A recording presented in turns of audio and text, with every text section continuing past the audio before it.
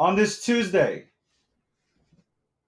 My name is David Gokhshtein, and that is Akil Patterson, and this is the Breakdown episode 104, sponsored by Expector, sponsored by Unstoppable Domains, powered by Gokhshtein Media. What is happening? What is going on? We got a lot to talk about.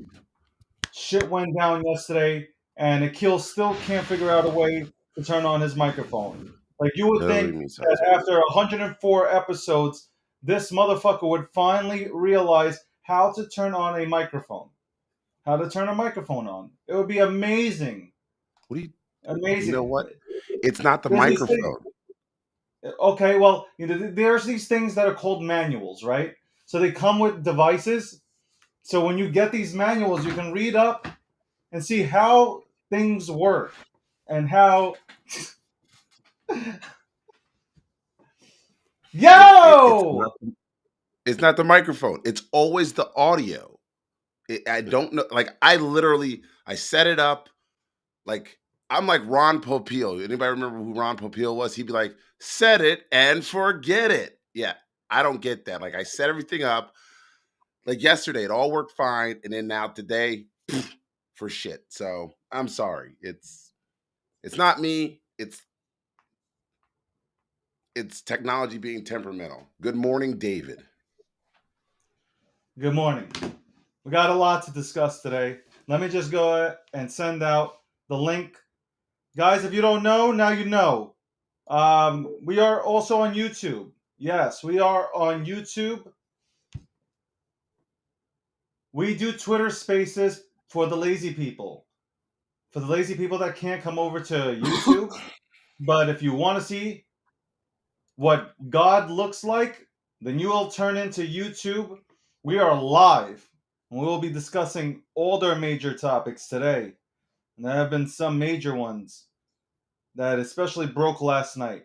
And we'll get to that. Just give me 1 second so I can share this with everybody, to share the room.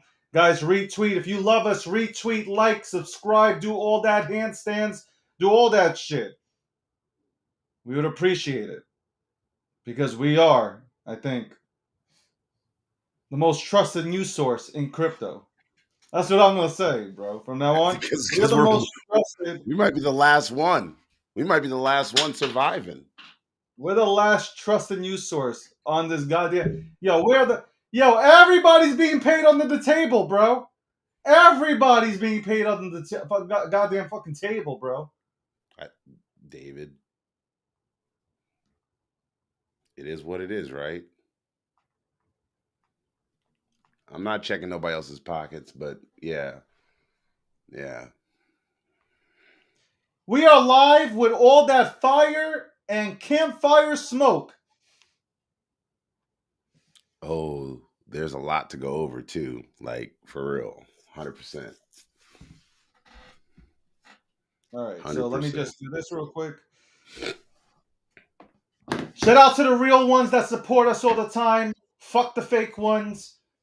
If I don't like your shit anymore, just know there's a reason for it. Anyway, moving on. Sam Bankman-Fried was arrested yesterday by the Bahamian authorities. They locked his ass up on the request of the U.S. government. The U.S. government sent over paperwork to the Bahamian government asking them to lock him up and get his ass extradited to the United States of America. Now, I've been saying this for a while, since everything broke. I did not believe that he would be arrested. I still don't believe that he'll serve time. Yesterday, the news broke so fast yesterday that I didn't have a chance to process anything, right? So, boom. Sam Bankman arrested. I'm literally on a conference call message pops out, Sam's arrested. Yeah. And I'm shocked. And you know what? And I tweeted that. I'm shocked. And I only said I'm shocked because, number one, it happened so fast in this situation because he was given the press tours. Number two, I was just honestly shocked that they really went ahead and put him in handcuffs. But then I had some time to sit back and think about everything that happened, Nikhil. And I'm sitting and thinking, you have today, you have Congress meeting. Mm-hmm. Maxine Waters and company are meeting today. No. The Senate meets today. That's what I'm saying. She's meeting though. The financial. She's not part of the Senate. She's over on the other side of the House of Representatives. I'm saying the financial committee is meeting today. They're meeting today. They were supposed to have a hearing with him today.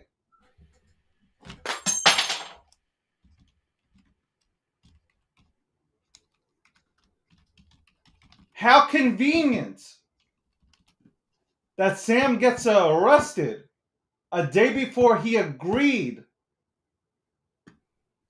to testify in front of the House committee. How convenient. Why would here's my biggest question.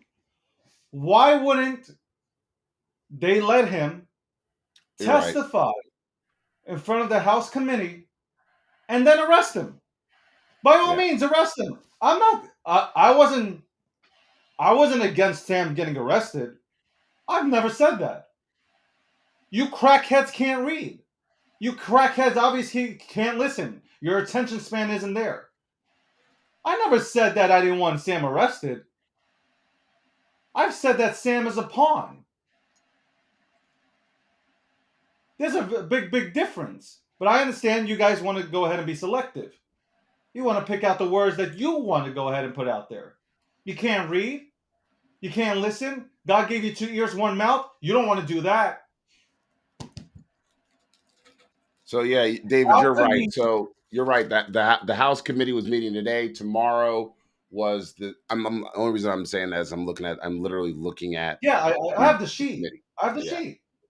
Yeah. The House committee was supposed to meet with Sam today. Yep. Virtually, he was supposed to testify. How convenient for the Bahamian government and the United States government to lock him up the day before. Well, so David. So hold on, I'm gonna give you the mic. Here's my thing. Could they have not waited until after the fact? Why? No. Tell me why. No. You allowed him. Hold on. You allowed him to go on all these Twitter Spaces. Nope. You allowed him to go on all the Twitter Spaces. Mm-hmm. All of them. Mm-hmm. I don't. Yo, guys, you're telling me Twitter Spaces rugged? I'm still in here.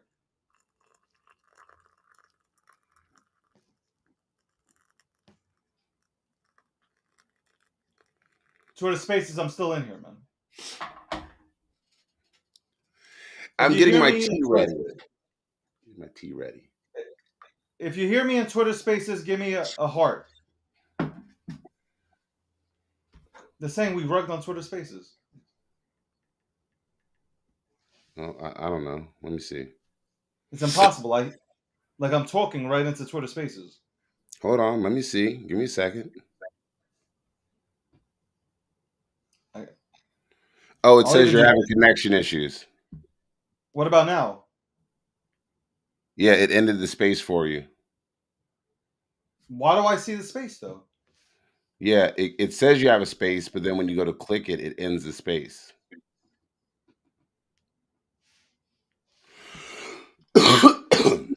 Yeah, it keeps ending the space. It says you have it, but it ends it every time I open it. Are you serious? Yeah. Try to leave and come back real fast. Sometimes that works, but you know.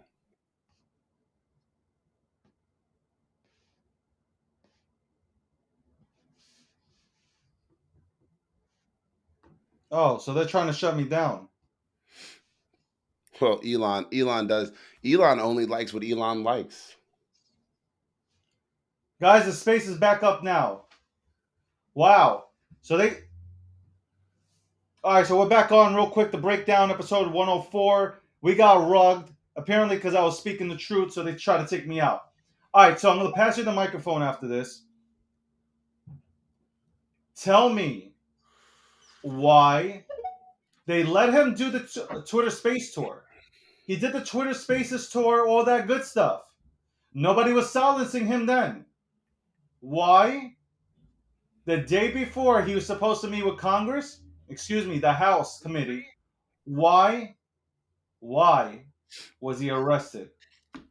Go ahead, Mike. You have the mic. All Let's right, be honest about the situation. okay, so while you're done, so number one, uh, I believe there were several weeks ago I told you about the Treaty of 1931, right? Which set up, I know because Johnny likes to be correct too.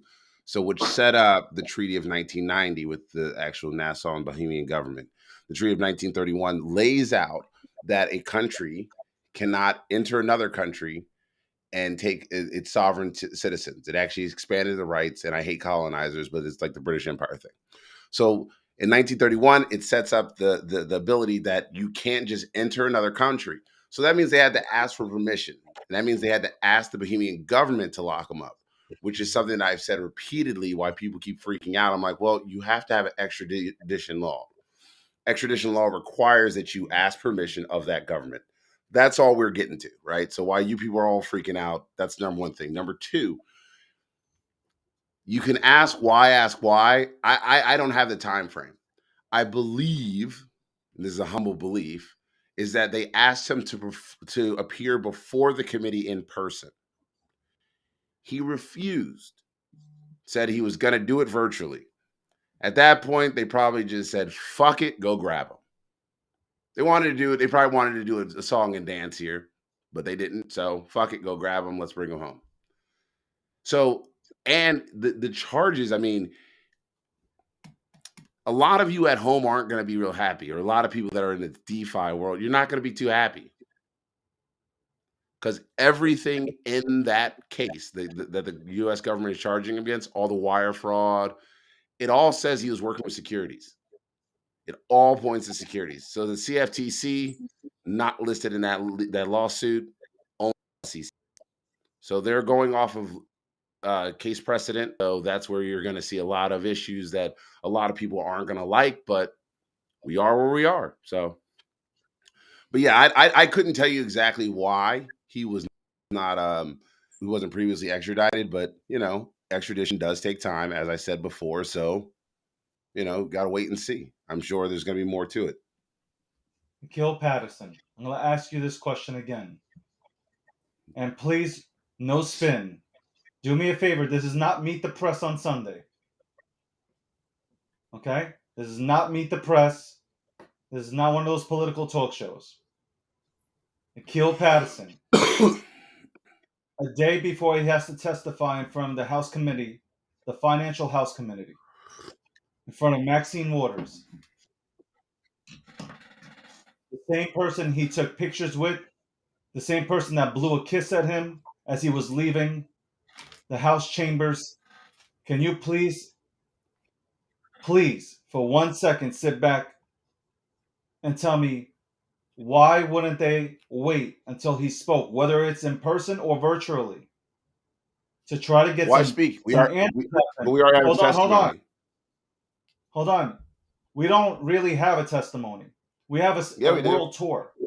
We have a Twitter No, David. Spaces world tour. Hold on, let All me right, finish. Alex. Why I just sent wouldn't it to you. Alex, post the tweet.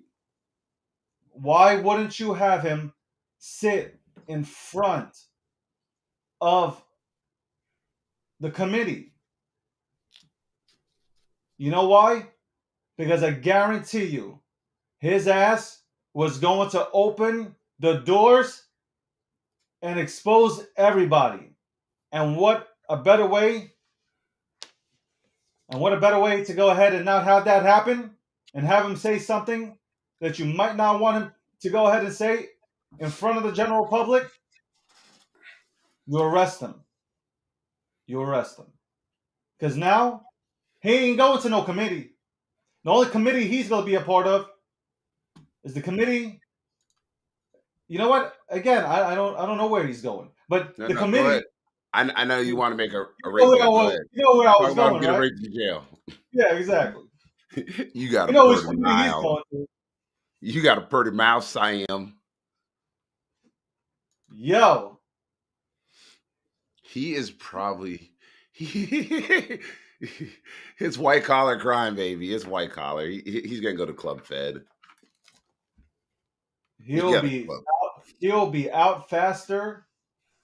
He'll be out in a jiffy, and he will start another business that everybody will invest into, and that is the real. Isn't that what rich people Unless, do anyway? Isn't that what yeah, David? Isn't that what wealthy people do anyway? They get off with a slap on the wrist because they need to go make money for their investors that they defrauded.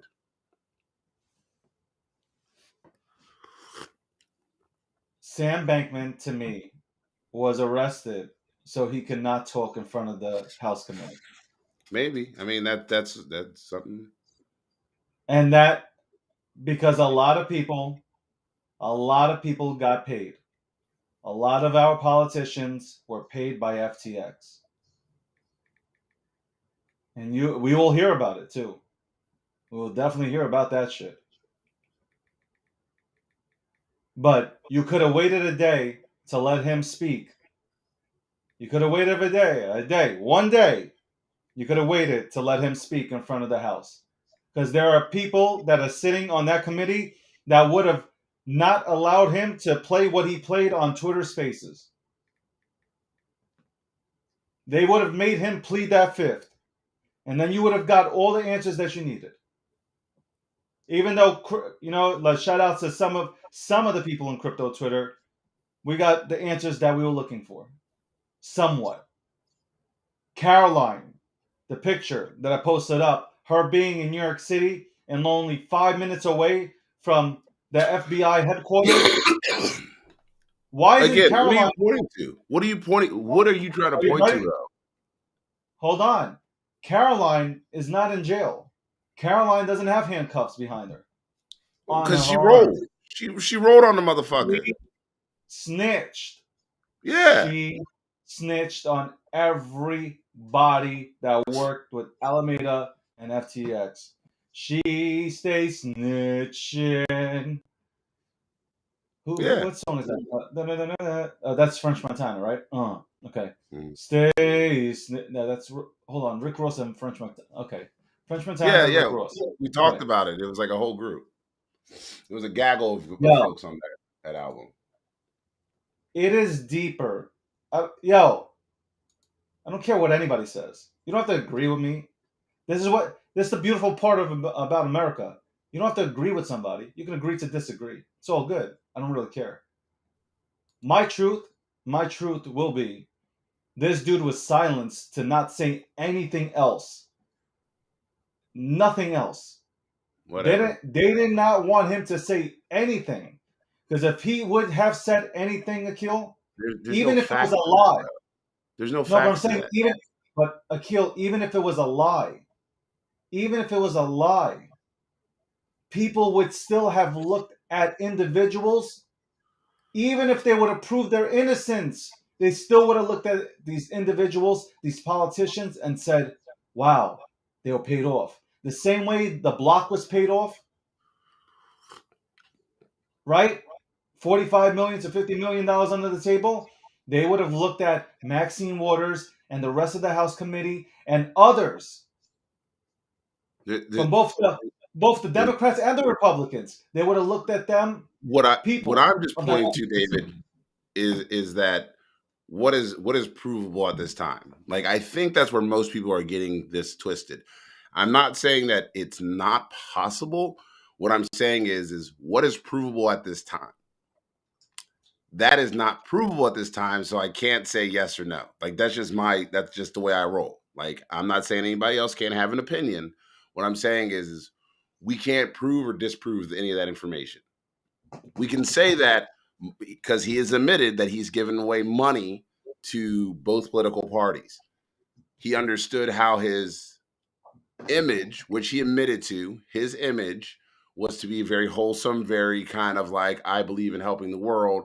So he puts on a very public, democratic leaning kind of conversation while at the same time still supporting Republicans. So he is playing both sides. He's doing it with dark money. Yes, Citizens United, the piece of shit that it is, allows this to happen. So you can blame fucking Mitt Romney for that one. But hey, I didn't make it. But at the end of the day, you still have to recognize what is provable at this time. The only thing that's provable at this time that they have are the charges that were listed. And where is it? And I think it was what, wire fraud, right? We've got wire fraud. We've got Wire fraud. It was a bunch of everything fraud. Like yeah, everything was a fraud on that piece of paper. Hold on, but I'll get it out. Give me a yeah, second. I got it here. But yeah, he's out there doing a lot of stuff. So at the end of the day, it's like, well, what is he fraud? So we got wire fraud conspiracy, security fraud conspiracy, money laundering. For the average person, this is 3 sentences of life in jail, right? This is basically he's done. For Well, not really. I mean, well, most of the wire time, fraud and well, all that stuff. If you combined it, it's definitely like it's life in prison. so remember, but no, it's not always life in prison because there've been other people that have. I mean, there are politicians that are accused of wire fraud, and wire fraud it doesn't always involve money. No, So I know like that. there are politicians that, well, I'm explaining this to your audience, who some of them don't always know that either. It's It's your like, audience. No, what you're talking about, just mine. well, David, my audience happens to be a little A little to the left. Is that what you're no, trying to say? just no, a little actually most of the people that follow me are like the neutral party because we can see fault in almost everything, but we try to be very specific about what we're talking about while other folks go off on some random tangent. It's like, well, okay, we're talking about wire fraud and wire fraud conspiracy. The conspiracy charge is what actually interests me the most because there has to be another actor in the conspiracy. That's why I like that charge. I want to see where that goes. Like anytime you have a conspiracy charge, that means you are actively conspiring with another individual. So that means that unknown individual will also be facing those charges. Or if it was Caroline, like people are suggesting, then guess what? She already worked out a deal and she's just going to be the other named person, but she probably won't serve any time. Somebody's going to go down for this. Like they've got to if Sam's the scapegoat, then let Sam be the scapegoat because $1.8 billion that he raised just from investors. We're not talking about people like that were in the ecosystem of FTX. We're talking about simply the initial investors that he defrauded for $1.8 billion. Like that's how many people gave this fucking guy. That's a lot of snatch. Imagine doing a capital raise and getting $1.8 billion, David. Listen, we're different type of individuals, obviously, but I also sit back and think about. Today I'm not gonna. I'm trying hard not to be sarcastic today, and I'm sitting back and I'm looking at the industry as a whole, and we have Bitcoin maxis, we have maxis in general, we have people that I don't know if they believe in the space or not. I think maybe they just enjoy coming on to, you know, into our industry to just FUD the hell out of it. And I almost also feel at the same time like FTX, and I still stand my ground on FTX being the Trojan horse that came and tried to, damage our industry, which it has. It is giving us a black eye. But now everybody's going after CZ and Binance. And he's now, there's been reports that prosecutors want to bring him in. They want to go ahead and submit charges towards Binance. And I almost feel like this these charges right now from the DOJ and let's say from the SEC and the CFTC, all this stuff right now is giving everybody paperwork to go ahead and submit towards Binance's way. Why are people? Why are people cheering on? I woke up today to look on social media to see people cheering on the or rooting for Binance to fail. So to me, that means if you are rooting for Binance to fail, you're not about this industry. Look, I'm not talking about. I'm not a fanboy of CZ. All I'm saying is Binance is a behemoth, and if Binance goes down, the whole industry goes down. Like Johnny's been here in crypto maybe for 6 months. Johnny doesn't understand. Hodl from the future does not understand. Like Binance goes down, the entire industry will collapse. Because it's not just Binance. Binance has invested into a lot of things in this space, has built a lot of things in this space.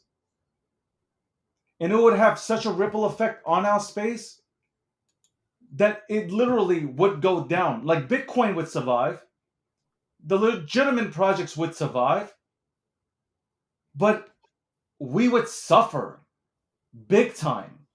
And it's not a joke. And I find nothing funny in it. Every single exchange, including Coinbase, would go down.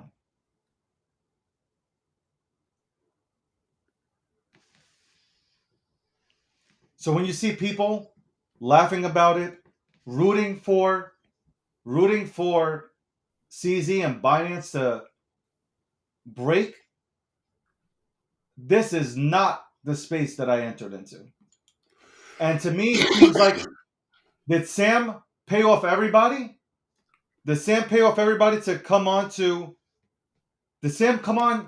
Did Sam pay off every fucking body in this space to FUD the fuck out of everything that actually is good?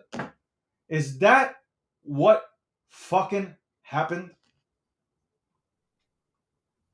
You know, there are so many fucking rooms that I am listening to for the last few weeks that have not said one positive thing about our industry. Not about Web3, not about crypto, not about NFTs, nothing.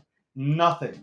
It has been speculation over speculation, no confirmed rumors just being put out there to FUD and continue to FUD and FUD and FUD. Asking questions and putting out FUD are two different things. So for the boys and girls that asked me today, well, you FUD crypto.com. I didn't FUD. I asked a question because when I look at everything and look at the way crypto.com spent money on advertising everywhere, and now at that time it was a bullish market, and now we're in a bearish market, and they're laying off people. A question can be asked: hey guys, are you sure about your financials?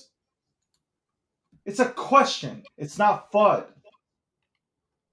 The FUD is to continue to push an agenda that CZ, you are Chinese and you work for the CCP, and so does Binance. It's a CCP owned company. That's FUD. That's the FUD. The Trojan horse, hodl to the future, which fucking Sam and what's her name, Caroline? Yeah, that's a Trojan horse. That's not a conspiracy. Okay, nobody in this industry was able or will ever be able to build a freaking exchange or any protocol within a year and a half, not even known to anybody. Nobody knew this kid, nor her, a girl who has never even touched crypto, now is running Alameda and FTX. Are you kidding me?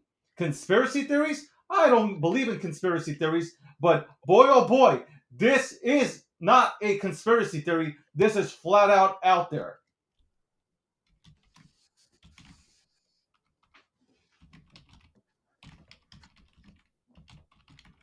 See, the thing is, I love conversations. I love sitting down, having conversations, and listening.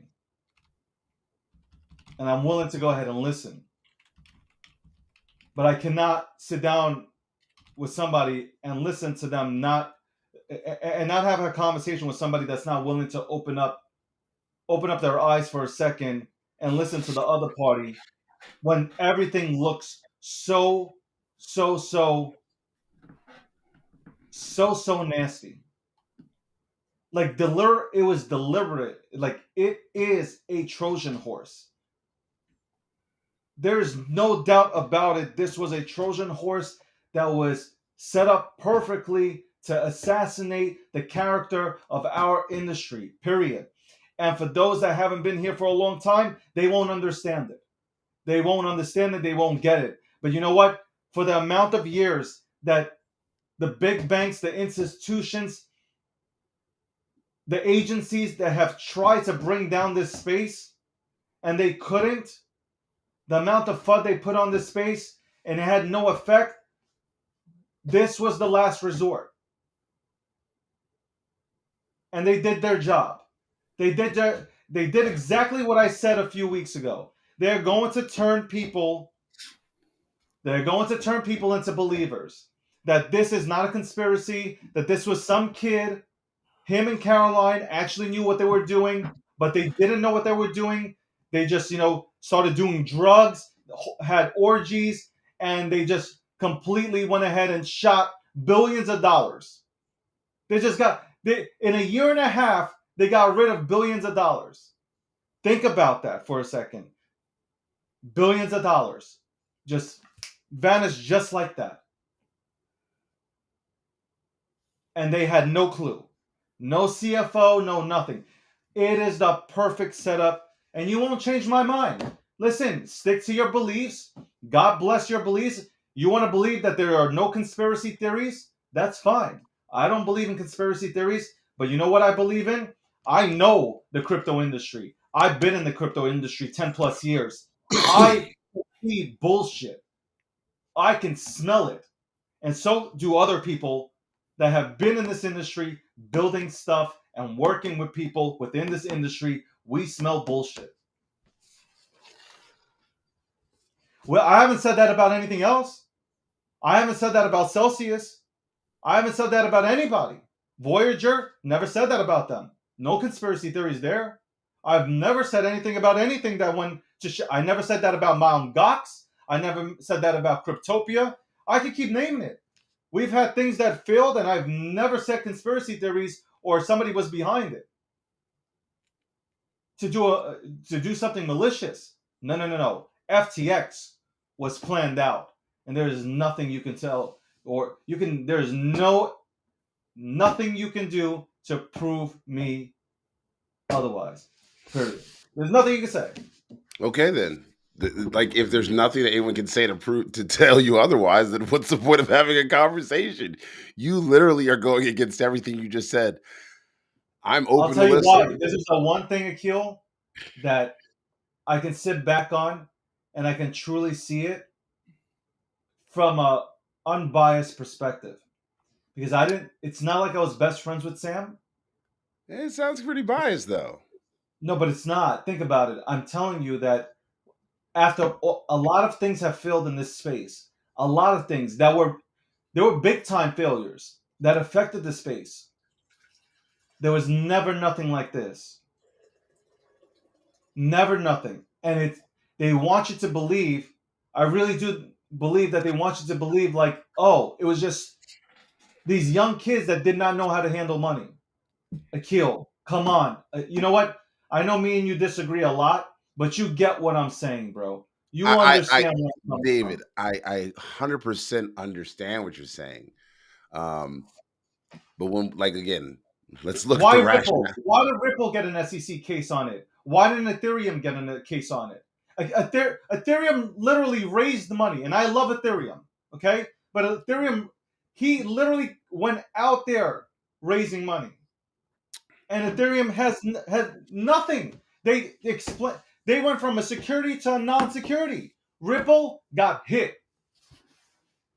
Come on, Akil. Seriously, let's have And a all serious I'm conversation. saying is that, look, until I have all the information to make a truly informed decision, I'm more leaning towards it. Look, I'm a old school. Hey, I'm gonna believe you until you give me a reason not to believe you. Right now, I don't have a reason not to believe the evidence that has been presented in front of me. Sam at SBF has something far different than what the Ripple case is. So we leave that. They're separate things. So I don't understand how bringing Ethereum and Ripple into a conversation about a guy who legitimately went out. He wasn't raising money for the FTT token. He was raising money for FTX and saying, I'm going to start this crypto exchange and you need to be part of it because I already have the money. And if you want to make money with me, then let's do this. That's a different conversation. Again, I don't see, I think we're conflating the XRP Ethereum kind of conversation with something that is far different. That's just me looking at it objectively. That's what I'm doing. I'm being objective.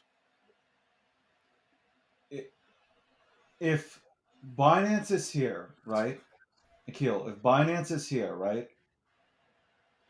Would you agree with me that Binance is a behemoth of a company? Would you agree with that, Akil? What was that? Would you agree that Binance is a behemoth of a company? I think they've done smart growth. I think like to be honest, for as big as they are, I think they're relatively small. Like up until maybe a couple months ago, he had what less than 7,000 employees worldwide. I mean, you can have 7,000. I mean, you can have Worldwide some. though, David. Right, Worldwide. I get that, but you don't. I mean, 7,000 employees to run Binance is fine. I mean, No, you, no, no, no, not really. I mean, if you're truly a large scale company that is operating in all these countries, you'd expect to have more people on staff because you're dealing with different regulatory agencies, different groups, different partners, different languages. I mean, there's a but lot that what? goes into it. And all I was saying was is they've been relatively small for how large they are Well, for that's a quite some good thing time. because they're growing. Yeah, They're no, I said growing. I believe in smart growth. I agree. They're smart growth. I just think that for as large You as know how they Twitter. yeah, You know how Twitter grew, right? They went ahead and hired people, and whatever you want to say about Elon Musk, but they did it the wrong. Jack did it the wrong way. He built the company the wrong way, hired way whatever. too many people, and now Sure, has to. Elon Musk obviously comes on board. He has to take him out because they're losing $4 million per day sure. Okay. because they don't have the revenue. Okay. They don't have the Okay. revenue to Elon go ahead. told you. So But my I'm thing I'm not is comparing this to I'm not comparing this to Elon. I didn't bring him up, so no no no it no. doesn't. Yeah, This is not even a conversation about Elon today. that's what I was So saying. I was like, I didn't bring it up. all I'm saying, no, no, I was just making a point because like Elon with his recent purchase, you could see how Jack was continuing to lose money. Twitter was continuing to lose money every single month because they weren't running lean. They were overstaffed with people that were just like whatever. It's like I'm getting a paycheck and that's it. I'm not really doing much, right? You don't need six Okay. people to do one job. Okay. Like you can run lean and have one or two people instead of seven doing, a specific thing. Okay, look, Okay. all I'm saying is I do believe that as look, was it is it a good thing that SBF got arrested? Yes. It is a very good thing. I was never against SBF not being arrested. I don't even know where this fucking I don't know who twisted my words into like SBF like I never wanted him to be arrested. No, I just never thought he would be arrested. There's a difference because of the way they allowed him to speak. And I understand it takes time to go ahead and put a case together. Don't get me wrong. Like I understand it takes time to go ahead and put things together in order to go ahead and deliver them and take somebody out. Okay, that's understandable. I know that. All I'm saying is that I did not believe that number one, it would happen this fast, and number two, he would be in handcuffs because he's in the Bahamas. I understand there's an agreement between the United States and the Bahamas. But FTX International is a company that is registered in the Bahamas. FTX US is a company registered in the US. Alameda obviously registered in Delaware. But operating out of No. Alameda was Really? registered out in California. No, it's Delaware because I looked it up. It was No, Delaware. no, Alameda was California. The FTX was management. Delaware. No. I'm telling you, Alameda is Delaware. You can look it up. All right, because It's I a could have swore they Delaware-based were company. They registered. could be. They could be. Look, it doesn't matter. Everybody registers in Delaware and operates out of anywhere. Yeah. But for me, Yeah, it's a there's a California lot of registered things. company. There's a lot of things that happen here, Akil. And when you look at it, and I've never been a conspiracy theorist. I really haven't. I must have said this already 15 times. But when you look at the entire picture, he had lawyers, but the lawyers allowed him to speak on Twitter Spaces. I had the ability to speak to him and ask him a few questions. He was coming out on Twitter Spaces and onto mainstream media and discussing topics. And that's me. Like when you put all this together, like what rational lawyer, even parents, would let their child or client go out there and speak about something? Let's say there's no conspiracy theory, right? What parent or what lawyer would let their client or child go out into the public and discuss anything about FTX? Nobody. Nobody. Okay? Nobody would let anybody self incriminate themselves. Not a lawyer and not the parents. Unless this has all been planned out. I'm going to go out there and I'm going to speak to the general public. I'm going to do this world tour and I'm going to make everybody feel bad for me. There's going to be, I feel bad. I'm going to get back everybody's money.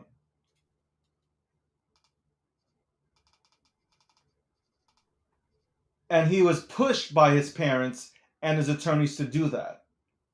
Because otherwise, there is not one attorney that you will find on this goddamn planet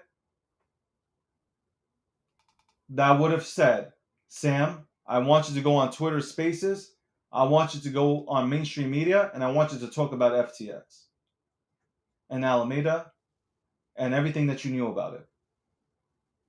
Not one rational attorney would ever advise their client to do that. Because on the other hand, I can switch this all for you. Caroline did not say a word to anybody. She stopped go and she went directly to the FBI headquarters in New York City because we know that due to the fact that she was caught in a goddamn coffee shop ordering goat milk,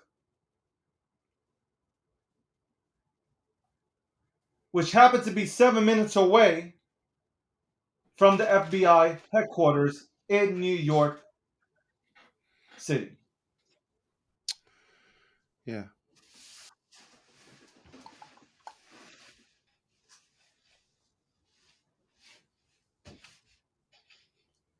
Caroline, to me,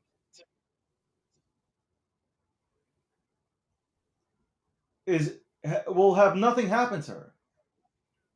And I still don't believe that there's two scenarios. One, Sam walks, or two, he's gonna take the hit.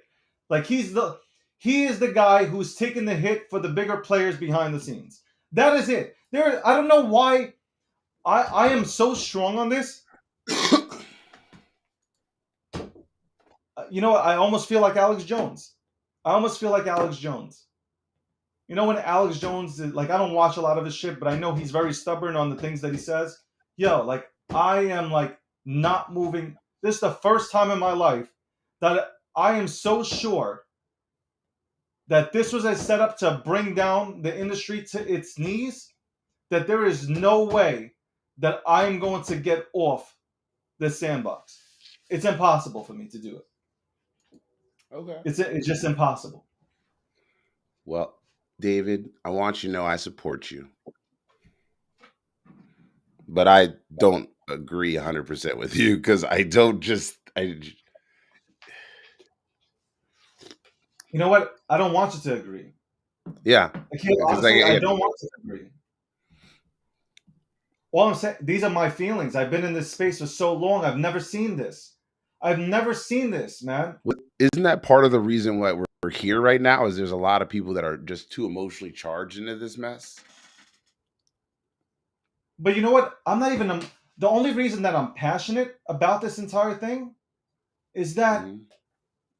I'm so tired of our space being. This is a fucking great space. Our industry is great. The crypto community is great. Web3 is great. We are going to revolutionize a lot of things. And watching these these snakes come into our industry, prepared and planned, and trying to bring it down. It is sad. It is sad. I'm hurting. I am genuinely hurting for the people that have innovated dope shit in this space, that have gone out there and done grassroots marketing to bring an adoption to this space, to give people an opportunity in this space. And now you have the 1% that is trying to take that all away from us and bring us back to the centralized space. This is it. They've tried everything they could to knock us down, and then here comes FTX, the ARB king, who nobody's ever heard of, who then grows a humongous exchange out of nowhere, which had 9 clients on it, with a backdoor system, which donated money to politicians, which paid Kevin O'Leary $15 million, who had him running around everywhere saying that Sam is innocent until proven guilty. Something suspect. It smells. It smells. I mean, it can be suspect, but it doesn't look. Like I said, Come on. Come on. I'm just Man, look. I'm maintaining my level headedness because I like reading the information. Look, David, last night or early this morning around 4 a.m. here on the West Coast, 8 a.m. your time, I got up and I started reading the case. I just wanted to know. I wanted to know the information that they were presenting. And I was like, oh, everything's from the SEC. Okay, cool. So this is like the SEC trying to assert their authority. The DOJ going along with it. The fact that we had to ask for the extradition. Like the Bohemian government didn't arrest him because they brought charges against him. They simply said we are honoring our agreement. Like they have brought charges against Sam. We now have to honor what we said we would honor. Like they do have extradition laws. And they've decided to honor this because they felt like the evidence was enough for them to say, okay, Sam, you got to go answer for this. You can't hang out here. And the big and the Bohemian government already seized about $800 million. So there's that too, David. how about the Bohemian government asking Sam, apparently, rumor, asking Sam to create another token after, or mint another token after the debacle of FTT. Again, governments want their money. They understand. Listen, nobody is stupid. It's the way that these dumbasses out here in this world go like Elon Doge and tits and Dogegate and like yeah, like not Dogecoin, but like Dogegate and Elon Gate and Elon Doggate and Elon Coin and Elon Inu and Doge Inu, like all that shit. The same people would be like, "Oh my god, new tweet, new way to make money." You know, they they saw what Terra Luna did. They saw there was money to be made there. I mean, these governments are not stupid. They know where the money's going to be at. They know that there's some degens out there that will do anything to make a buck and that they can capitalize on it. Sam didn't get the chance to appear at the House committee because a lot of people asked me, well, if Sam had something to say, he would have said it on Spaces, right? Well, he did have something And to say. but the things that he said were just he was just apologizing. I'm sorry, I feel so bad. I don't know what happened. I don't know what happened, right? Yeah. But I feel once he would have got in front of the House committee, he would have let you guys and let us all know exactly what happened. Like they would have asked him, "Who did you donate to? Can you give me the names of people that you've donated to and that you were in contact with?" He would have opened up, or he would have pled the fifth. You get what I'm saying to you, Kill. We Yeah. didn't have the No. chance to have him sit in front of politicians, and politicians know how to talk, and they know how to get. They will ask the same. They are lawyers. They will ask one question 10 different ways Well, they are until they. actually that's not true. Actually, less than All I'm 5% of saying Congress is, are what I'm lawyers. saying is, they got tongues like lawyers, man. Okay, I'm not saying that they went to law school. All I'm saying is they can ask 10 different they can ask them 10 different questions. They can ask one question in 10 different ways to try to get that answer, and they will, because somebody will slip up.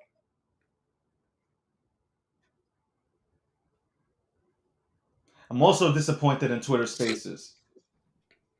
I'm disappointed with the last few weeks non-stop fucking speculation. No facts.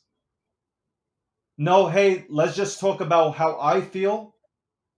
No. We not one space has been opened up to talk about the positive things that we have accomplished here in crypto Twitter, in Web3. Not one space to talk about all the accomplishments. No.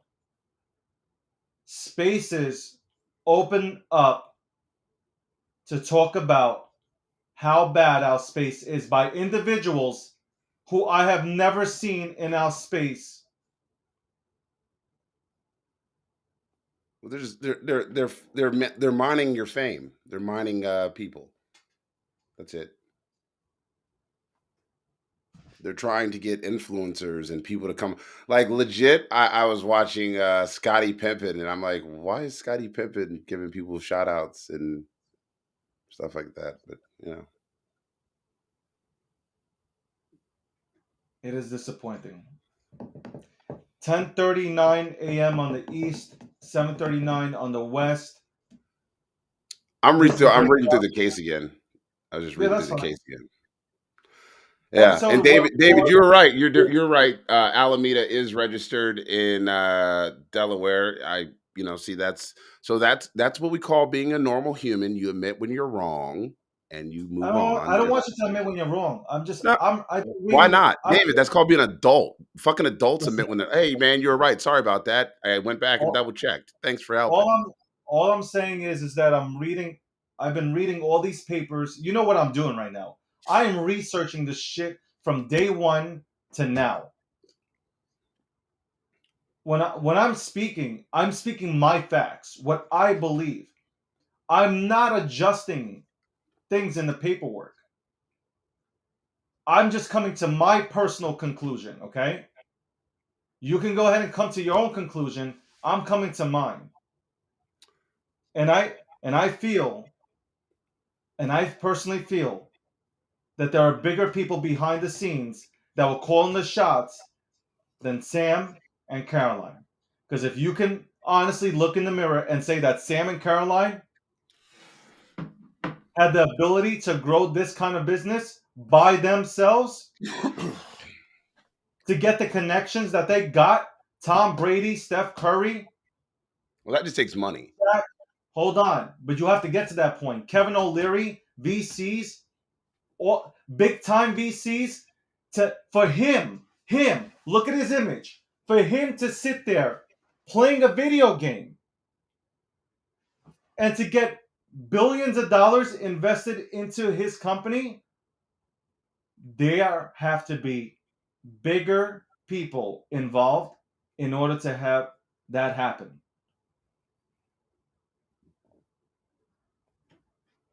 Well, okay. You are That's not getting those connections. You are not getting VC money from Kevin O'Leary looking like you just came out of a Salvation Army garbage can. sure. Sure. If that's where Well, sure. think about it, Akil. Would David, you I don't invest David, I don't have to if think you about just it. met if you just met if you just met Sam, would you invest into FTX? Once again, I don't have to think about this. This is a known reality to individuals like myself. No, I'm asking Sam you. Would Sam you? has access to people that certain individuals will never have access to How? How? through his family, through the Bingo. people that his people work with. But that's Bingo. that's exactly that's exactly what Eleanor Holmes did with that stupid fucking magic box. She had access through family. It's the same thing. It's not like Not this kind of access. David. It was the same Not thing. this kind of access. What are you talking He about? he David, had it's the more David. access. David, you are totally missing the point. Holmes did the same thing, and Sam was like, "I can do that too." Sam had more access to individuals in our government than Holmes could ever wish for. No, no, not to start with. They had about the same access. They had access to former presidents, secretary of states, generals, the board of directors over there at over at oh what the fuck was the name of their company? Oh God, I forgot. It was the magic box. It was this anyway, whatever. But they had the same access and so you've got former vice presidents, secretary of states, generals, commander, like you've got access to all those same type of people. It is what it is. It got exponentially easier when you can just throw money at the politicians because you're more active, but it's the same, it's the model that worked. When you take the model that works and you're going like, well, I'm going to make it better. I won't get caught this time. But you still do the same things. You leverage those relationships. You leverage that, well, I went to MIT, my parents, the blah, blah, blah, and they vouch for you. This is why sometimes, like, when folks vouch for each other, it don't always work out. It really doesn't. Look, I keep saying I recognize how he got in the door. He got in the door because he has access to power, immense power and capital. That's what he had. I think there was something interesting. And like I said, I was going back reading this whole thing again.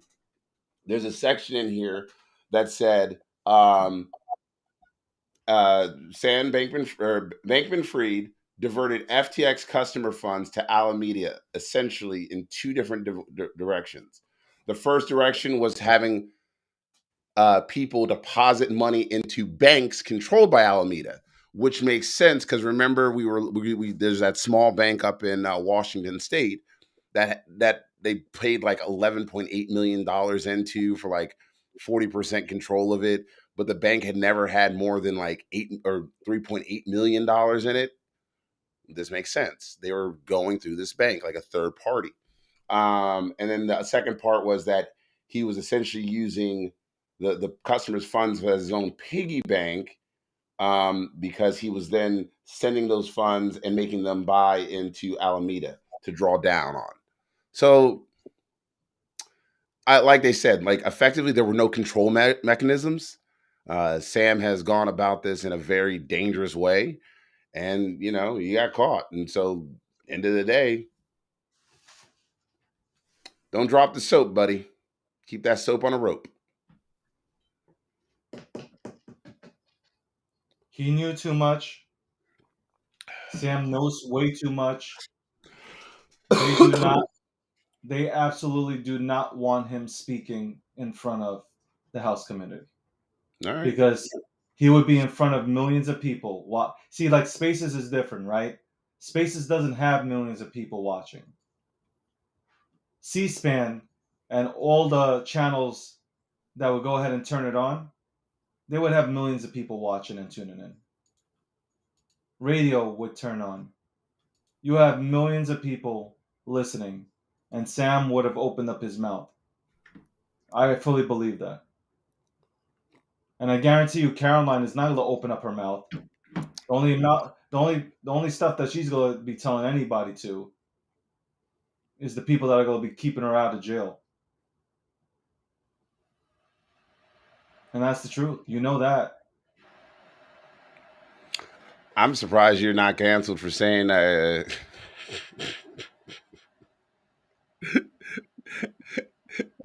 David Gokhstein's about to get canceled. For what? I'm sorry, I'm like a 12-year-old. It's like Caroline ain't opening her mouth, and all I could think was just really. You said she's not opening her mouth, and I was like, Listen, we can keep that mouth closed, man. "What? I mean, nobody want that mouth. What? I mean, Caroline ain't got no chin though, so she really doesn't. She doesn't have a chin." The nude pictures did everything for me. Well, you got nudes of Caroline? Apparently, they were on the internet. I don't know. I saw her. I didn't see her body, but it was like blacked out. Thank God. Oh, thank you, Jesus, because I don't know if I could handle that. That sight might make me just. So now, Ugh. I'm back. CZ and Binance are under attack. And what's disgusting about this entire thing is that it's coming from our own people.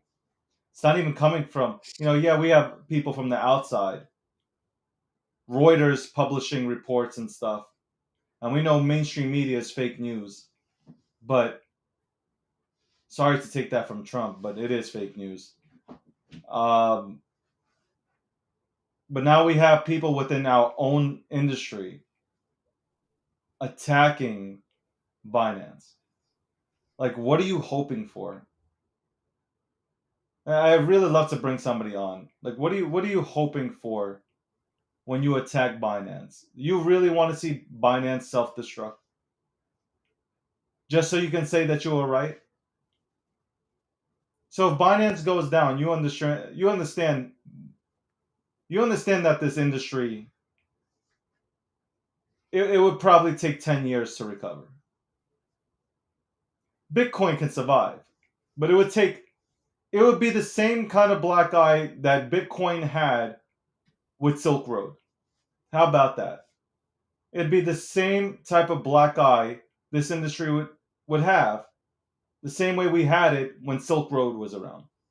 Is that what you really are looking for? I think a lot of people are looking to be right. And I also think there are a lot of people that hold absolute no assets in crypto that are here to just troll and put out negative information.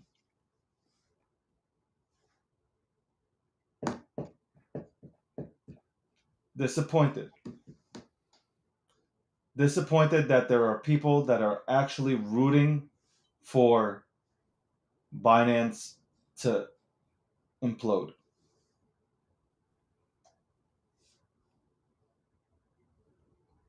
For anybody who holds spaces or goes out there on social media and has a good platform, you know that this space is great. It is a great space and it's going to be a life-changing one as well. Remember that. Remember the next tweet that you put out there. If you reread it before you tweet it and it feels negative, don't pull the trigger, man.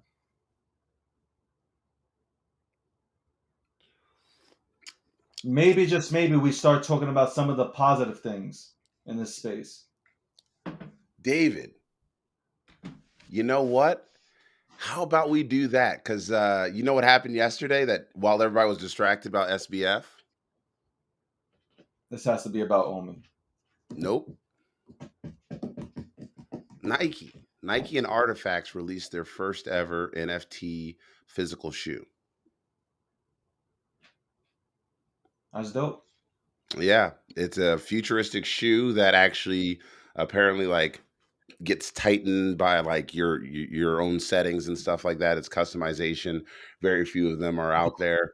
I think it's pretty cool that while we were distracted with all this other BS, that Nike goes out there, launches their first NFT physical shoe that's designed by, well, the NFT side was Artifacts, the physical shoe is Nike, and yeah, I think it's pretty dope.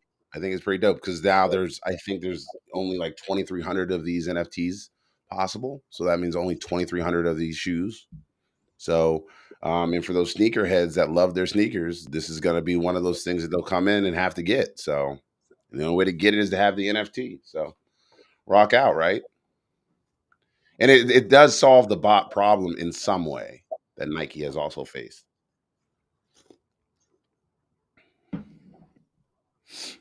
Because in years past, they've had a lot of botting incidents where people just can't get a hold of any of the good shoes because bots just get them all. Now, effectively, only one individual can get it per NFT. So, pretty dope.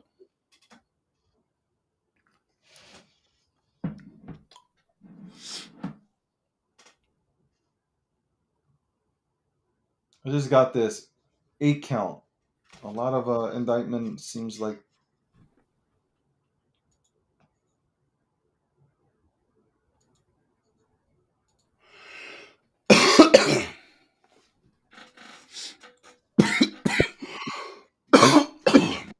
Somebody just sent me a bunch of stuff. Hold on.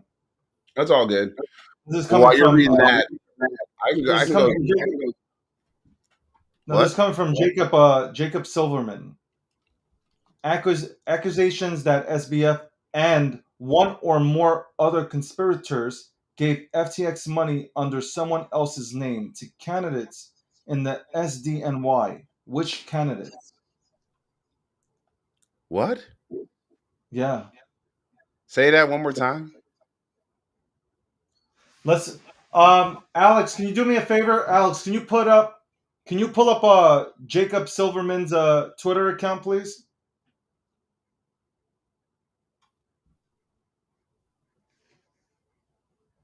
Let's go ahead and break down let's break down this let's break down on this shit.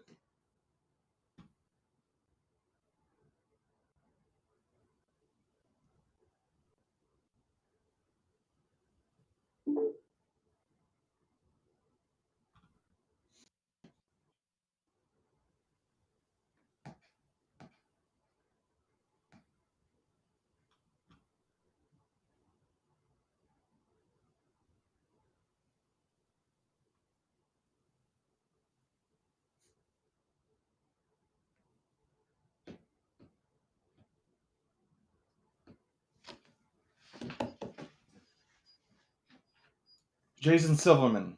That's what you pull up.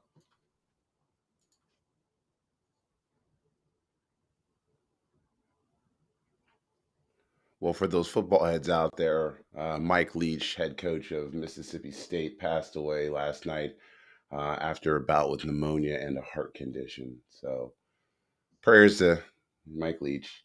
He had that prolific offense in the early 2000s at Texas Tech with those Red Raiders. Cliff Kingsbury set some national records for most completed passes in college football. They were fun in the gun. So, yeah, rest in peace, Coach Leach. Man, 61 years old, young guy, young guy.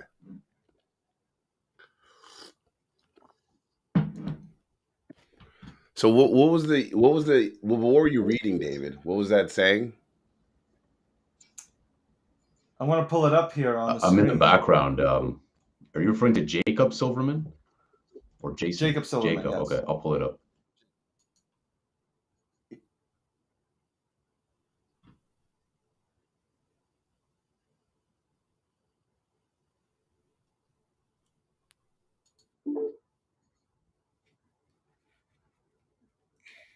I don't. Again, it, what are we looking at? he posted some things on here about the questioning the case. It was 35 minutes ago. Yeah, I don't unless it's not this guy. No, it's that. Hold Is on, it it looks correct? like that guy. Yeah, that's the guy. I like that meme that he posted. Yeah, I don't know what we're talking about here. 35 minutes ago, Alex. What are we looking at? No, it was a tweet from him. It wasn't a retweet. There was a sealed indictment filed on 12/9.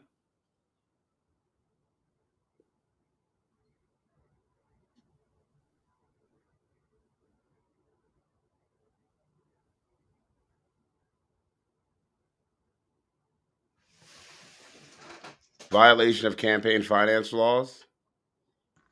So we got the sealed indictment against SBF originally filed on the 9th. So it's kind of like late news for us.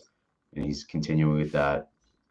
A lot of the indictment seems like pro forma financial fraud related crimes, but this is interesting violation of campaign finance laws, accusation that SBF and one or more other conspirators gave FTX money under someone else's name. So this is what Dave is referring to candidates in the SDNY. Which candidates?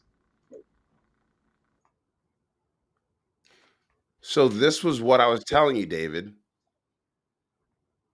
Remember when I said all the dark money that entered the ecosystem under his PACs?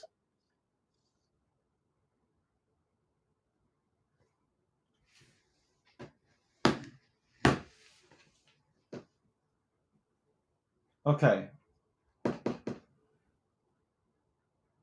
Remember, I talked about this multiple times when he gave $15 million to a losing congressional primary race, funneling millions of dollars to friends.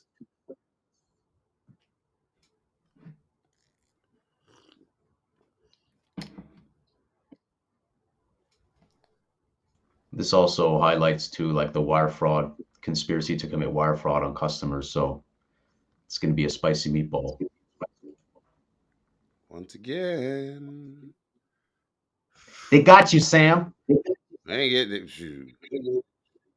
I could have told, you know what? All that makes me happy here is that finally somebody else went and researched what I told you 100 times. You could have pulled up yourself. Is that there was definitely campaign finance violations, that he was literally giving money to everybody, and that Citizens United has destroyed America. But nobody cares because you all just want to be right. You all want to fucking feel good about your fucking bigotry and your hatred. But this is why people keep bringing up you gotta fix the campaign finance laws, because they keep fucking us in the end. They're really screwing you. They're screwing this country itself. When some guy can go to a corporation and under the auspice of a separate corporation give money, that's what they do. That's what they've done. That's why you lose. Going back to the election of 1896 and the election of 1900, learn about this stuff. We're repeating the same cyclical pattern. I really wish we weren't, but we are just, it's the same cyclical pattern because people refuse to look at history. The same thing that occurred here. Why am I backfeeding so much?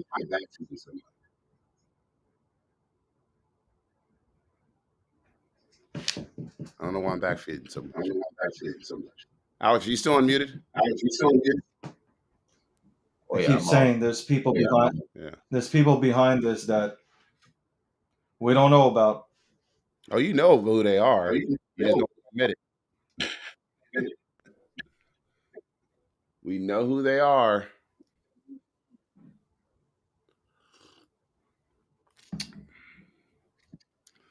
The evil. I have this. I don't want to blow. Anybody who sends me a DM, I'm just gonna read it without saying the person's name. But this person said, "I think people who are talking shit about crypto are just looking for clout. Yeah. They know if they say something controversial, they will get likes, retweets, comments. They don't care about the impact. They care about the followers. It's easy to say bad things about blockchain crypto because that's what everyone says. It's harder to promote the positives because the information on that is harder to find, and you actually need to know what to look for and how to talk about it. This stuff is over most people's heads, even crypto holders. I don't think we should censor ourselves. There are some cons to point out, but they should be stated objectively, not in a way that sparks conflict, and definitely not when supported by false information. Also, no one expected SBF to go down. So now people just throw ridiculous shit out there in hopes that they're right. People are so annoying. And that's just some regular person from the space. Just some regular person walking around this space and viewing exactly what's happening. And that is true. You have spaces that are being opened up just so people can go and get some likes and retweets. I don't understand how you're supporting this space when all you're looking for is those likes and retweets and having people comment. You know, you could do the same thing by being positive. I'm not, and listen, this whole positive thing, I'm not talking about positive toxicity. I'm not saying be positive all the time. I'm just saying that sometimes you can have some 5 to 6 hours of, hey, you know what? But even though this is bad, here are some great things about the space. Let's look at the great things that have happened in this space. And then that's not a deflection. That's just like, hey, all right, we've talked about SBF for so long. How do we move forward now? Are we going to continue to talk about SBF and FTX, or are we going to move forward in this space? That's really a question we have to ask. It's like, are we going to move forward, or are we going to continue to go ahead and talk about SBF continuously?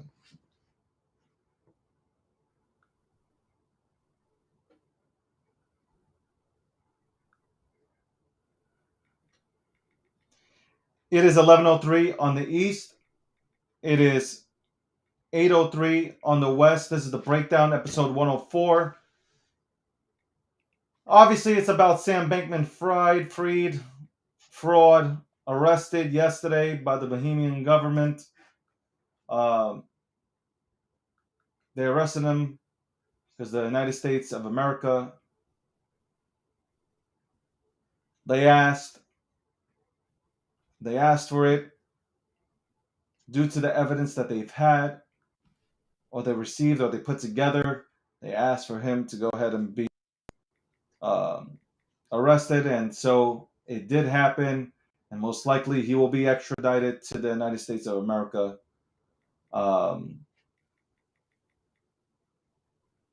Today is a day where the House committee was supposed to talk with Sam, and that won't happen, which really sucks because I did want to see it happen.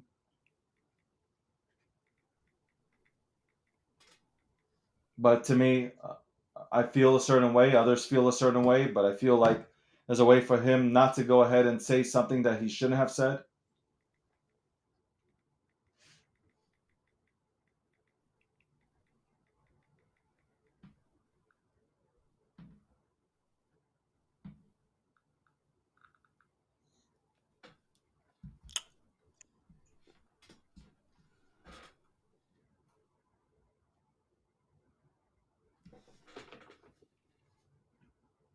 Y'all are just reading over there while everyone's sitting there with radio silence. I think this is one of those things where, you're taking it in. Like right now, it's one of those days where I'm sitting and I'm taking everything that's happening with this industry, taking it in, absorbing it, and trying to figure out, okay, is this, have we finally reached the end? Are we going to finally see some light at the end of the tunnel kind of thing? Like, are we done? But then, like, you wake up this morning and you see the Binance FUD, and it's just like, it's almost like people want to see something else crash. Like, it's like, again, it's like being at a NASCAR event, and like, or at a boxing match, right? You don't come to a Mike Tyson fight to watch him box 12 rounds. No, you came to a Mike Tyson boxing match to see him knock somebody out in the first round and cause severe damage, right?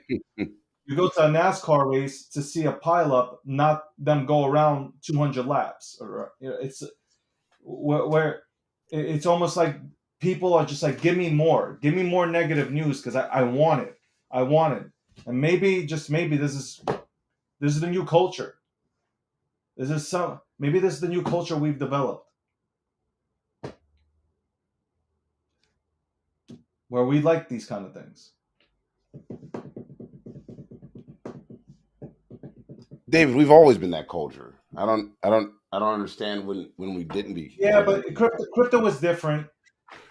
Oh, David, come on. For the last year, okay. So whatever, 2 years ago, people want they love to talk shit. They do.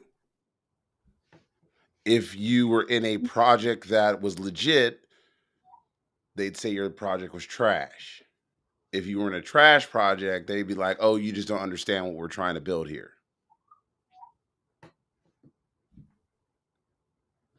We see it all the time. People just love to talk shit. People will go to a space because they want drama and fight. Remember the spaces where we'd get the Bitcoin maxi would just come in and just yell at everybody? And next thing you know, there's 1,000 people in the room. Why? Because they love it. And most of it was just like, it was frat bros. It was just frat bros. Like, yeah, get him. Tell him the truth. Yeah, tell him off, motherfucker. You're just like, are you serious, man? You guys just want people to get owned? Like, that's the narrative right now. Everyone likes to own somebody. They want to see the race, and they want to see you get owned, and they want to punch you while you're down. They want to kick you while you're bleeding. And all you said was, I don't know if I like that. That's it. Bitcoin's not the only crypto out there. Bitcoin's not a crypto. I'm like, whoa, wow, man, God, geez. Oh, calm down. Calm down. Like, people love that energy. So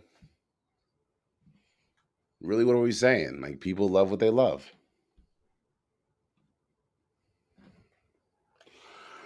Oh, man. All right. Well, it's 11:08 on the East Coast, 8:08 on the West Coast. You're listening or watching a breakdown. Um, Brought to you by Unstoppable Mains and Expector, powered by Gokhshtein Media. My name's Akil Patterson. That's David Gokhshtein. We've been covering SBF's debacle, whatever you want to say. But at the end of the day, there ain't a whole lot that we can say other than, look, Sam is going to jail. What comes of that, I'm interested to see. I'm interested to see if Sam is going to be, if he's going to be held accountable, how long, what kind of testimony he gives. I hate it that all these people are like, Sam should have tweeted he was out, like literally an hour before he was arrested. He was tweeting. He was just sitting there tweeting. I think he was going back and forth with a couple of folks. I think I sent you the tweet, didn't I, David? Like, he was Yeah. just like an hour By the way, before. Twitter Spaces rugged us again. So this is part 3, guys. Part 3 of Twitter Spaces. We got rugged again on episode 104. Sorry, but yeah, that was you sent me that tweet where he was still tweeting on Yeah. social media, and then like 2 hours later, he's gone. Yeah, that was it. That's how fast this thing works. And I think that's something that's part of the narrative we need to be make sure that we're holding up and uplifting is that in a flash of an eye, this could all go away. You can be not here. You can no longer be on Twitter in a flash of an eye. So, folks, value your freedom. Be honest. Don't be a criminal, because the more criminal activities you produce, the more you put yourself at risk, the more you're going to put others at risk. So value your freedom, do the right thing. I feel bad for his family a little bit, not a whole lot, a little bit. What? I feel bad for his family a little bit. Whose family? Sam's. I said a little bit. I didn't say a lot, but I do feel bad for them a little bit. I'm sure he's got other relatives that are going to be pulled into this nightmare. Folks that didn't really think anything of it, think that they were making money and they were doing things legit. There are employees who are getting pulled into it. I also feel bad for them who lost their jobs, who lost their living, their incomes. Like, look, there's a reason I have empathy, is because I can recognize that not everybody's culpable in this. A lot of times when big companies go down, it's the little guy at the company who pays for it. The guy who was just answering the phones, or the person that was, managing a database, who was just like, look, all I know Hold is on. Hold on. Let me stop you. Let's put on, Alex, quickly. Can you put on the Financial Services Committee hearing investigating the collapse at FTX? Just went out an hour ago. Let's put that on real quick. Alex?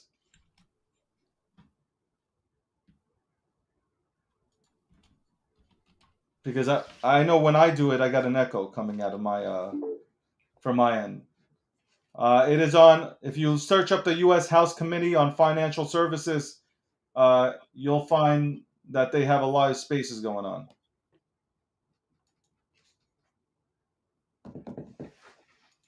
What's up, YouTube? Guys, retweet the room, retweet spaces. Let everybody know that we are listening live into this Financial Services Committee hearing today, based on.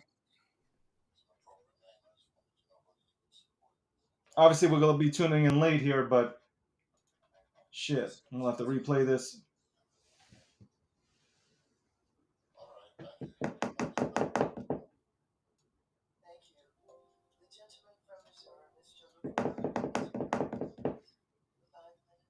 Alex, how we doing? I'm looking for this, but I don't see no link. But here, I see it. Yeah, I'll send you a link. I got it up. I'm pulling it's it up right now. Congress.gov committees. Financialhealthservices.gov. Okay, I'm pulling it up. Services.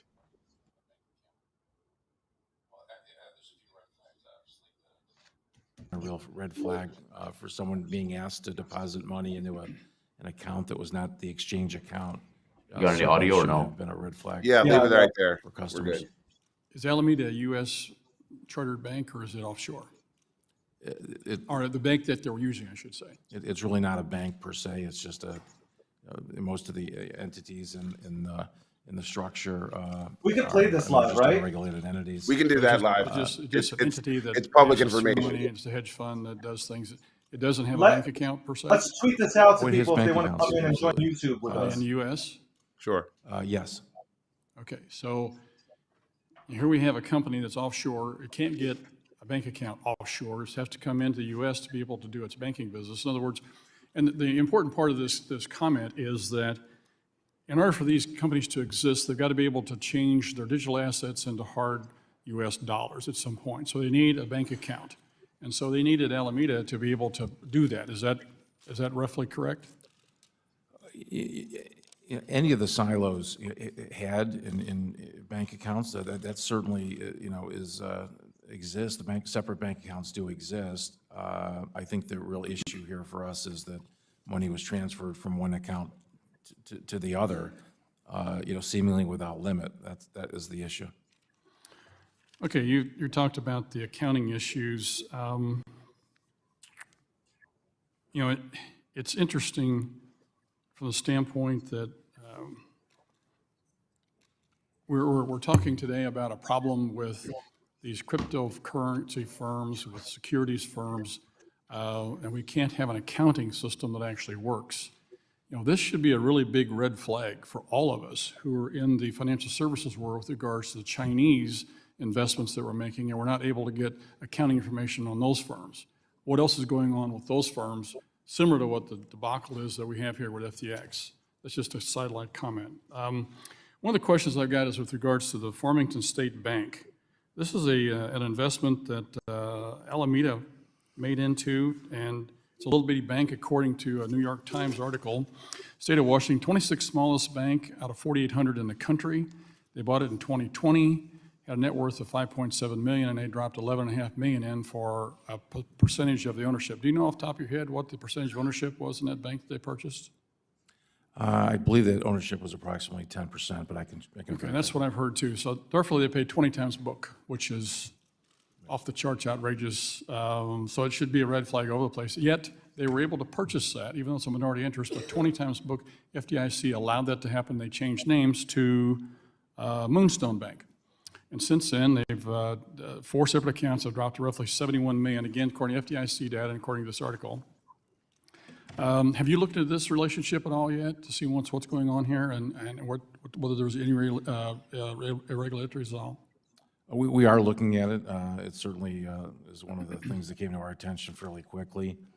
We're looking at what the dollars were that went from the FTX group to that bank, and we're looking at the connections of that bank to the Bahamas.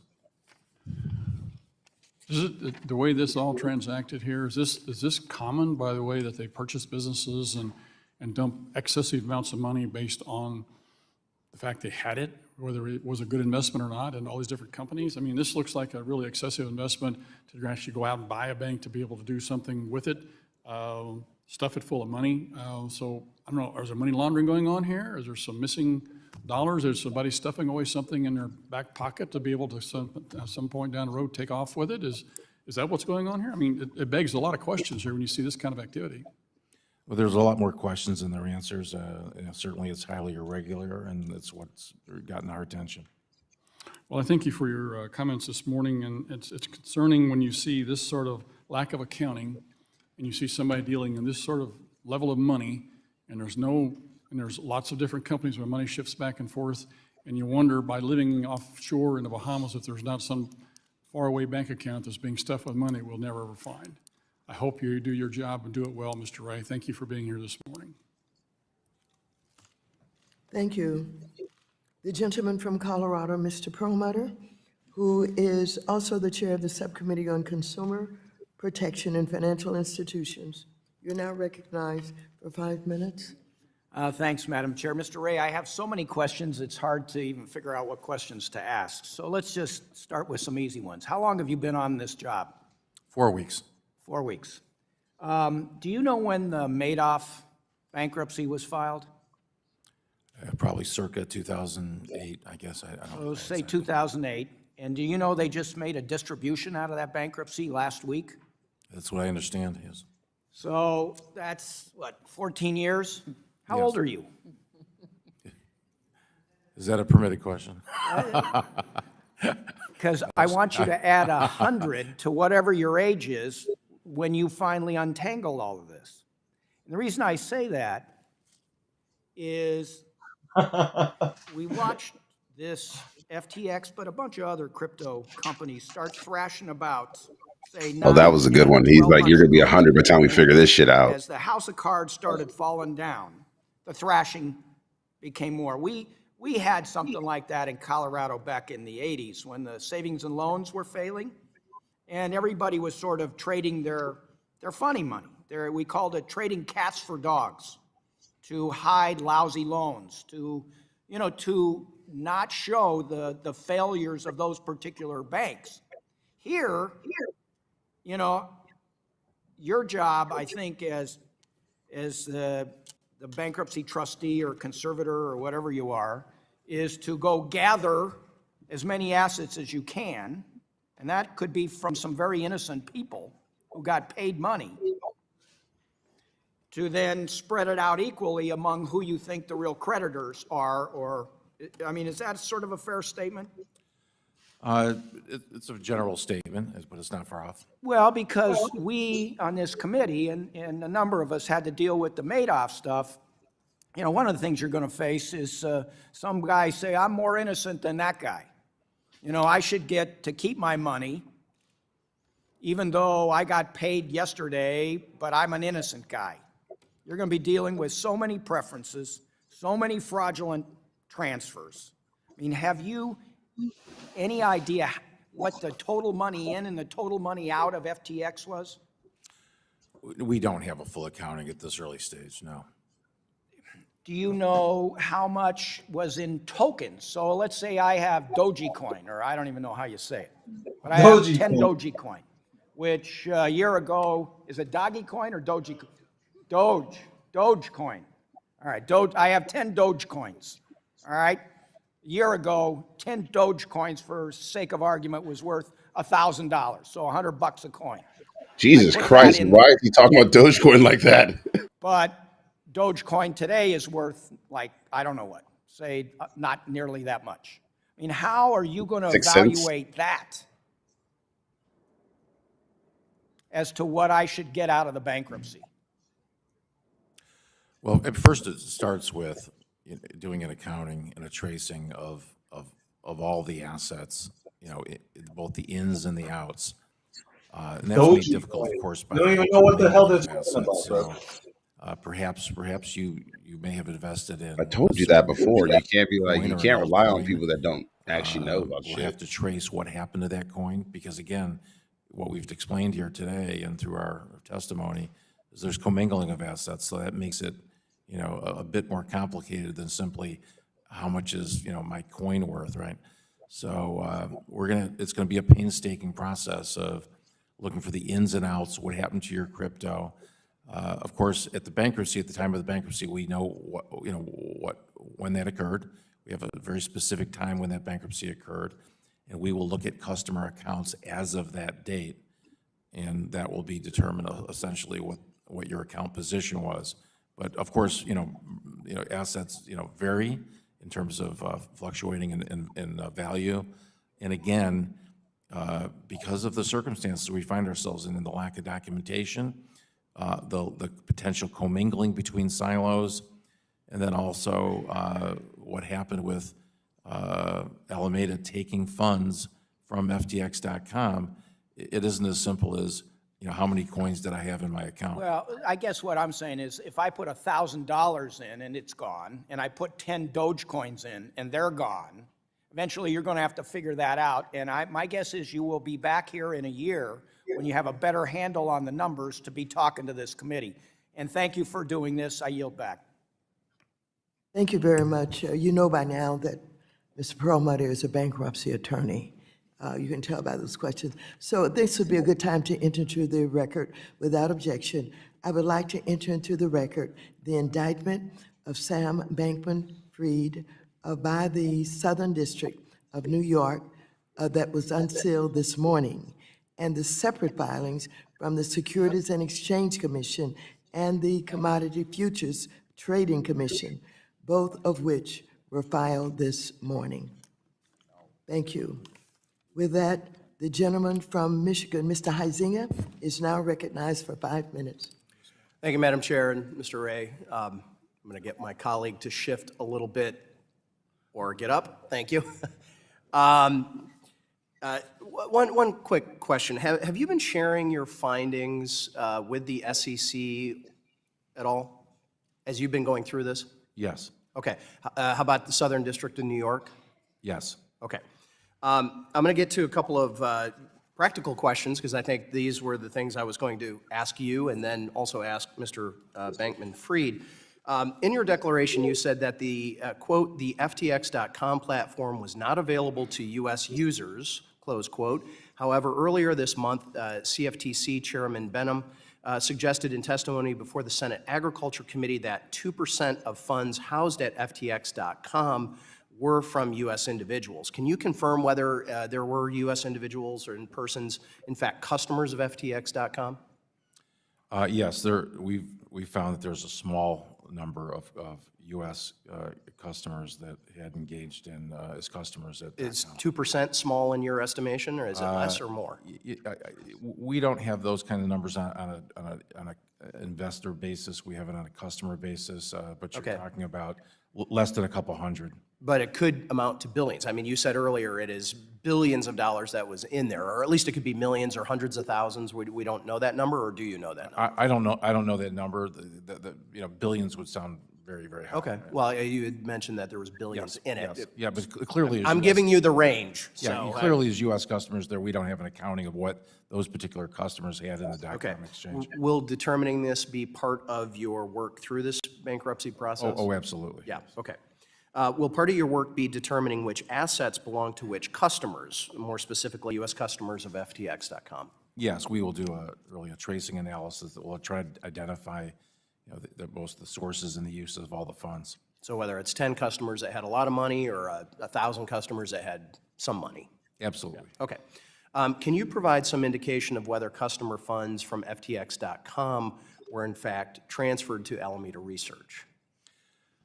Well, it's definitely assets of customers in the .com silo were transferred to Alameda, no question about it. We have not seen this at this stage from the U.S. silo.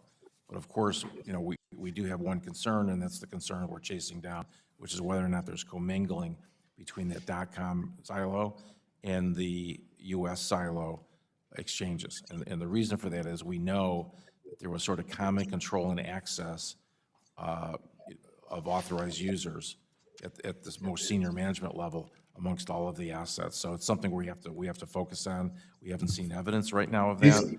Honestly, but certainly that's something that we need to investigate and trace. they just don't, In a my lot of them remaining don't- 2 minutes, I want to turn a little bit to operations. Is there any evidence was of that? his parents' involvement in the operations? We're investigating that as well as any other players in the Email, Slack? it's Signal. it's billions of records. It's a very vibrant environment.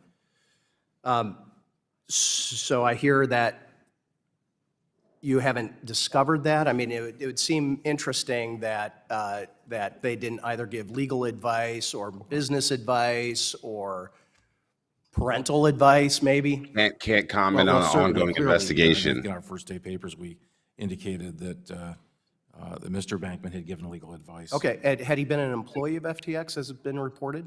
I don't know if he actually had an employee status, but he certainly received payments from, the family did receive payments. Okay, that sounds like employment to me. You got a payment for, okay. Well, I raise that because on December 8 of 2021, I met with Sam Bankman-Fried in my office, which I will note was just immediately before he came down to the hearing. He was at least 15 minutes late, and his father accompanied him in that meeting. I asked and focused on what types of regulation he was under, his engagement with regulators, and how that affected FTX. But it for being seems honest, to me Congressman. that there's a lot more to uncover here. Certainly, Mr. Bankman-Fried has let's say, wooed many in New York, Silicon Valley, around the world, and yes, certainly here in D.C. He was, they loved, everybody loved the exciting idea of a politically progressive, smart entrepreneur who was going to reimagine capitalism and change the world, feeling better about themselves, all while making them gobs of money. He did change the I'm world. glad to see it's finally unraveled. So my time is up, and I yield back. Thank you. He definitely did change The the world, man. gentlewoman from Ohio, Mrs. Beatty, who is also the chair of the Subcommittee on Diversity and Inclusion, is now recognized for 5 minutes. First of all, let me just say thank you to Chairwoman Waters and our ranking member, and certainly to you, Mr. Ray. We have heard a lot. A lot of this has been difficult to digest, primarily because of what has happened to so many people and so much money involved. Mr. Ray, you mentioned in your testimony that one of your primary goals is to limit to the greatest extent possible the harm suffered by FTX customers. Hundreds and hundreds of $millions have been removed from crypto wallets, and in its estimates that about 1 million people have money frozen in the exchange. Can you put your mic on? all and the Again, likely Rob, those funds back? And if you can't answer that question, Yo, GD's better. What is that have dial-up? the information. No, she on dial-up. Seriously, man. She She's on that dial-up. Windows 95 type. Ms. thing. Beatty, would you repeat the question? You were interrupted for a minute or so there. Oh, I am sorry. I am at home recovering, so I hope, sorry about any connection. Basically, hundreds of dollars have been removed from crypto wallets, and it's estimated that about 1 million people have money frozen in their exchange. Can you tell us how many users have lost money, and when will they get their money back? Well, our process is such that, Never we are getting back. securing Never our gonna get it. assets Never every gonna day. get it. Every day Never we gonna are get out it. Never gonna looking get for it. wallets and the keys to those wallets to maximize the recovery of value. So that's an ongoing process. We've secured all the cash in the bank accounts to the extent that we can at this point. We've secured crypto assets. We're still in the process of doing that. I mean, ultimately, that's a question of months. The litigation has been pointed out by other members. Certainly will take a longer time frame, but that is our number one focus is to generate value to repay those customers. I don't have a customer account for you today. We do know that there was 2.7 million users in the U.S. silo, which again overstates the customer relationships because people had multiple trading accounts. And in the .com silo, we had over 7.6 million users, again, overstating the actual customer relationships due to the multitude of accounts by any particular customer. So we need to get to the bottom of those customer numbers. Thanks, Mr. Ray. Let me ask you this. Despite the fact that FTX told customers it would not trade customers' funds, we know now that FTX loaned out, I think, about $10 billion in customer assets for proprietary trading. Mr. Ray, do you know how it was possible for FTX to access clients' funds in violation of its own terms of service that read, without clients' permission, and exposes customers to such massive loss? Well, as I indicated, I mean, there was no corporate controls, no corporate oversight, no independent board, and the owners of the business, the senior management, had virtual control of the accounts of each of the silos. Another and could issue move Sam money or lied assets, about, said that he as was they on many desired, boards, undetected by customers. one in Japan So, even. to the extent there were rules, and there were very few, obviously they were made to be broken. So I think what I'm hearing you saying is that there was no one personally approved this. Let me ask you a last question. Can you tell us what regulatory changes could prevent the unauthorization or the unauthorizing customer funds in the future based on your wealth of experience? Without, speculating about what regulatory fix there could be, and I've said in my earlier testimony, the critical thing is segregation of customer funds and transparency.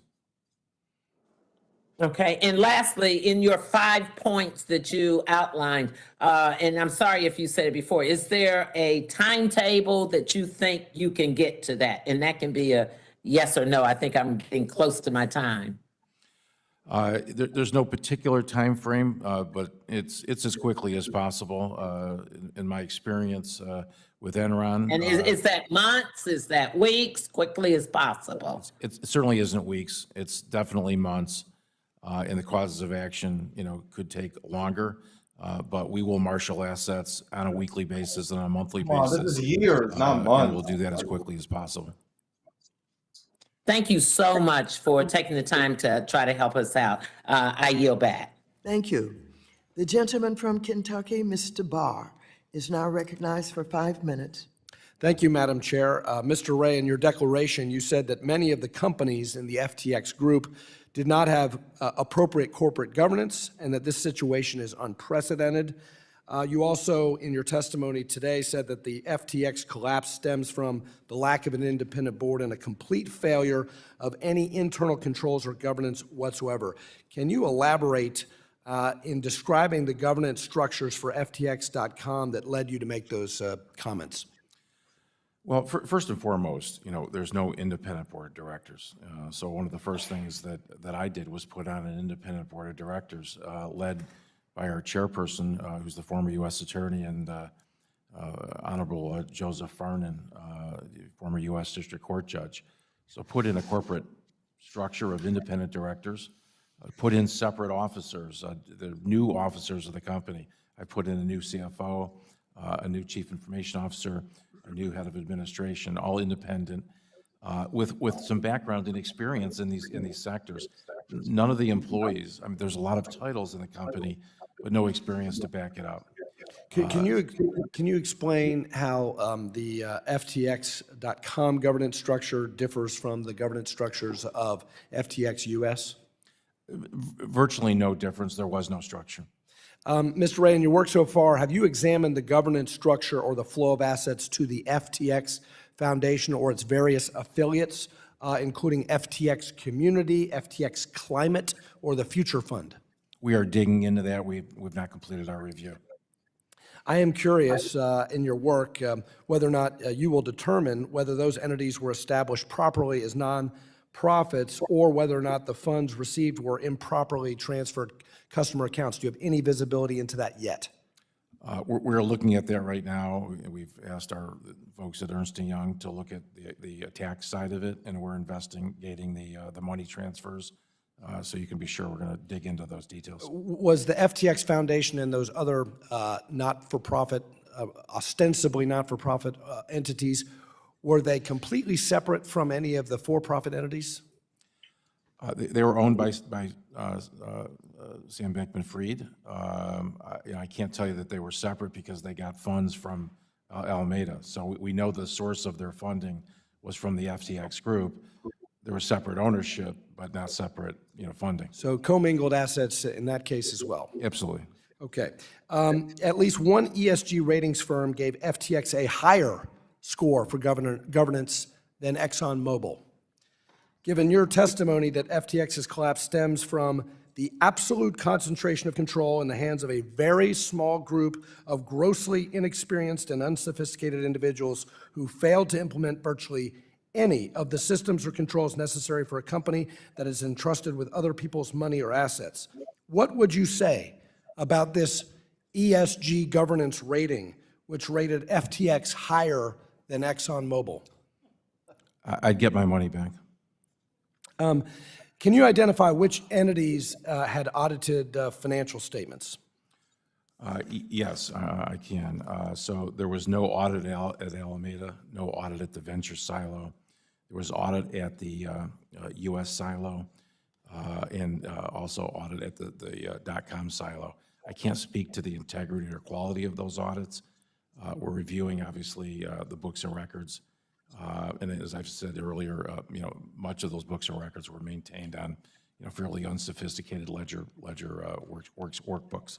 And you testified of the lack of record keeping. Yes. And so there's a whole lot of financial statements that are either not audited or not available. Is that fair to say? That's fair to say. In your declaration, you stated that you did not believe that those audited financial statements were reliable. Can you elaborate on why you believe that to be the case? Well, we've lost $8 billion, right, of customer money. So by definition, I don't trust a single piece of paper in this organization. Sam Bankman-Fried, in his testimony to this committee on December 8th of last year, said that FTX has designed and offered a platform with a market structure that is risk-reducing. To be sure, there are irresponsible actors in the digital asset industry, and those actors attract the headlines, but FTX is not one of them. Was that statement incorrect? False. Yes. Thank you. And let me conclude by describing what is going on here by a popular crypto commentator. If you set up an exchange where you're the market maker, you're the issuer, you're the prime broker, and then you trade against your own customers, you have a vested interest in creating the assets, promoting the assets, and manipulating the price of the assets. What you have is a crypto casino. I yield back. Thank you.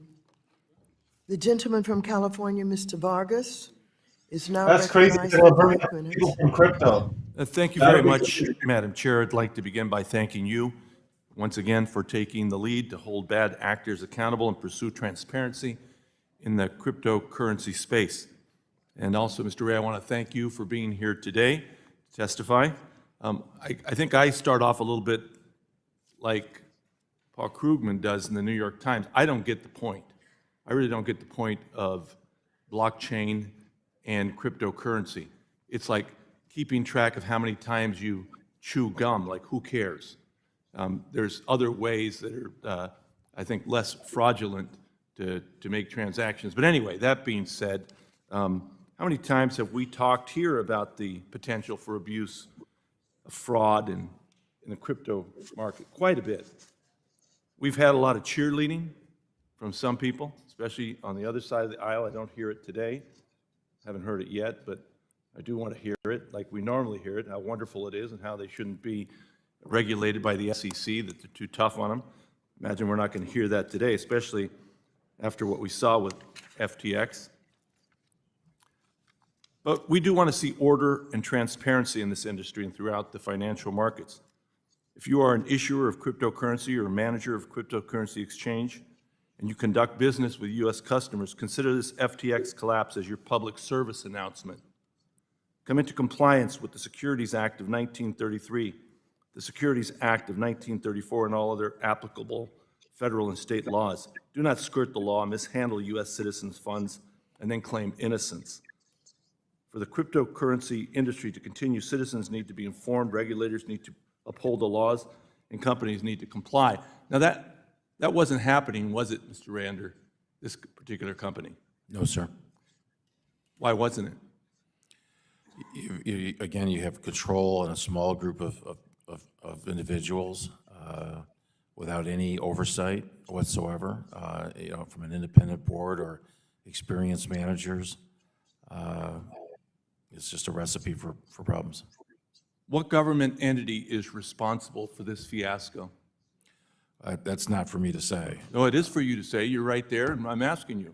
If you had to opine, that's why you're there in the hot seat. Who is it? Should the SEC have been more aggressive, even though we had a lot of our friends on the other side saying they shouldn't have been?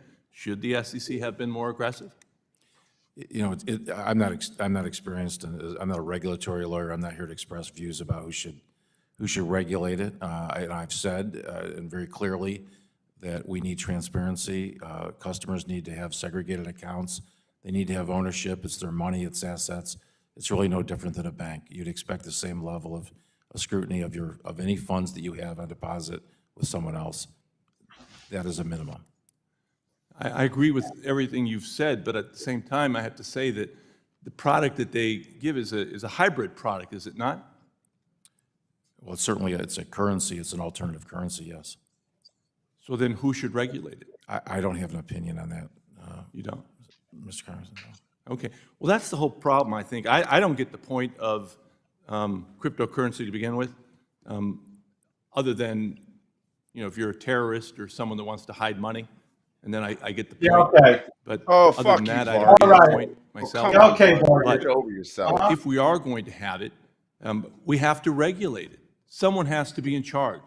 We have to make sure that we don't continue to defraud the American people. And that's where the government comes in. Somebody's got to take charge of this. I think it's the SEC. I've always thought it was the SEC. They had a lot of pushback from my friends on the other side. I didn't hear them quite today, pushing back as they normally do. I'd love to see that. But again, someone has to regulate this if it's going to exist. Don't you agree? Yeah, the FTC should. I certainly think there has to be more controls in this sector. Who should regulate it? I defer to this committee. That, Madam Chair, I yield my time back. Yeah, yield your time, man. Nobody wants to listen Thank to you. you. Now, the gentleman from Texas, Well, I mean, Mr. you could have Williams, other is now points, but you recognized for can't, 5 you're minutes. just stuck on the one thing. Thank you, Madam Chair, and thank you, Mr. Ray, for being here. Appreciate it. There's been many comparisons that have been made as people examine what happened to FTX, and from Bernie Madoff to Enron, it looks like this will go down as one of the largest frauds in history. And Mr. Ray, you have a unique perspective on the fact that you have worked on the Enron This guy's bankruptcy. been in office I'd be since he interested was real quick 12. if you talk a little bit real quick about how it compares. You got cut off in the early time, and I'd like to hear a little bit about that. Enron was is a really a different company. The crimes that were committed there were highly orchestrated financial machinations by highly sophisticated people to keep, transactions off balance sheets. This is really old-fashioned embezzlement. This is just taking money from customers and using it for your own purpose. Not sophisticated at all. Sophisticated perhaps in the way they were able to sort of hide it from people, frankly, right in front of their eyes. But this isn't sophisticated whatsoever. This is just plain old embezzlement. Old school. Old school. There you go. It seems like Fried has some interesting ideas on how he can stay relevant in the FTX world, and even after stealing customers' money and driving the company into bankruptcy. And I have read that he wants to be retained as an outside consultant, and been very critical of your own appointment, quite frankly, into this position. So after his arrest last night, all of his wishes seem even more unlikely. So what role, if any, should he play in FTX moving forward? The role he's currently playing. Okay. Zero. Good. You stated that FTX was a platform allowing for users to trade digital assets. Yeah, this guy's raised a Were users savage, engaged bro. in simple exchanges of assets, or were users permitted to engage in leveraged, complex transactions? He's a bankruptcy guy. What the Yes. fuck does he Sorry, mean? He don't give a Can you fuck. repeat your question? Sure. No, but he's straight You stated that savage. FTX was a platform allowing for users to trade digital assets. Were users engaged in simple exchanges of assets, or were users permitted to engage in leveraged, complex transactions? Yes. Okay. You also stated that you have recovered over $1 billion in assets. Can you give a description of the nature and type of assets you have recovered to date? We've recovered over $1 billion of crypto assets. These are, coins of various nature, and we've secured those. That's been our primary focus. We've certainly also secured, our cash in all of our bank accounts. The bank accounts were frozen. We've got control over those accounts with new authorized users, which, certainly includes myself. But our main goal is to secure the cash and secure the crypto assets, and that is an ongoing venture. Okay. Thank you for being here, and I yield my time back. Mr. Williams has been in office since, literally when he was 9. Thank you He very was much. elected The when he was 9 gentleman years from old. Guam, Mr. San Nicolas, is now recognized for 5 minutes. Thank you, Madam Chair. Mr. Ray, thank you for being with us here today. There's a lot of people following this trying to understand what happened for a variety of reasons. Of course, your primary responsibility will be to make sure that the creditors are made whole, as well as depositors and everybody else who has a stake in varying degrees within the company. My first question is, have you been able to pinpoint the specific cause for FTX's collapse? I know that there's all kinds of stories about loans to the owner and no internal controls, loans to Alameda, commingling. But is there a specific trigger point or a specific cause that has resulted in the FTX collapse? I think I've described it. It's really just the unlimited ability of those in control positions to borrow customer funds or take customer funds and then deploy them for their own use. That use involved margin trading, which is inherently, risky. And of course, they've spent enormous amounts of money beyond that. But it's really the misuse of funds, and it's as simple as that, on a large scale basis. So what is the big picture balance loss as a result of this bankruptcy? How much has FTX lost as a result of this? We don't have exact numbers, but we know Ballpark? it's several $billion, in excess of $7 billion. In excess of $7 billion? Yes. So in excess of $7 billion, we're saying that the Sam Bankman-Fried and Company basically took or misallocated $7 billion, and that's why FTX has collapsed. Right. So funds were taken from customers, funds were invested, trading losses incurred in Alameda, and then funds were deployed that'll never be, valued at the same dollar amount. There was over $5 billion of investments made. Certainly, there's some value there, and we will try to get that value and sell those assets. But oftentimes, even when he made those sorts of investments, whether it was directly or through others in management, sometimes he would do that really without any pro forma or any valuation. Not really quite sure how some of the purchase price numbers were derived. So it gives you a sort of worry, obviously, that the purchases were overvalued. So there's a concern there as well. So Alameda lost $7 billion as a result of investment decisions and margin trading. There's a multitude of reasons that cause the gap in assets between the customer balances and what's there today and what we hope to gain. It can't be pinpointed just on losses on trading activity. The reason I'm asking, and I'm just kind of narrowing it down because my time is expiring, but it's important for us to very clearly understand what caused this collapse. When we had the 2008 financial crisis and Bear Stearns collapsed and Lehman Brothers collapsed, we could have gone in there and we could have pointed to all these different reasons that could potentially have contributed to it. But the underlying reasons were there was a subprime crisis and a lack of liquidity in these respective institutions. That allowed us to have a policy response, a regulatory response to prevent that kind of thing from occurring in the future. The FTX collapse right now is just FTX, but are these lack of controls and are these environments that resulted in the FTX collapse, are those still existing today, and could the same thing happen in similar operations such as Binance, for example? Could they also engage in the same activities under the current regulatory regime, and if things go wrong, have the same outcome? Well, sort of just 3 points I'd make. First of all, we are going to detail the sources and uses and what happened to all the funds. That will tell us exactly, how the losses were incurred. Some of those may be lessons learned. Some of them just, frankly, will just be payments that were made, from other people's money. It's just going back to my question, though, Mr. Ray. Yep. The circumstances that led to FTX's collapse, those circumstances still exist in the crypto space, and can other companies collapse in a similar set of circumstances? Well, certainly we've ceased trading, so it won't happen at our company. Could it happen at other companies?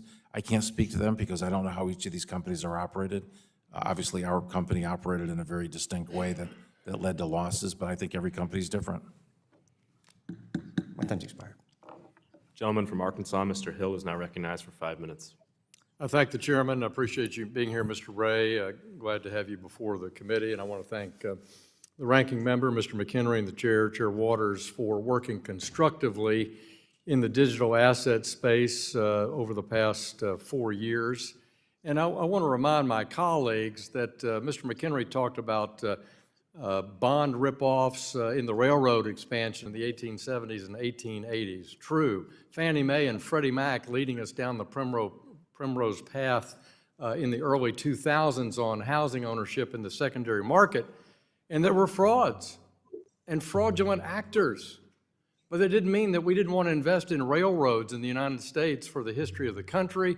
And it didn't mean that we don't need a vigorous single-family housing market and secondary market in our country. So let's not confuse the malfeasance and disgusting activity of FTX with the fact that we need a proper, thoughtful regulatory oversight of digital assets. And so I thank Chair Waters and Ranking Member McHenry. 14 years ago this week, Bernie Madoff was arrested and charged with operating the largest Ponzi scheme in American history. Its collapse injured 37,000 investors and led to major reforms at the Securities and Exchange Commission and their oversight, and FINRA. Bankman-Fried was arrested in the Bahamas last night. In many ways, the fall of FTX dwarfs that of Bernie Madoff, with court filings suggesting that over 1 million creditors are somewhere in the lurch in the FTX silos. Americans were hurt, and I want everyone listening to know in today's hearing that this is just the first step that Congress is taking in understanding what happened and how to create the appropriate regulatory environment. We do want to understand the inventive decisions that led to the collapse and the impact on our customers and other market participants and how to prevent it from happening again. Mr. Ray, thanks for stepping up in your leadership capacity. And in looking at the bankruptcy filing, Prager Metis was the audit firm for the .com silo. Their website says they're the first ever CPA firm in the metaverse. So looking at their website, they have 24 offices, 600 staff, 100 partners, principally California, New York, and New Jersey. You stated you're not familiar with Prager Metis, is that correct? That's correct. Are they cooperating with your, in your role as bankruptcy trustee? We're reaching out to, both firms, audit firms, as well as the firm that does our taxes, and we certainly have tools available if they don't cooperate, but everyone seems to be cooperating at this point. And are they, you anticipate they'll actively participate in the forensic accounting work you're doing with Ernst & Young? Absolutely not. No, we are taking information that we get from the prior auditors and accountants and tax professionals, and then we're going to take our investigation from there on an independent basis. Can you tell us who the partner in charge is of the audit at that firm? I can't tell you. I can't tell you off the top of my head. Is it Jerry Etel, Brian Goldblatt, Michael Williams? Those names ring a bell? No, it's not. I can get I can get your staff. Would you provide that to us, please? Absolutely. Yeah. Thank you. And then the second auditing firm, Aramanino, you say you are familiar with them, and that's part of a London-based firm, is that right? Yes, that's correct. And so do you feel the same way about their performance based on the books and records you've seen, that they also were inadequate in serving as an auditing firm? I don't want to, I certainly don't want to disparage that firm. We do have to look through the books and records and look at the audits themselves and see how comprehensive they were, to see if the audit would have picked up anything that we see. And certainly we're going to look at the related party disclosures that are in those audits, whether there's any footnotes or exceptions. We need to go, we need to go back and look at all those audits just from a look back perspective to determine what maybe could have been done that wasn't done. Do you anticipate the United States being a creditor in these proceedings, either for tax purposes? It's premature to tell. I mean, we're certainly looking at that ourselves, and to the extent that we find any irregularities in the tax area, we'll certainly be notifying the IRS, but nothing we've seen at this point. But again, our investigation is so early. You state that the internal controls were the weakest that you've seen sort of in your experience, but FTX US and FTX.com, essentially there is no distinction between those. And so whether you were an international investor or a domestic investor, it's all the same pot. Is that fair to say? I mean, that is certainly our worry. I mean, there's a limited amount of U.S. customers in the .com exchange, but we are focused on, commingling, and we're worried that, that the silos weren't respected for purposes of the crypto assets. Gentleman's time has expired. The gentleman from Connecticut, Mr. Himes, who is also the chair of the Subcommittee on National Security, International Development, and Monetary Policy, is now recognized for 5 minutes. Thank you, Mr. Chairman, and thank you, Mr. Ray, for being here and for undertaking this remarkably complicated task. At the end of the day, our job here is to learn from the mistakes that were made, who made them, and what we can do going forward. Like it or not, we're moving into a crypto assets, crypto world, and we really do need to learn. This whole thing has the feeling of a Hollywood blockbuster. That's why the cameras are here, right? We've got a 30-year-old gazillionaire who raised billions of dollars, living in some condo with a bunch of young people, exotic products, tokens, and crypto assets. It feels to me, though, as I look through particularly the SDNY indictment unsealed this morning, that a lot of what we're seeing here is as old as the hills. It's wire fraud. It's misleading investors. It's commingling of funds. This is as old as the hills. There is something that I really do want to ask you about, though, which is a little different here. All the good work you've done with other companies, you were dealing with, by and large, money in banks or in other financial institutions. Here we've got tokens, which evidently were things of, quote, value, valued in some way or another, that were used as collateral, living in places called wallets, not in banks. So my question for you, that feels to me like what's exotic and different about this. how much more challenging is your job going to be because you're now operating in a world of tokens and wallets as opposed to dollars and banks? And what might, I know you're hesitant to get into regulatory questions, but what should we be thinking about, if nothing else, to help with more smooth unwindings of the inevitable bankruptcies that will occur in this industry moving forward? The principal issue that the company is facing in the crypto area, and it is from a technology perspective, it is different from the other bankruptcies because it is it's not a plane, not a boat. It's this crypto asset, and it has inherently some difficulties. The assets can be taken or lost. We have assets that are in what are called hot wallets, and those are in cold wallets. Hot wallets are very vulnerable to hacking. If you've done any looking on the internet, you'll find that hacking is almost ordinary course in this business sector. There are lots of vulnerability to the wallets.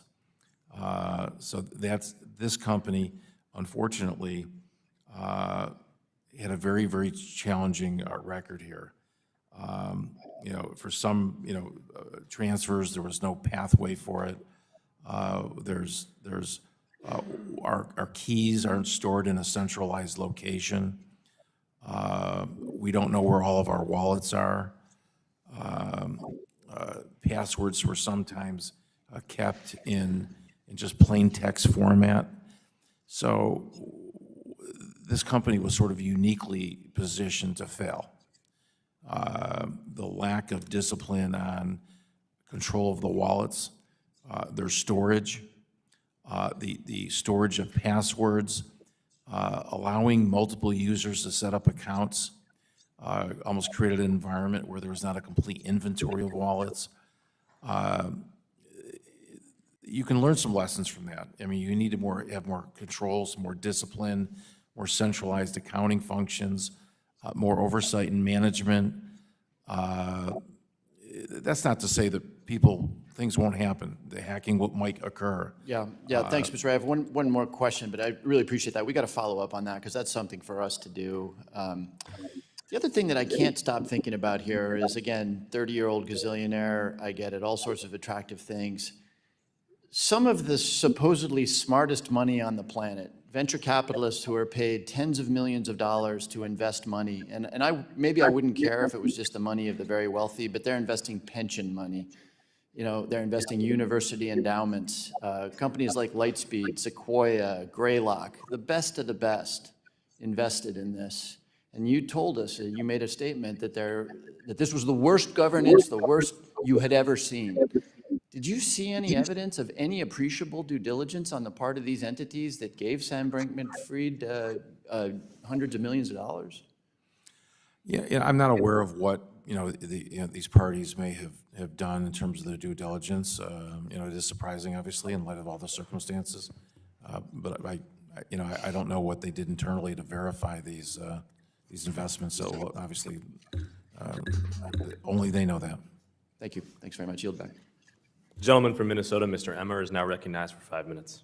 Thank you, Mr. Chair. Thank you, Mr. Ray. Like everyone else, we're appreciative of you being here today and testifying. I'm going to start, for my part, with a series of quick questions that hopefully will assist this committee's investigation, and then I want to move on to some additional points, time permitting. Mr. Ray, there were over 100 corporate entities within FTX Group. Some had boards of directors and others did not. Was there a group-level board of directors overseeing the entirety of FTX? No, there was not. Would you agree that it's a bad decision for a complex firm like FTX to not have a top-level board of directors? Yes. Do you have concerns about the concentration of power in a small group of inexperienced individuals with no oversight? Yes.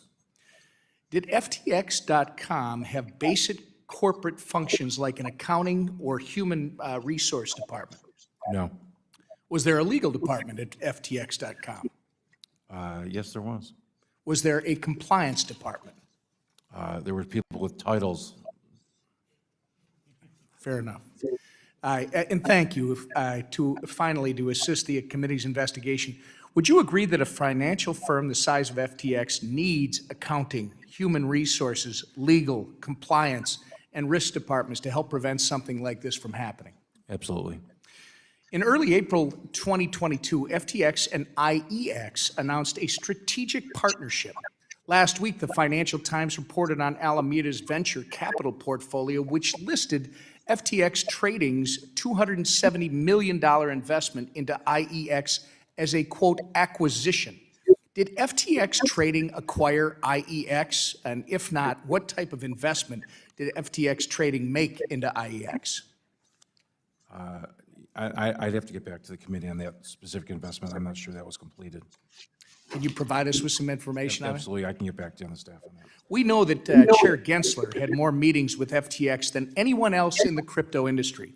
We understand that what was being negotiated was a framework for digital asset exchange registration and token registration with the SEC that would benefit both parties. It would expand the SEC's jurisdiction in exchange for the SEC's preferential treatment of FTX over other industry participants. We understand there was a lot of activity to move this idea forward, including the circulation of draft short-form disclosures that would enable filers to get tokens listed on this newly formed bespoke exchange. Mr. Ray, I know you're handicapped with the information you currently have obtained, but Chair Gensler refuses to answer our questions or testify before this committee. Will you commit to sharing with this committee any internal documents you come across regarding communication between FTX and Mr. Gensler or others at the SEC? We'll fully cooperate, with the committee and the regulatory authorities with respect to our investigation. Again, specifically, I just want copies, that this committee will want copies of those communications to the extent they exist. We can certainly work with your staff to get you what you need. Thank you. And Mr. Ray, I appreciate you mentioning your concerns in the beginning of my questioning about the concentration of power in a small group of individuals with no oversight. That is the exact problem that open and permissionless technology like crypto and blockchain solve. It solves for the problems of centralization. You stated in your testimony that you've never seen such a, quote, utter failure of corporate controls at every level of an organization, from the lack of financial statements to a complete failure of any internal controls or governance whatsoever, close quote. FTX had disastrous or even non-existent systems for accounting, audit, cash management, cybersecurity, human resources, risk management, and other unacceptable management practices that currently make your job to uncover the facts quite difficult. Fortunately, the immutable characteristics of public blockchains that some people would care not to understand in this committee allowed the crypto community to reveal Sam Bankman-Fried's fraud, and the on-chain public record will assist law enforcement moving forward. I encourage my colleagues to understand Sam Bankman-Fried's con for what it is: a failure of centralization, a failure of business ethics, and a crime. It is not a failure of technology. I've worked across the aisle since I came to Congress, so the future of crypto reflects American values, the same way the internet does today. For the most engaged members of Congress on crypto policy, the FTX collapse reminds us of why we care so deeply about this technology. Decentralization is the point. Thank you, and I yield back the balance of my time. That's my man right Mr. there. Caston, who is also the vice chair of the Subcommittee on Investor Protection, Entrepreneurship, and Capital Markets, is recognized for 5 minutes. Get him, Tom. Thank you, Mr. Chair. Get him, Mr. Tom. Ray, thank you so much for this. I'm struck by a lot here. Not least Mr. Perlmutter's comment that this is going to take a long time to untangle. Maybe your comment to Mr. Lucas that this is a paperless bankruptcy saves you time because you run out of paper. But I appreciate your service. A bunch of questions. One, I just want to clarify because it's all been implicit. All this bankruptcy is dollar denominated, correct? So as you go through to chase down values? Yes. Okay. Yes. I ask that because we've talked about commingling, we've talked about customer losses. There's been some public reporting suggesting that there may have been some inflation or misrepresentation of the value of FTT tokens. Is that, and I'm not asking you to opine on that right now, but to the extent there is some customer loss claimed from that, is that also one of the categories of losses you're going after? Well, FTT, was on that balance sheet of Alameda, and it certainly was served as effectively sort of collateral, and it was largely controlled by Alameda, so it was a very illiquid token. It was effectively a token created, by the company itself with a limited float. So inherent in the, in the token itself was the illiquidity, and certainly the size of the position the company had in its own token, contributed to this problem. But if a customer were to buy that token at some value that because of its illiquidity could be manipulated, would the customer not effectively be sitting on, for lack of a better word, a Forex risk? Well, there's certainly, I mean, all the crypto, like any asset, it has a certain volatility to it, and some are more volatile than others, and FTT was very volatile. Sure, and I'm just, to the extent that the volatility is natural, it's fine. To the extent it's manipulated, separate. Let me move on because we're close on time. There's been, in a number of the public conversations that Sam Bankman-Fried has had, when asked about commingling, he often responds by talking about open margin positions. I want to just give you a chance to react to the difference between an open margin position and the commingling that you've observed. Yeah, I'm not sure exactly, I tried to follow some of what his statements were, and it was very, very hard to really understand what he was really trying to say. I mean, we do know that they had, open margin positions at various times in Alameda, and Alameda was a customer, if you will, of the exchange, and it's through that customer relationship plus other arrangements that allowed Alameda to borrow those funds and then take positions on the exchange like anyone, who would hedge, an asset in the market. He had unusually large positions, of course, and sometimes they were wrong in those positions and they resulted in big losses. But ultimately, the commingling issue is the same and a different issue. He took the money from FTX to cover those positions, and ultimately, when customers went to get their money back from .com, there was a run on the bank. Okay. On November 12th, I guess just the second day, or the first day you were there. Yes. There was a hacker who stole some $477 million worth of tokens from FTX.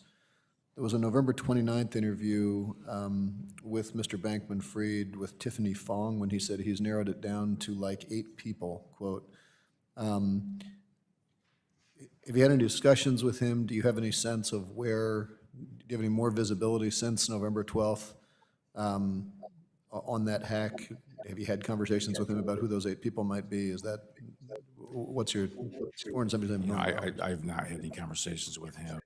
We're relying on forensic and cybersecurity experts who are tracking the crypto. There's an open interface, so you can see. You can ultimately find where the crypto ends up. We've had law enforcement involved, so we're tracking it. I think we've got all the help we need in that front. Okay. As I get close on the end of my time here, so far it seems like most of the losses have been within these 4 silos, and I mean 2.7 million customers, whatever that means, is some exposure. Are you worried about any broader contagion? Are there broader contagion issues we should worry about from our perspective here? I mean, certainly other bankruptcies of the scale have spilled into other sectors. Look, I think the industry, we've made a number of investments in the crypto sector. If you look at that portfolio of $5 billion, one of our major investments, top 20 investments were in the crypto sector. So it's a very trying time for the crypto sector, and what I worry about is the impairment to that portfolio of $5 billion, because obviously that's a recovery pool for our customers. Thank you. Yield back. The gentleman from New York, Mr. Zeldin, is now recognized for 5 minutes. Thank you. Mr. Ray, I know you referenced earlier that you had not yet read Sam Bankman-Fried's testimony that was prepared for today. I had a question that I wanted to ask, and I was going to read you something that he had included in his remarks. In late 2021, I believe that Alameda Research likely had a net asset value of substantially over $50 billion market to market. I believe that Alameda was likely leveraged long, perhaps about 1.1 times leverage. That is, it had corresponding assets for roughly 90% of its position, borrowing the remaining 10%. That was roughly 1/20th of the maximum leverage FT allowed and roughly 1/3 of the leverage assumed by the average FT margin trader. In early November 2022, over a 3-day period, the market value of assets that Alameda Research had held declined dramatically, I believe, by more than 50%. Have you yet seen any evidence of a market value drop in Alameda's assets before November 2022? We haven't gone back to trace, you know, the actual, I mean, to compare his statements with what actually happened in the marketplace. I mean, clearly there was volatility and a huge market drop in crypto over that 12-month period. So it wouldn't surprise me that, you know, his leverage numbers changed, perhaps even dramatically during that time period. I think the problem at the heart of this is that, you know, his positions, you know, the collateral he had behind that, he didn't have the same auto liquidation provision that a margin account would normally have. You usually can't lose, you know, if it's structured properly, you shouldn't be able to lose more than your collateral. Otherwise, the position closes out and there's no harm. And the brokerage firm, you know, isn't, if it's a brokerage account, for example, they wouldn't be short cash. They wouldn't have to go out to get the money from you. You close out the position.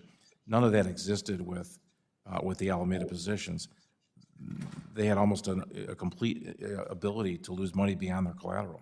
Are you yet in a position to be able to describe, summarize the assets that Alameda had? We do have an, you know, an inventory of the investments we made. That's pretty clear. We've got those in the hands of our investment bankers at Perella, and we're trying to understand those investments. Ultimately, we'll market those investments. You'll see this week that some of those investments will be put up for sale. The crypto assets, a little bit different. What's on the exchanges we can see. There's exchanges, about 24 exchanges across the world where we know we have crypto assets. They're in our name. We're securing those and are moving those into cold storage. We have, you know, other positions in cold wallets and hot wallets. We've got visibility to that. The question really is, are there wallets that we don't know about? Certainly that is the potential, because the way this company was organized, there may be wallets that don't have our names, we don't know where they are, and that's going to be, you know, a difficult task ahead of us. But what we can see and what we have visibility to, we're grabbing control over. It's easier to find those wallets this week. We should learn more in the coming weeks. Mr. Ray, you mentioned the documentation that you don't have earlier during your testimony. Can you share what documents you have uncovered with respect to the transfer of funds from FTX to Alameda? It's voluminous. You know, the record keeping, you know, wasn't very clean in the company, but we should be able to trace the movement of crypto assets. I mean, inherently in the nature of the crypto, you should be able to see the movement and where it started and where it ended up. We'll obviously track, you know, the banking information. We do have bank records. Sometimes we have to go right to the source, right to the bank to get historical records because they're not, you know, in hand, if you will, at the company. But one way or another, we'll get the banking records and we'll be able to trace the sources of cash, how that cash was utilized to buy assets. Once we can identify the assets, we can then trace the asset from either, you know, transfer to other currencies or ultimate, you know, payment outside the company. So it's just a very intense forensic process, but we'll have the records ultimately to do that. This is so easy. Receiving more detailed explanation of the documents that you have. And one last question, can you describe what documents you identified with respect to internal controls and governance? Well, there isn't any, you know, to speak of. I mean, the company is virtually void of any internal controls or documentation. Resolutions are absent. Authorizations approving massive loans, for example, the loans of the insiders. I haven't seen any resolutions approving those. When Sam Bankman-Fried signs on behalf of the company and then he signs his own loan, that should tell you a lot right there. Gentleman's time has expired. The gentleman from New York, Mr. Meeks, who was also the chair of the House Committee on Foreign Affairs, is now recognized for 5 minutes.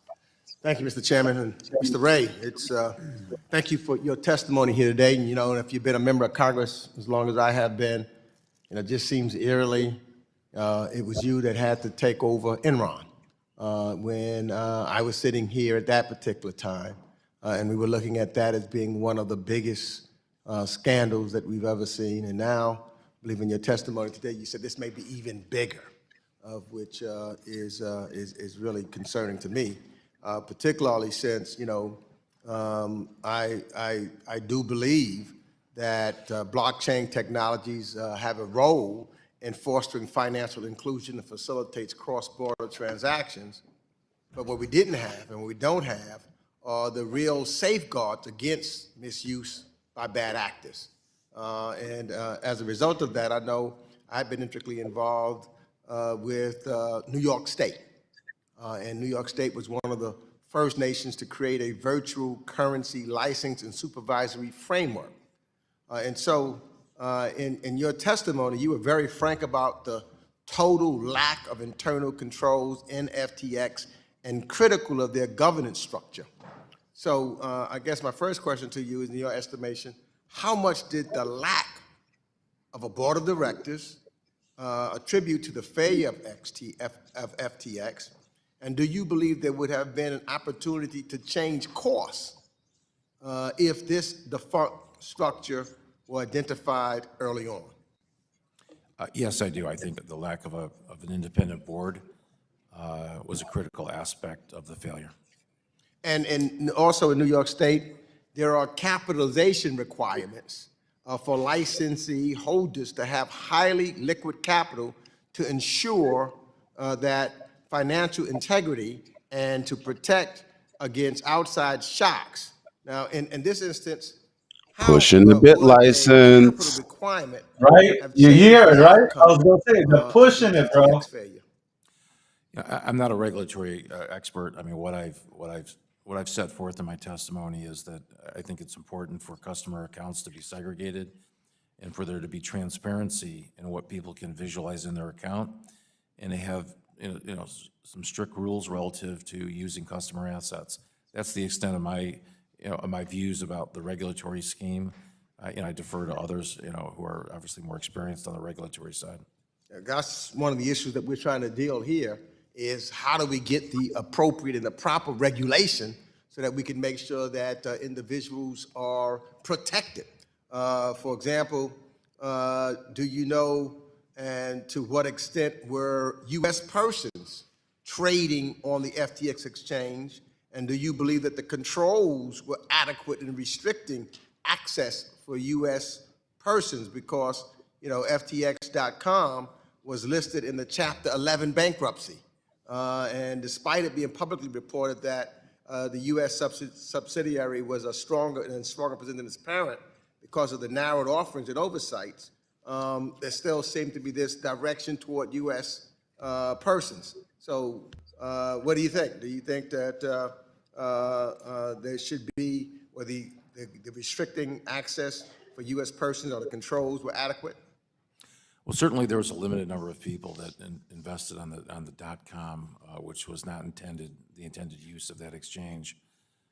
How that happened, obviously, we'll have to investigate, and where the breakdown was, internally in our controls that would have allowed that to happen.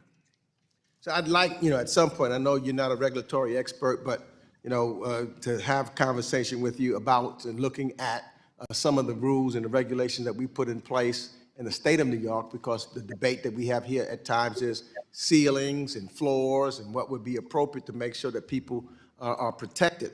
You've already stated that FTX's lack of internal controls is unlike anything that you've ever seen in your career, and obviously has had a devastating impact on people who have trusted FTX with their savings and investments. I also chair the House Foreign Affairs Committee, and I'm also concerned that these internal failures could have led to sanction evasion and illegal transactions on FTX's platform at a time when sanctions compliance is critical for supporting countries like Ukraine and slowing down Putin's war machine. Have you and your team investigated these issues since taking the helm at FTX about anyone trying to avoid sanctions? We're certainly investigating all the aspects of the failure, and as the coming weeks, we'll learn more. They're trying to stick us with the bid license. With the committee to understand really what happened. Nationwide bid license. Share with you to the extent possible. Time has expired. Gentleman from Georgia, Mr. Loudermilk, is now recognized. Well, it makes sense right now. Oh, thank you, Mr. Chairman. Mr. Ray, How thank about you the for gentleman being here from today. New York over Unfortunately, we here? aren't able to Let me question Sam Bankman-Fried. I was looking forward to that, and however, I was concerned that you were going to testify first. I would have rather have had him testify first so we could qualify some of the statements that he may make with you, who's in the current position. However, since we've been in here, there's been a leak of what was to be his testimony that has come out, and I'd like to ask you about something that he has related in his testimony. He said if he had not been arrested ahead of today's hearings, that he alleges that FTX US has been and remains solvent and could pay off all of its customers tomorrow. Given the evidence you have and what you've gathered, is there any degree of truth to this claim? We still have a hole in the U.S. So it's, as we sit here today, it is not solvent. That's just inaccurate.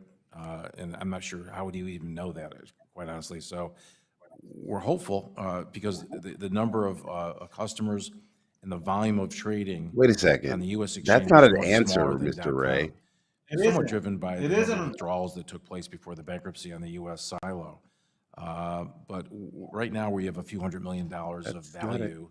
Again, you have to look at value as of, say, today. Yo, It's still I'm missing. telling you. We haven't I ultimately. feel like though, I'm telling you, I'm not crazy, bro. Found all the keys to the Oh, you're wallets. crazy, but I just We don't think that's an find and open answer. those That's not a wallets. legit answer. Hopefully, we'll be able to find more. Like, it'd be assets. easy to say, no, we can don't have the attribute money those to right the now. US silo. He's like, well, certainly there's a pathway to recovery there. And so, really the case isn't closed yet on the U.S. It's just premature, to make a determination such as his. Yeah, no. So That's there why is he a said it. potential You know. that what he is claiming is true, but so is I guess that would be the reason why all of the assets in those wallets have been frozen on the U.S. side. My follow-up question would be, if they are solvent, why would we freeze those? And along with that, is there any evidence of commingling of funds between FTX.com, FTX US, or Alameda, or any of the three together? That's what Yes. that's what we're looking at right now. I can't, give you a clear answer on that today. hold on, it's We're looking, blockchain. and Of we course open they up can all the fucking give wallets, you the clear look answer. It's where on the fucking source is, blockchain. It shows that they're from co-mingling. whence they Exactly, came. it's a public We'll give an ledger, answer bro. for What are you It's just doing? much too early to tell you that. This is I appreciate bullshit. that, but summarizing, there's not evidence right now that his statement would be true that FTX US is completely solvent. Clearly not. Okay. And something else that he did previously, he stated that the Bahamian regulators, he gave the Bahamian regulators a one-day advance warning to allow investors in the Bahamas to withdraw their funds. No one else outside the Bahamas was able to withdraw funds before the bankruptcy was filed. Mr. Fried said that he allowed the withdrawals because, quote, it was critical to the exchange to be able to have a future because that's where I am right now. And you do not want to be in a country with a lot of angry people in it. Is this explanation accurate? Well, here's what we know. I mean, I can't speak to his words. What we do know is the liquidation proceeding in the Bahamas was filed effectively 24 hours before our Chapter 11 proceeding. During that time period, and we've documented this in our court filings as of last night, the accounts were unfrozen just in the Bahamas. Over $100 million was released to approximately 1,500 customers in the Bahamas. Did you say 15 million or 15 100 million. 100 million. To 1,500 customers approximately. Okay. These are approximate numbers. Okay. And then the door was closed about the time of our Chapter 11 filing. And there were communications between Mr. Bankman-Fried and the Bahamian government specifically related to this leakage of assets. So Mr. Fried would have known that the bankruptcy filing was imminent when he did this? Yes, he was certainly in discussions with his counsel, who was in discussions with the debtors' counsel. All right. I see my time is quickly running out. Thank you for for what you're doing and trying to recover what assets we can. And Mr. Chairman, I yield back. The gentleman from New Jersey, Mr. Gottheimer, who is also the Vice Chair of the Subcommittee on National Security, International Development, and Monetary Policy, is now recognized for 5 minutes. Thank you, Mr. Chairman. Thank you for convening this hearing. Since 2019, I have raised concern about the Securities and Exchange Commission's approach to digital assets. SEC Chairman Gensler has repeatedly claimed that most cryptocurrencies are covered by existing securities laws. Despite that, the SEC has not proposed a single rule to create guardrails for digital assets and has done a haphazard job of overseeing the space. The result has been a lack of certainty and clear rules of the road, and we are seeing the impact of that front and center today. They failed to do their job, and they failed to protect consumers, in my opinion. I've been calling on with other members on financial regulators to step up and create clear guardrails for digital assets. Nearly a year ago, I drafted the Stablecoin Innovation and Protection Act to create tough consumer protections and prevent destabilizing runs like we saw with the so-called stablecoin Terra that failed earlier this year. I also invited Chairman Rosenbaum to my district to discuss the clear regulatory steps the CFTC could take to better protect consumers and prevent thieves and snake oil salesmen from ripping off Americans with worthless digital assets. I've consistently been engaging with all market participants, associations, and regulators to promote innovation and the responsible development of promising financial technology, all with a clear eye to protect consumers.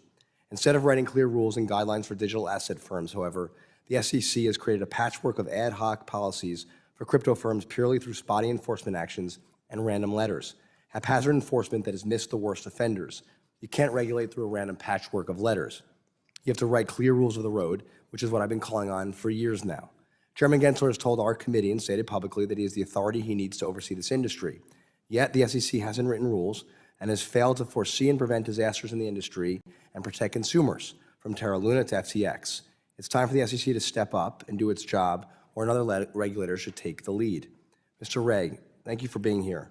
Do you think U.S. financial regulators would have been satisfied with the accounting and risk mitigation practices that were in place at FTX International to prevent its failure from spilling over to FTX US and American investors?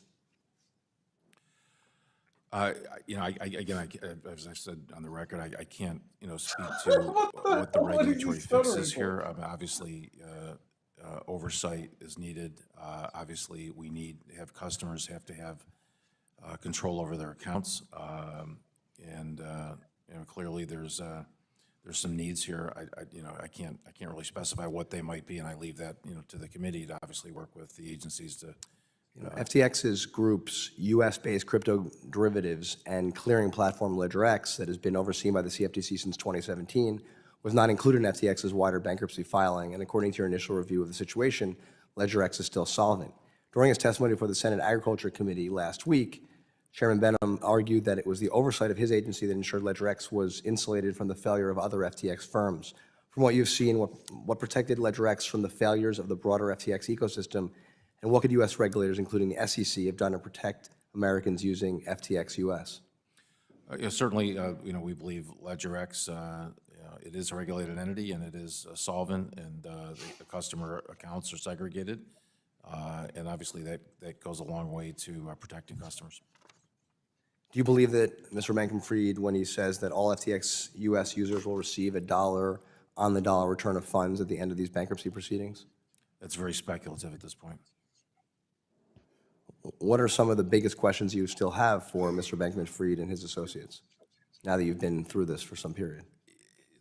I think the questions we have are not necessarily questions for Mr. Fried. The questions we have are, you know, where are the assets? How we locate those assets? It's a mining exercise at this point. And look, you know, at the end of the day, we're not going to be able to recover all the losses here, right? Money was spent. How is it so hard for them? There will be This losses is on not the cash. international side. We're hopeful This on the is U.S. on side. a public ledger. He'll answer to others related to what happened here. Our job is just to. It's not hard to the find any of assets this stuff. and try to get customers their money back as quickly as possible. Well, I think assets are going to be harder than, so some of the assets that Alameda had, these bankruptcies the take actual time, the capital that was assets, raised, will take that's time going to be locate. tough to track down. But I think the crypto itself process will, as I that's say, the will public take ledger part. months, But that's not why I don't weeks. understand is like, But we try to do do they this in the most, understand that there's two different expeditious avenues way here? possible. Thank you for being here. I yield back. He's not giving straightforward answers, man. Right now, Gentleman he's from not. Ohio, Mr. Davidson, is now recognized for 5 minutes.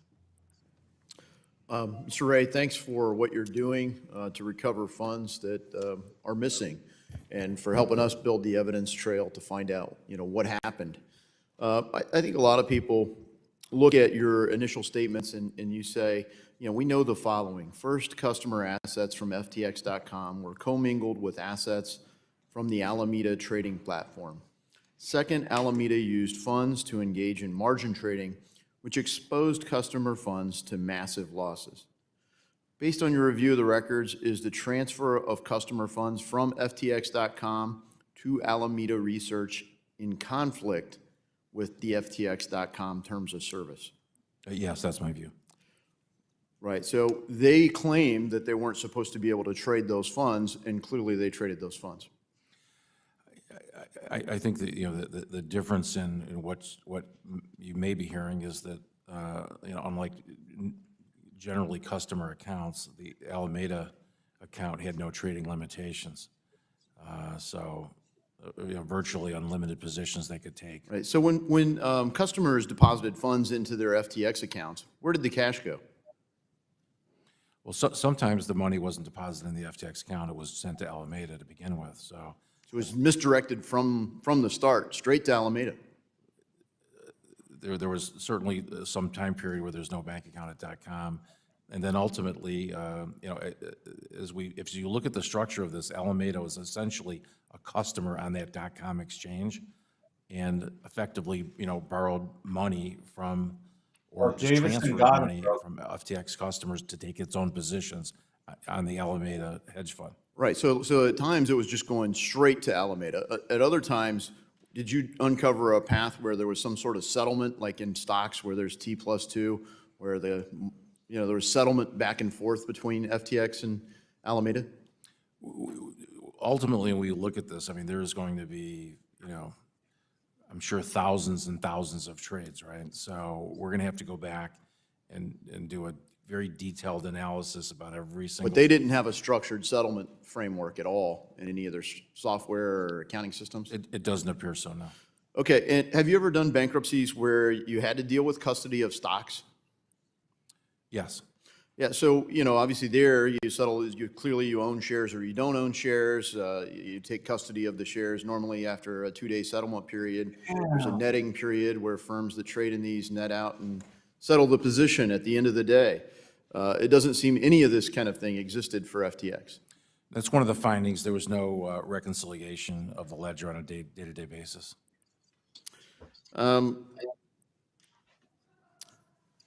Was there anything that have you detected a point in time where the assets on hand for this enterprise matched the amount of customer deposits? We have to go back and look at that. We're looking at a timeline. We're going to have to back up from the petition date. My guess would be you'd have to back up for more than a year, and then we'll look at, on a day-to-day basis. Again, they didn't reconcile ledger on a day-to-day basis. We've got to now do that to find the answer to your question. Okay, so custody really seems to be one of the big things here. Clearly, they didn't have a way to reconcile custody on behalf of their customers. But sometimes when people were saying, boy, I don't know about this, maybe I'm going to take my funds out. Let's say somebody bought Bitcoin and now they want to exit with custody of Bitcoin and have self-custody. Is that the point in time when FTX or some combination of these entities acquired the Bitcoin so that they could deliver what the customer was requesting? Well, there's a certain amount of liquidity at a point in time. I think the problem happened when there was effectively a run on the bank and there was just less assets there than the depositors effectively would require to be drawn out. Underscoring that is a commingling of those assets even amongst the customers themselves. So it's just really one pot of crypto, if you will. Right. Okay, so no control, no custody. And the only real safeguard the individual consumer had as this was unwinding was the hope that they could somehow be one of the lucky people that decided to say, I'm going to take possession and self-custody my own digital asset. Those people, if they've exited and they have custody of the assets, are their assets now safe? Well, you're exactly on point. I mean, if we could all be as lucky as the Bahamian customers who got the money out. All right, thank you. My time's expired. I yield. The gentlewoman from Massachusetts, Ms. Presley, who was also Vice he is Chair of the dodging Subcommittee on questions Consumer like Protection and Financial Sam Bankman Institutions, was is now on recognized for Spaces, 5 bro. minutes. Thank you, Mr. Vice Chair, and thank you to our chairwoman for making this hearing an absolute priority. Due to the collapse of the cryptocurrency exchange FTX, over 1 million people have not been made whole, including consumers in my district, the Massachusetts 7th. Now, Mr. Ray, in a bankruptcy filing a few weeks ago, you stated, quote, "Never in my career have I seen such a complete failure of corporate controls and such a complete absence of trustworthy financial information as occurred here," end quote. So that we can continue to get a better sight line into this failure. Can you elaborate on the internal failures and the inadequate policies that occurred at FTX leading to the collapse?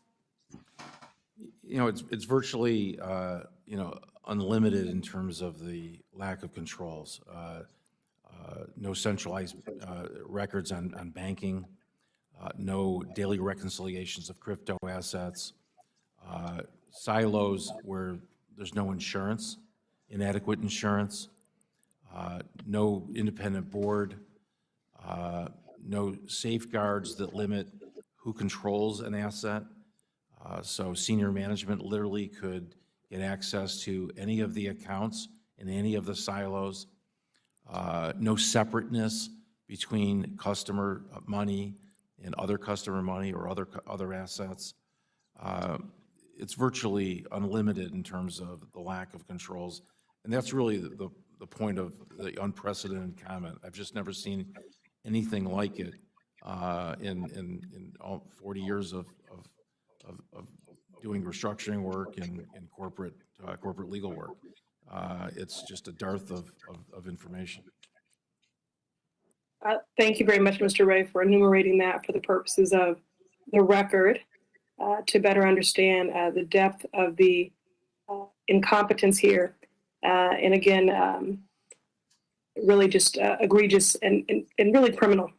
Can you tell us how customer funds were handled at FTX, including the exact amount that FTX misused?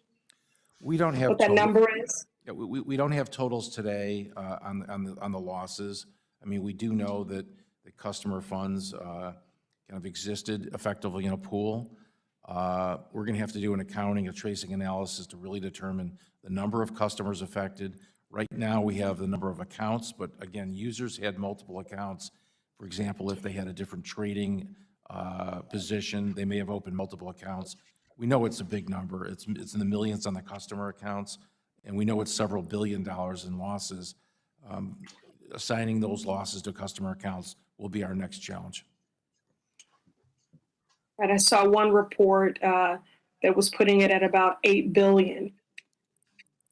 In light of what is FTX's plan to make sure that every single dollar that was misused is returned to the customers, do you have an estimate of the amount of funds that FTX will actually be able to repay?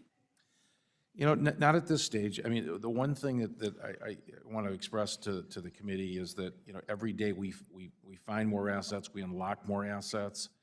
We find, you know, keys that we can then unlock wallets, and then we assign those to the proper silos.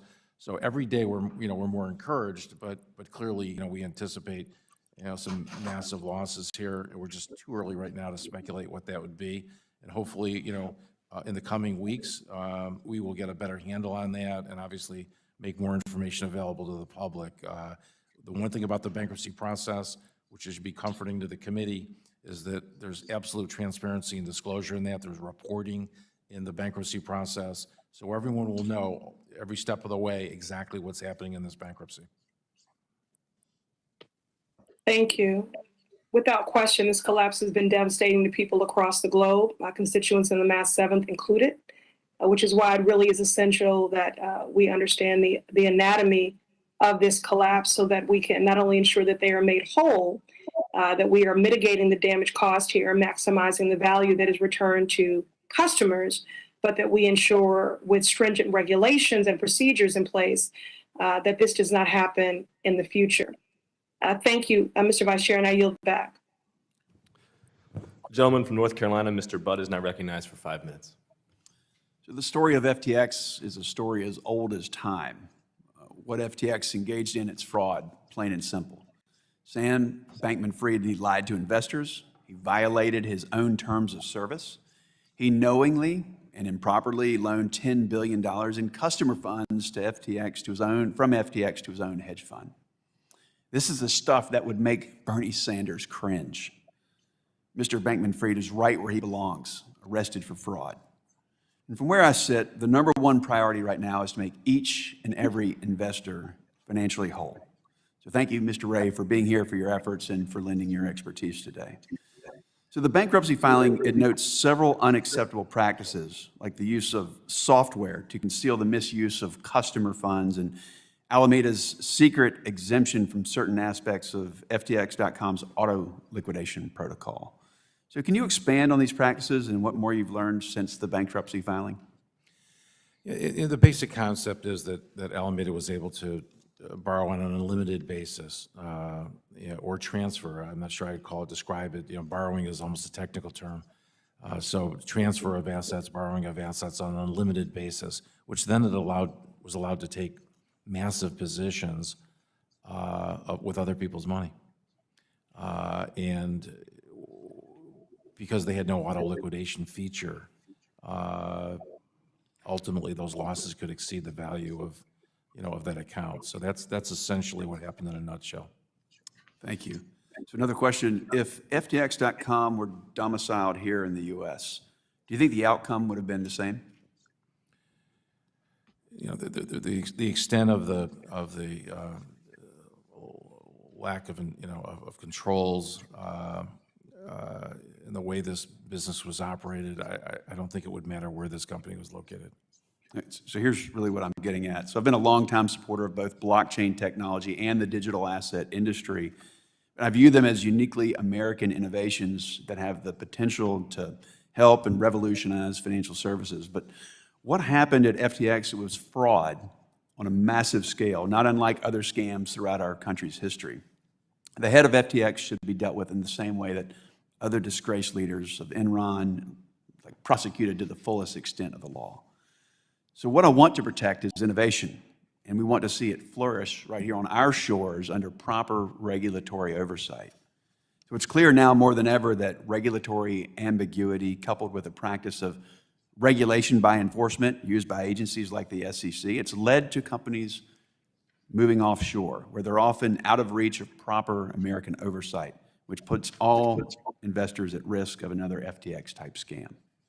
So what we need is for Congress to take the lead and establish clear rules for this industry.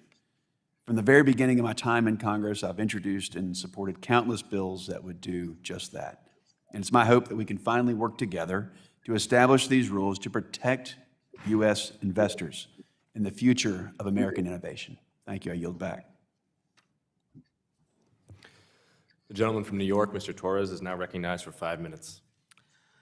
Thank you, Mr. Chair. To read the bankruptcy filing, one gets the impression that FTX had the corporate governance of a college fraternity. In the bankruptcy filing, you note that decisions about the disbursement of funds were made via an online chat with personalized emojis. And it seems to me corporate governance by emoji sounds like a recipe for the misuse of funds. During the New York Times Deal Book interview, Sam Bankman-Fried said that FTX and Alameda were, if not in intention, in effect, tied together more substantially than I wanted it to be.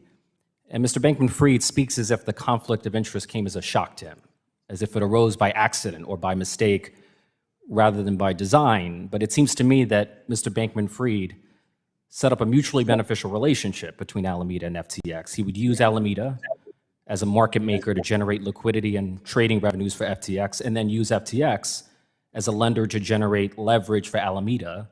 And that incestuous relationship was neither accidental nor incidental. That incestuous relationship was central to the crypto empire that Mr. Bankman-Fried built. Do you agree with that analysis? Or? I can't take any exception to what you said. And so do you think that Mr. Bankman-Fried knew or should have known that the conflict of interest would foreseeably culminate in the commingling of customer funds? I certainly think he should have known his actions would result in the circumstances that we now find ourselves in. Absolutely. When FTX was seeking a bailout, FTX circulated to investors a balance sheet whose largest assets were tokens that FTX itself had invented. The largest asset on the balance sheet were $2.2 billion in Serum tokens. The Serum token is a creation of FTX. And needless to say, the value of a Serum token depends on the value of FTX as a company. If FTX collapses, the token is worthless. It becomes no different from monopoly money. Do you agree that there's something fundamentally fraudulent about the practice of counting your own tokens as assets on your balance sheet?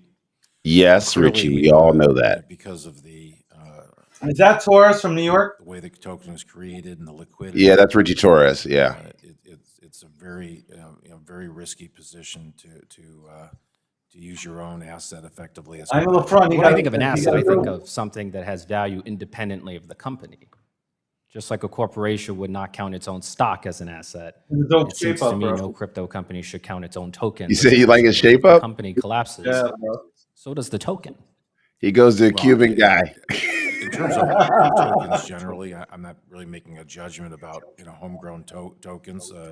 Certainly You can always trust a Cuban or a Dominican to get that thing nice and tight right there. The use of your own assets as collateral certainly seems inherently risky, and I suspect the customers themselves didn't realize that. So those are at least two problems. FTX reportedly holds $900 million in liquid assets against $9 billion in liabilities. These are based on media reports. And it's been reported of the liquid assets, the largest among them is about $500 million in Robinhood stock. According to the Financial Times, the Robinhood shares are controlled by a foreign entity called Emergent Entity, which is said to be personally controlled by Sam Bankman-Fried.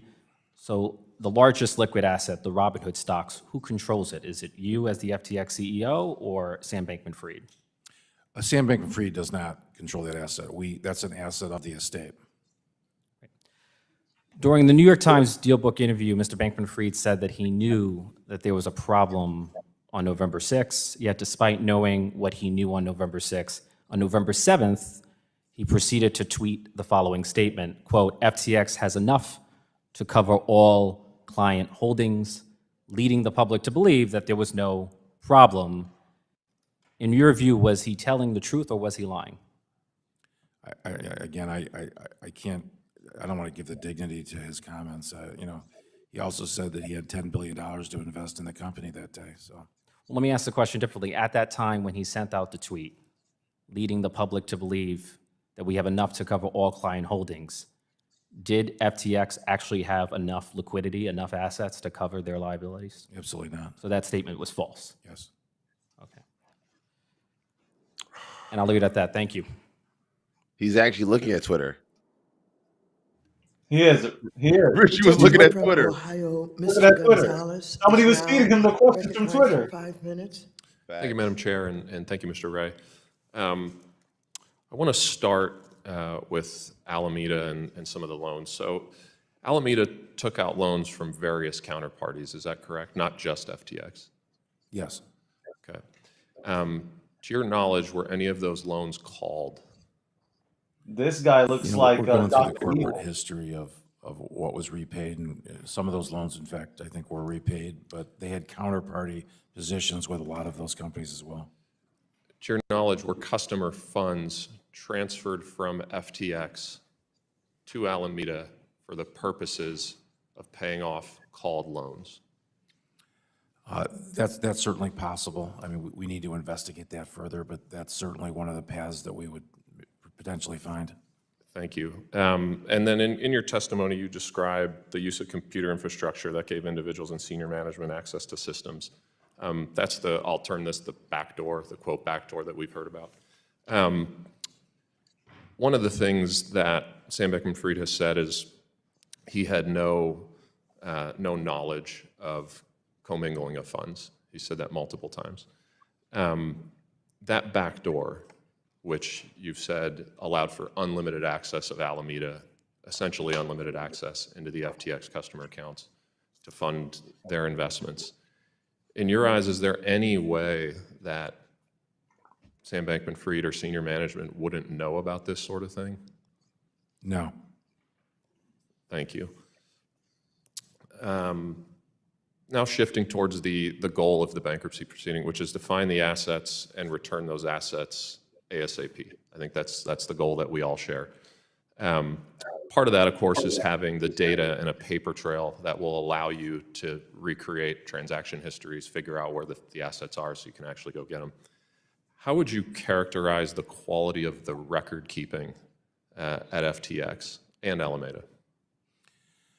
Well, ultimately, we hope, the raw data is there, and through the expertise that we have, we will be able to assemble it. It'll be time consuming because it's raw data. The jump start you normally have in companies, we just don't have. So we're starting in near zero. Do you have any evidence that suggests that data was willfully destroyed prior to your arrival in the company? We have imaged the Slack environment that the company had, but we are aware that there were certain forms of communications with disappearing messaging. So there's obviously risk of loss there. Okay.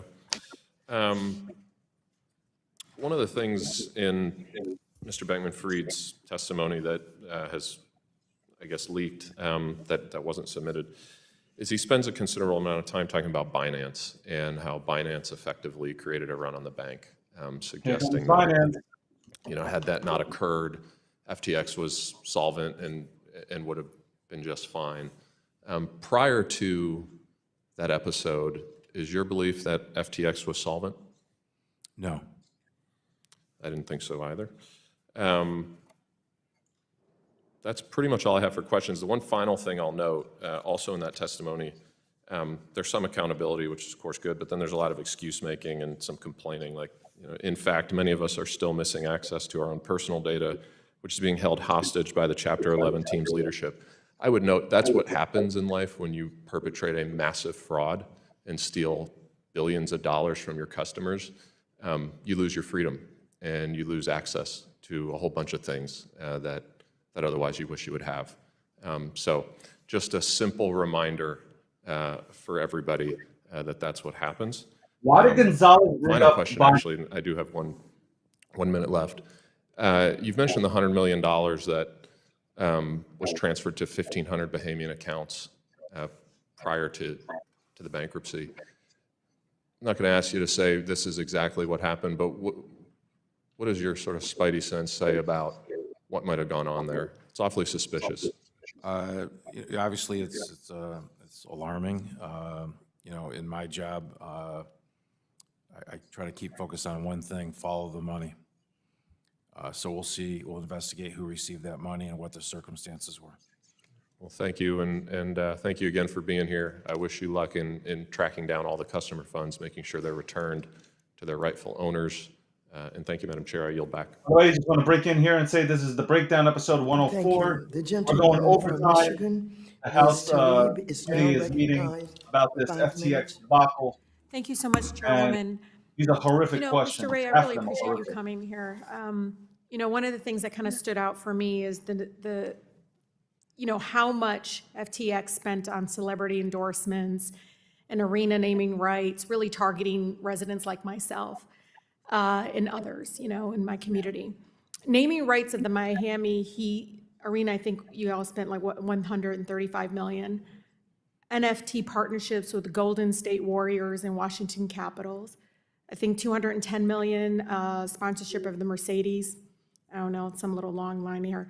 Endorsements and ads with Tom Brady, Naomi, Stephen Curry, Larry David. It goes on and on. Do you know the total amount of FTX, how much they spent on sport endorsements and arena naming rights? We don't have a full tally of that because. Oh my God, he doesn't have a full tally of anything. Do you know if you all spent more on FTX versus FTX.US? I don't have a breakdown for you, and I can't tell you how much was paid in crypto versus cash. When you all ran that TV during the Super Bowl, I think you doubled the number of U.S. users. Is that true? I don't have data on that. Do you think it's financially responsible that he's spending hundreds of millions of dollars on these kinds of sponsorships and quote unquote partnerships while they were unable to cover the customer deposits? No. Personally, it sounds a lot like, Houston Astros playing at Enron Park. I represent the third poorest congressional district, Mr. Ray. This really impacts everyday folks like my residents who were really targeted by a lot of those ads. The crypto industry has spent millions on this marketing. And, one of the things I read, which was really taken aback, and I know Madam Chair might have heard, but, the Ontario teachers pension had to write off $95 million. These are teachers. And the consequences of the crypto collapse on everyday people is something that doesn't get discussed enough.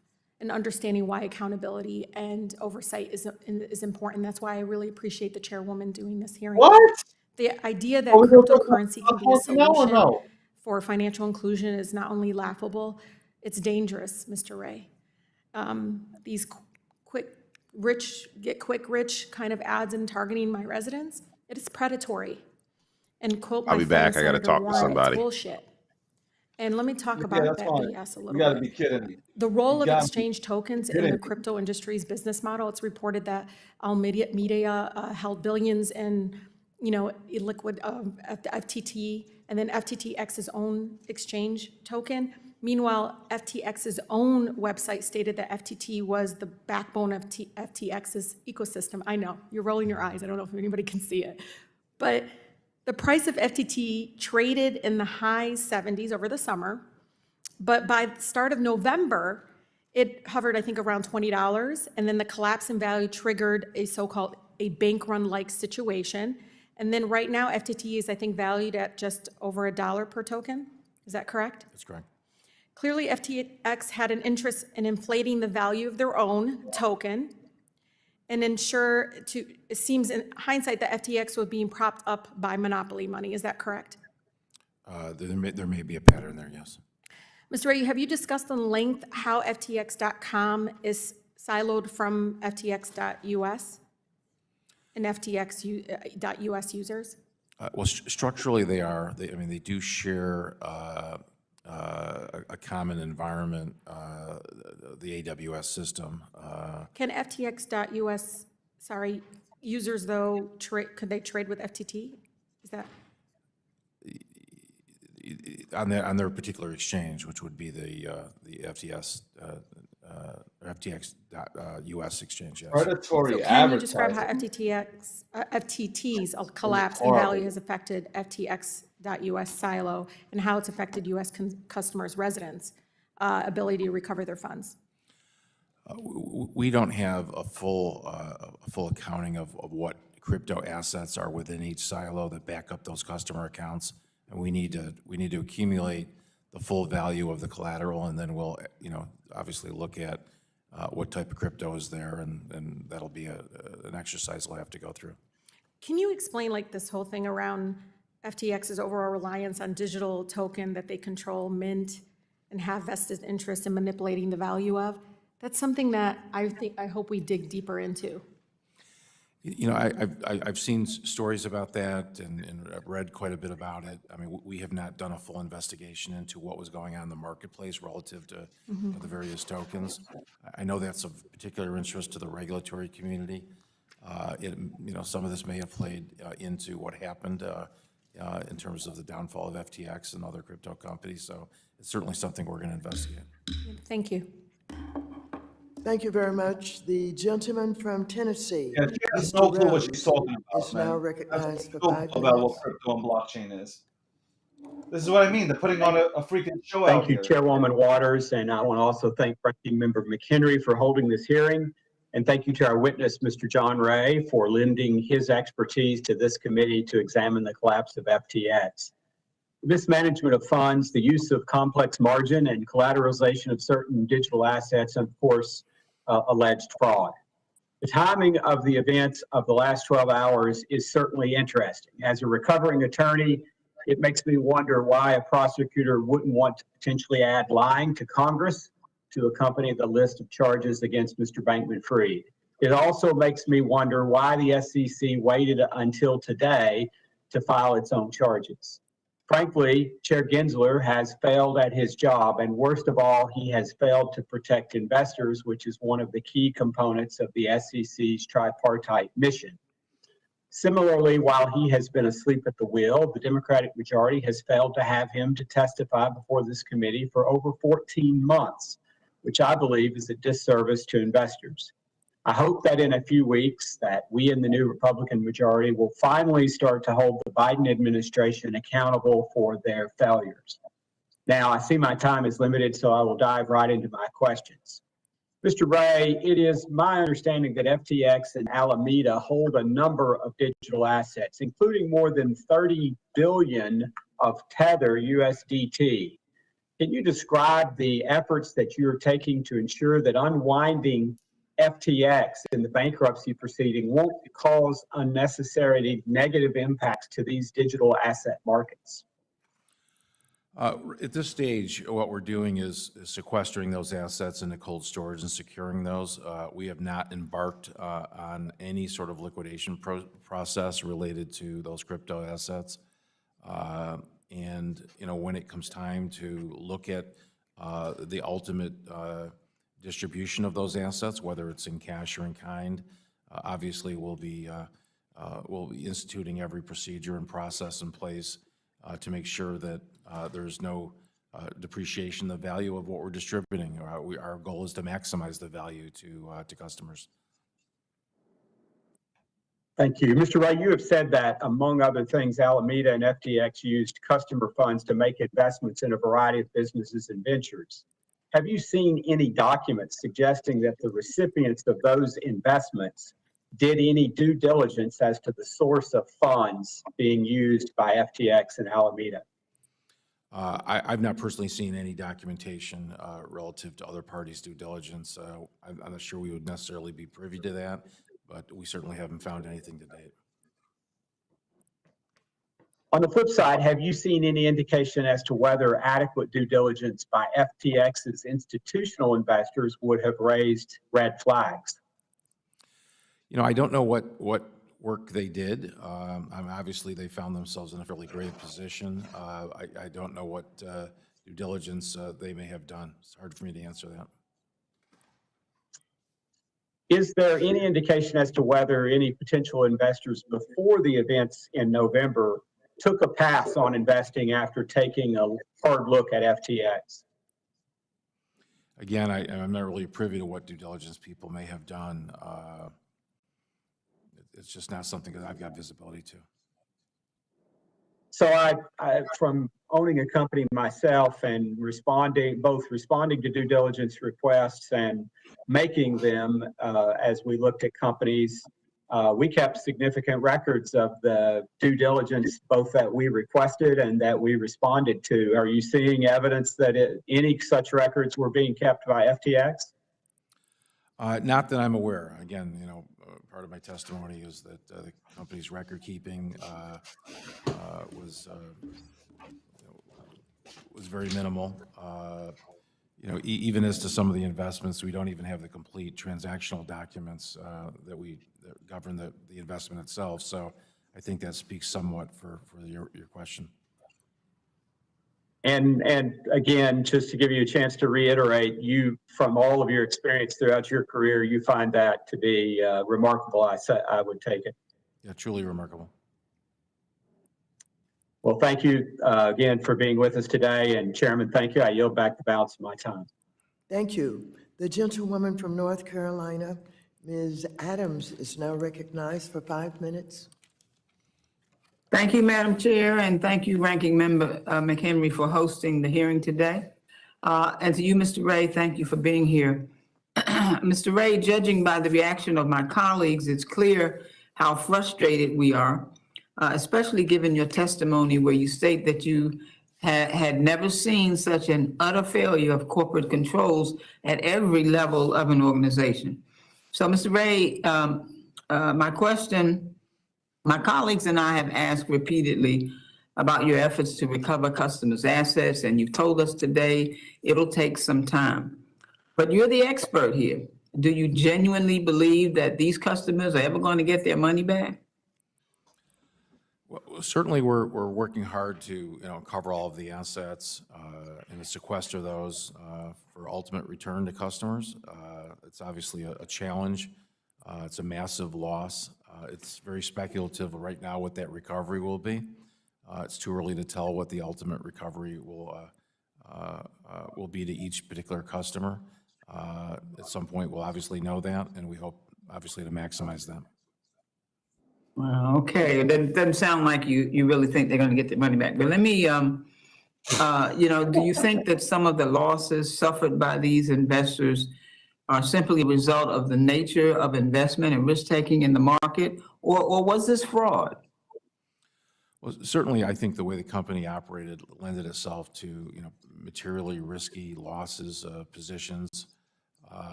Clearly a better run company would have had controls and procedures in place to avoid losses.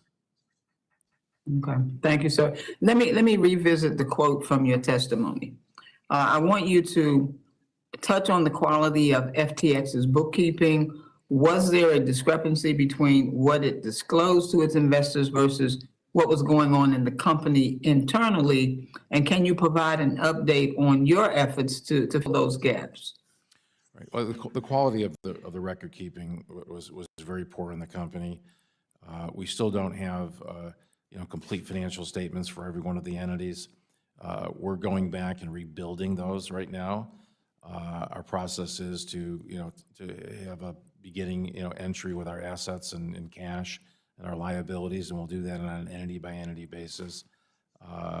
In the coming months, through the bankruptcy process, there'll be disclosures about the financial status of every one of the entities, but that's a process that will build out over the next 4 months. So in your testimony, you discussed the existence of a computer infrastructure that gave senior management personal access to customer funds and lacked security controls. So can you describe examples of the misuse of customer funds that took place as a result of these vulnerabilities? Yo, she don't play. The main misuse is just simply taking customer funds and using it for other purposes. I mean, obviously, there's investments made, payments made, expenditures that were made with customer funds, and then obviously trading that occurred that caused losses that ultimately harmed the customer. All right, thank you, sir. Madam Chair, I yield back. Thank you. Thank you very much. The gentleman from Wisconsin, Mr. Stile, is now recognized for 5 minutes. Thank you, Madam Chair. Thank you, Mr. Ray, for being here. There's a lot of questions about early stage due diligence, about why the indictment and the timing of that indictment by justice. But I think as policymakers, we're here to understand the FTX collapse and what can be done to prevent a future fraud like this from ever occurring again, where individuals lost their money.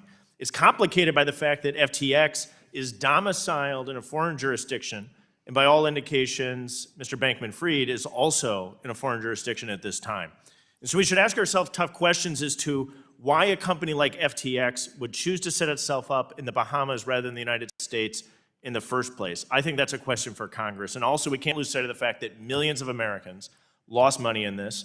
I'm outraged. I think you're outraged. The American people should be outraged. Let me dive in. A day after FTX filed for bankruptcy, multiple outlets reported that there was a hack or potential theft. You have stated unauthorized access to certain assets occurred and that the company was in touch with law enforcement officials and regulators. Have you determined whether, in fact, assets were moved out after the bankruptcy? Yes, clearly there was assets moved out after the bankruptcy. And do you know whether or not that was an actual hack, or was this done, as has been reported, at the direction of the Bahamian authorities? It was both. It was both. And so some was done. Some was done as a result of a hack. Some was done as a result of the request of the Bahamian authorities. Yes, that's right. And do you have indication as to why the Bahamian authorities made that request? Well, it wasn't a request. They just took it. The Bahamian authorities took the funds that were at FTX Yes. through their own action. Was no action required by FTX employees? Maybe you could provide just a little color. They were aided by the ex-employees, yes. They were aided by former employees Yes, of FTX. Yes, Mr. Wang and Mr. Fried. Wow. Is it in the eyes of the Bahamian authorities did this to protect clients and creditors? Do you have insight into the motivation behind this action? Unlike the Chapter 11 process, there's no transparency in the process in the Bahamians, and we've repeatedly asked them for clarity about what they've been doing, and we've been shut down on that. So from you've requested insight as to why this was done from the Bahamian authorities, and the Bahamian authorities, their reply to you was that they did not reply, or they replied and it was unsatisfactory? They put out statements that it was in the interest of Bahamian creditors, although our view is that it violated the automatic stay in bankruptcy. And so you have questions that still remain unanswered by the Bahamian authorities that would shed additional light into your investigation if that information was provided? Yes. Do you believe that at that time Mr. Bankman-Fried was attempting to undermine Chapter 11 cases by expanding the scope, by moving assets to accounts under the control of the Bahamian authorities? It appears so. So it appears that he may be working to undermine the scope of U.S. federal bankruptcy law. That's what it appears, yes. And so then do you still believe that the Chapter 15 case should be consolidated in the Delaware Bankruptcy Court? No, I do not think so. What do you think should be, what do you think would be the best course of action? They have a liquidation proceeding relative to FTS Digital Markets. They filed that proceeding there. That is their proceeding. We think the Chapter 11 process is the only open, transparent process that gives visibility to customers of what happened and when they're going to get their money and how they're going to get their money. The process in the Bahamian Islands is not a transparent process. We have opened up the ability to share everything that we have with the Bahamian government, similar to how we share with other liquidators around the world. Not only in this case, in other cases, it's meant to be a very cooperative situation. The pushback that we've gotten is sort of extraordinary in the context of bankruptcy. It raises questions. It seems irregular to me. There's lots of questions on our part, and obviously we're investigating it. I appreciate your candor on that point. I think that's a really important point that we look at. And again, one of my concerns is we look at overall crypto policy, shifting away from this specific bankruptcy, is that we have a large number of crypto companies that have chosen to domicile outside the United States rather than inside the United States, and a lack of a regulatory framework inside the United States. My concern is that's moving people to be offshore, and when they're offshore, when a fraud like this occurs, it's to the detriment of Americans who've placed their money in trust of a company like FTX. I appreciate you being here, cognizant of my time. I yield back.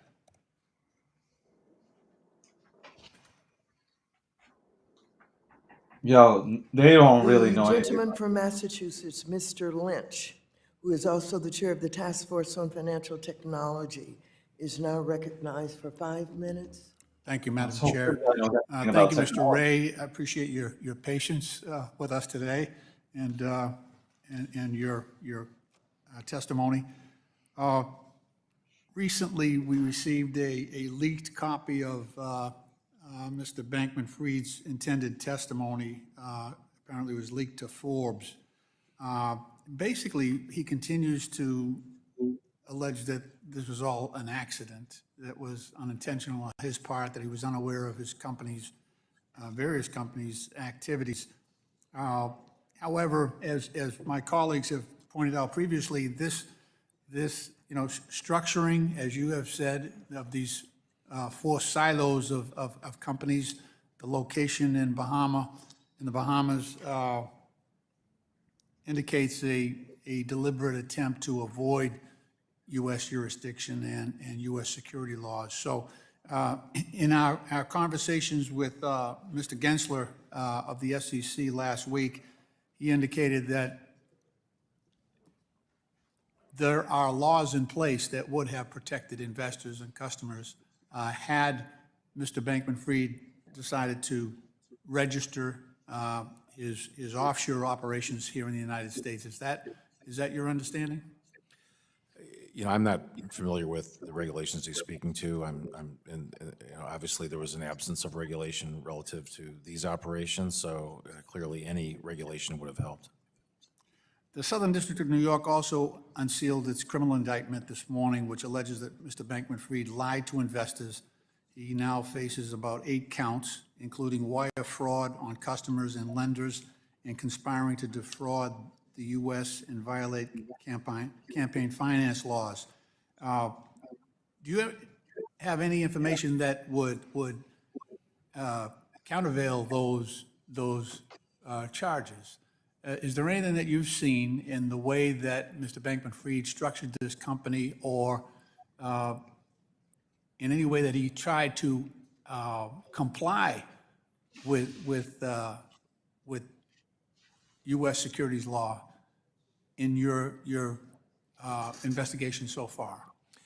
We've certainly made all of our information available to the regulators and the enforcement agencies, and obviously they're seeing what we're seeing. What I'm trying to get at is that while Mr. Bankman-Fried continues to say this was an accident, it appears to me at every step of the way that his acts were intentional, they were willful, and these were conscious decisions made by him in structuring his company as he did.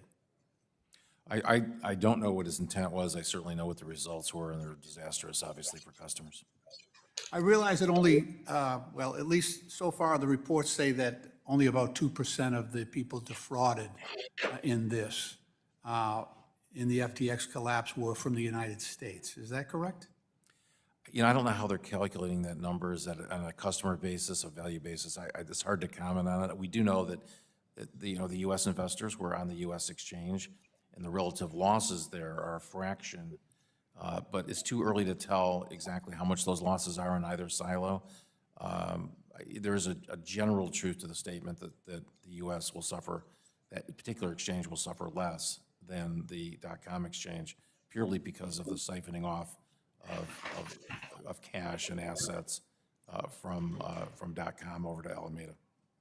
There also seem to be, despite the structural differences between these different operations, FTX.com, FTX US, there is, without a doubt, a barrage of advertisements, endorsements, especially in the minority communities where Bankman-Fried admitted that he was trying to supposedly bank the unbanked with access to FTX. Is that how the U.S. citizens were sort of swept up into this? Do you have any indication that that was the process? They do heavily. There's a lot of hype around crypto. There were hundreds of millions of dollars were spent on advertising to U.S. citizens on FTX. I'm just wondering if that was what drew some of these victims into this disaster. I don't have a professional view of that. I think your own observations will guide you there. Okay, well, my time has expired. Madam Chair, I yield back. Thank you. Thank you. The gentlewoman from Pennsylvania, Ms. Dean, is now recognized for 5 minutes. Thank you, Madam Chair, and thank you to the ranking member for hosting this important hearing at an extraordinary time in the cause of this. Shout out to Unstoppable Domains and Expector so, Mr. Ray, I want to just make sure we set the stage, which is that no matter what, the failure, the fraud, the infliction of pain on people is extraordinarily real. As intriguing, as disastrous as the events leading up to the filings of bankruptcy are. And of course, you have the task of trying to recapture the assets and protect them and transparently convey them back to folks as best as possible. So all that is outrageous. I'd like to focus my time a little bit on what happened on the 11th and the 12th of November. You say in your testimony, I'm going to cite both your testimony and the declaration of the filing yesterday in court, that you accepted the position of Chief Executive Officer for FTX Group in the early morning hours of November the 11th and quickly realized bankruptcy filing was necessary, which began that day. You also say that as the cases were filed, debtors and their representatives worked tirelessly through the night to secure assets. You then go on in this yesterday's pleading, trying to block what the other liquidator was trying to do, to say that during this period, on the 11th and the 12th, as best I can build this, information emerged that debtor systems and assets were accessed from at least 2 sources. What are those two sources? There was two situations going on. One is there was a hacking by a third party. We are tracing that hacking, using our own cyber teams, plus we're being assisted by the government in tracking the ultimate, location of those crypto assets. And the other thing that happened at the same time was that, aided with resources of our former management, the Bahamian government took control of certain crypto assets. The Bahamian Commission Yes. instructed Misters Bankman-Fried and Wang to mint, what does that mean, to mint a substantial number of new tokens and transfer hundreds of millions of dollars worth of these new tokens to cold storage for their benefit. So what that refers to is that it's mentioning the FTT, which is a coin created by the company that could literally be minted. You could create new money with it. And so in that process, FTT was transferred to the Bahamian authorities. To the tune of how much money?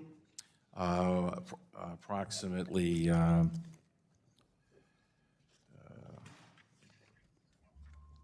I read here less than, about 300 million. 300 million. Damn, And son. you said that would be Mr. Bankman-Fried and Mr. Wang who did that minting and transferring.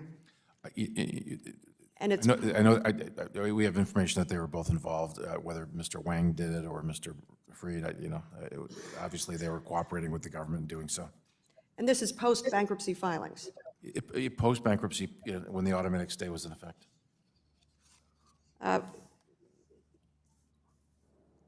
That kind of wrongdoing, for somebody of your expertise, how is it that the walls were not secure? That someone was able, in this case, one unknown and the other known, likely known, was able to go in, mint, manufacture tokens, and transfer them to a foreign government? It really goes back to the control of the company and its assets in the hands of a few people, in this case, wrongdoers. They held the keys, and they knew where the wallets were, and there's just a lack of documentation, internal controls of separateness between the company's assets, who held the keys, and they were able to take those assets purely by the way the company was established. And post the 11th or 12th, has that kind of access to the keys, minting, transferring, stopped? We haven't seen any evidence of hacking. We've certainly have isolated any involvement of the former founders from the company, whether that's cash or other assets. What we don't know, right, is whether or not the founders could have taken crypto and put it in a cold wallet that we just don't have an awareness of. And if they did, hopefully we can trace that. We may find in the billions of data that we have a trail there, but it's possible that assets would have escaped the system and maybe exist in a thumb drive that we just don't have knowledge or possession of. I thank you, Mr. Ray, and thank you for your team's work. Thank you very much. The gentleman from New York, the gentlewoman from New York, Ms. Ocasio-Cortez, is now recognized for 5 minutes. There we go. Thank you very much. AOC Thank on you the for coming mic. here to testify today, Mr. Ray. I have a lot to get through, so we're going to try to get these answers as quickly as possible. I want to put together a little bit of a timeline of this collapse between November 12th and yesterday. On November 2nd, we have CoinDesk leaking these balance sheets. On the 8th, Binance signs a non-binding letter to acquire FTX, and Bankman-Fried freezes or pauses withdrawals from FTX. I would like to submit to the record your declaration to the U.S. Bankruptcy Court, or FTX's declaration to the U.S. Bankruptcy Court that was filed yesterday. Now, on November 9th, the day after those assets were frozen, Binance announced it would not go through with the purchase, and according to this filing, the same day, Bankman-Fried emailed the Bahamian Attorney General with an offer. That offer stated that he would offer to unfreeze withdrawals just for Bahamian customers on FTX, quote, so they can tomorrow fully withdraw all their assets. Correct? Is that correct? Yes. Now, on November 10th, FTX DM, the next day, was placed into a foreign provisional liquidation in the Bahamas, correct? Correct. The next morning. Now, after that, Bankman-Fried then made good on his offer, on his previous day's offer in that email to the Bahamian AG, opening withdrawals just in the Bahamas for a period of 25.5 hours. Is that correct? Correct. Now, during that period, $100 million was withdrawn in the Bahamas from FTX by 1,500 individuals, correct? Correct. And this was the day before you were set to take over. So he was still in control. This was like right before he was supposed to hand this off. Now, I think what we have here is that, or rather afterwards, on November 12th, we have what Congresswoman Dean was just asking about with this additional minting, these questions around this additional minting. And then on November 16th, the Bahamian appointed joint provisional liquidators did something very interesting. They came here to the United States Bankruptcy Court and sought an entry to recognize the Bahamian liquidation as the main foreign proceeding.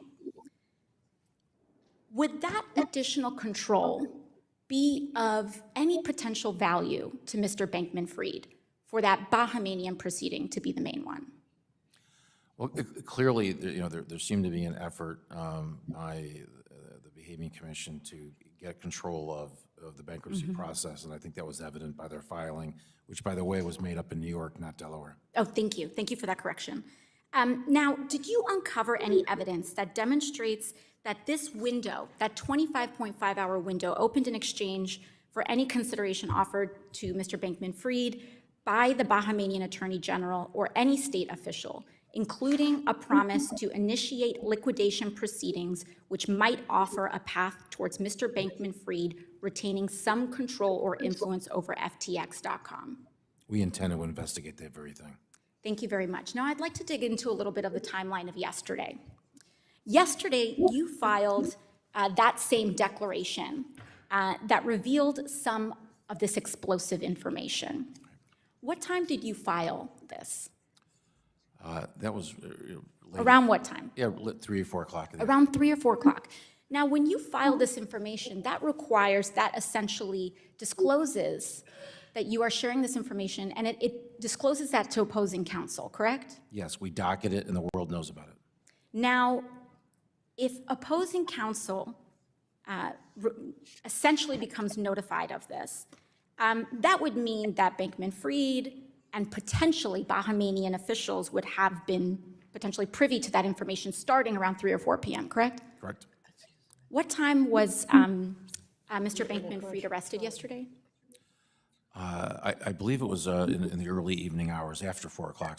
I believe it was 7 o'clock, perhaps. It was in the evening, after that filing. 6, 7 o'clock, yes. I would like to submit to the record the statement from the Attorney General of the Bahamas issued yesterday on the arrest of Mr. Samuel Bankman-Fried. And after submitting that to the record, I would like to note that in this statement, they stated at such time as a formal request for extradition is made, presumably by the Southern District of New York, but they do not state when that request for extradition was made. Do you believe that information is important for us to understand in order to piece together a timeline, Mr. Ray? Yes, sir. I certainly don't have that full timeline, and that's something that we look forward to learning. Thank you very much. Thank you. The gentlewoman from Texas, Ms. Garcia, who is also the Vice Chair of the Subcommittee on Diversity and Inclusion, is now recognized for 5 minutes. Thank you, Madam Chair, and thank you, Mr. Ray, and thank you for your patience today as we come towards the end of this hearing. Let me just say that I was one city controller of Houston, and under me was the city auditor, so I've done a lot of audits, overseen a lot of audits, and this has got to be one of the most ridiculous, loosely goosey operation I've ever seen. I wouldn't be surprised if you come back and tell us you found money under somebody's mattress, because it seems like there was a total lack of controls, total lack of transparency, total lack of any accountability. And it's much like an onion that every time you peel a layer, it gets a little smellier and uglier. So I know we need to stay tuned. I wanted to also go over a little quick timeline, following up on my colleagues' questions. And FTX International was founded before FTX US, correct? I'm sorry, could you repeat the question? FTX International was put together before FTX US. Yes. So before FTX US, US customers didn't have a forum or a platform to participate in because, as I understand it, FTX International was for non-USA customers. That's correct. So do you happen to know how many FTX US customers there really is? We don't have an accurate customer count. We do have a user number, which is about 2.7 million. But customers did have multiple accounts, and some of those accounts have zero balances. So We need to get to the bottom of 2.7 it. million. Right. We were told that I saw some information that said that it was about, I think it was 2% of the total picture of FTX customers. Only 7 people I use don't know how they're FTX. Come on, calculating that. man. I mean, on a relative basis, though, the U.S. number of U.S. users and the value at the petition date, is a relatively small compared to .com. Well, I've been curious to find out, and I've asked this question of the White House Working Group and another number of people that have appeared before us just about this whole crypto space. Who is the consumer here? Who are the people being harmed? I'm not talking about hedge fund managers. I'm not talking about investors. I'm not talking about entities. How many real people are being hurt? Well, we haven't, we don't have a breakdown by, say, institution versus individual. Clearly, there's a lot of individuals harmed by this, a lot of individual accounts. Crypto accounts are certainly a, something that, it's available to consumers. So I would expect that the population would include a large amount of consumers. So when you say that, are you telling me you have no consumer data, you just have account numbers right now? We have account numbers. We can ultimately, figure out the names associated with those accounts. What we don't know, of course, necessarily is, what the identity necessarily is behind some of those account names.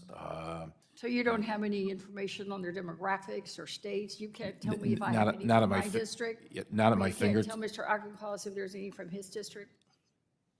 Not at my fingertips. We certainly can accumulate that and break that down. Well, I would be really interested because obviously for many of us, it is our constituents that we want to make whole. Well, we have a concern for the entire crypto space and all of the people who participated in any of these trades on their platforms. We have a deeper concern, if you will, for our own constituents. And we need to make sure that we do make them whole. And I know in response to a previous question, you said you weren't sure when you'd be able to make everyone whole. Is that answer the same for the people for just the U.S., or is that also the same for the people in the FTX International? It's same for all, for all the customers. I mean, obviously, the extent of the harm appears greater on the international side. So, we're hopeful, again, on the U.S. side that the dissipated assets are not significant, and that obviously would lead to a greater recovery and a sooner recovery. But it's a little bit premature to really nail that down today. Well, thank you. And when you do the demographics and the consumer data, keep in mind that Morning Consult study showed that about a quarter of Black and Latino respondents own cryptocurrencies. It's a quarter compared to 17% of white respondents. We need to make sure that when we talk about making everybody whole, we're talking about everybody. Absolutely. Thank you. I yield back. Thank you very much. The gentleman from South Carolina, Mr. Timmons, is now recognized for 5 minutes. Thank you, Madam Chair. Thank you, Mr. Ray. Let's go back to Enron. That trial was from January 30th, 2006 until May 25th, 2006. Pretty lengthy trial. I imagine that the federal prosecutors presented ample evidence. There were all kinds of witnesses. Would it have been helpful to have the defendant testify before Congress for like 6 hours and answer a whole bunch of questions under oath prior to that trial? Would that have been helpful to federal prosecutors? Well, by that time, the company had been confirmed out of bankruptcy. We had Before he was arrested, would it have been helpful for him to come before Congress and testify for hours on end and answer every question that we could come up with? Oh, absolutely, absolutely. Yeah. So it would have been really helpful? Yeah, oh, yes. Okay, okay. So why 36 hours before he was scheduled to testify before this committee for hours on end? Exactly. Did the Southern District of New York send a provisional arrest warrant to the Bohemian government to facilitate his arrest, to preclude his testimony? He knows they're which would have been capping. incredibly helpful in the prosecution of Sam Bankman-Fried. I mean, I obviously can't speak for the, for the agency. It's kind of bizarre. I mean, I was a prosecutor for a number of years. I prosecuted complex white-collar cases. The thought of getting 6 hours of congressional grilling for a target of investigation or a defendant, that would be great for my case. So I just don't understand. I guess the grand jury returned the indictment on the 9th. Technically, you can delay weeks if you want to. So this was a decision made by somebody at DOJ to prevent Sam Bankman-Fried from coming here in a couple hours and testifying before Congress, answering questions in front of the American people. I've read his alleged testimony that he was going to give. He's basically saying that he lacks the criminal intent. He lacks mens rea. He's saying that his attorneys pressured him into filing Chapter 11, that he immediately, after doing a DocuSign to sign away everything, said, I don't want to do that, told his attorneys, again, this is all what he says, told his attorneys that undo it, I do not want to do that. And it seems that he's been taking steps ever since that to try to wrangle control of his companies back. Is that fair to say? You know, I can only read what you read in the press. I haven't talked to Mr. Fried. So my friend from Wisconsin was talking about Chapter 15 versus Chapter 11. And that's basically the Bohemian government or outside, what are they called? Joint provisional liquidators are trying to wrangle control of this bankruptcy. Is that fair to say? It seems that way, yes.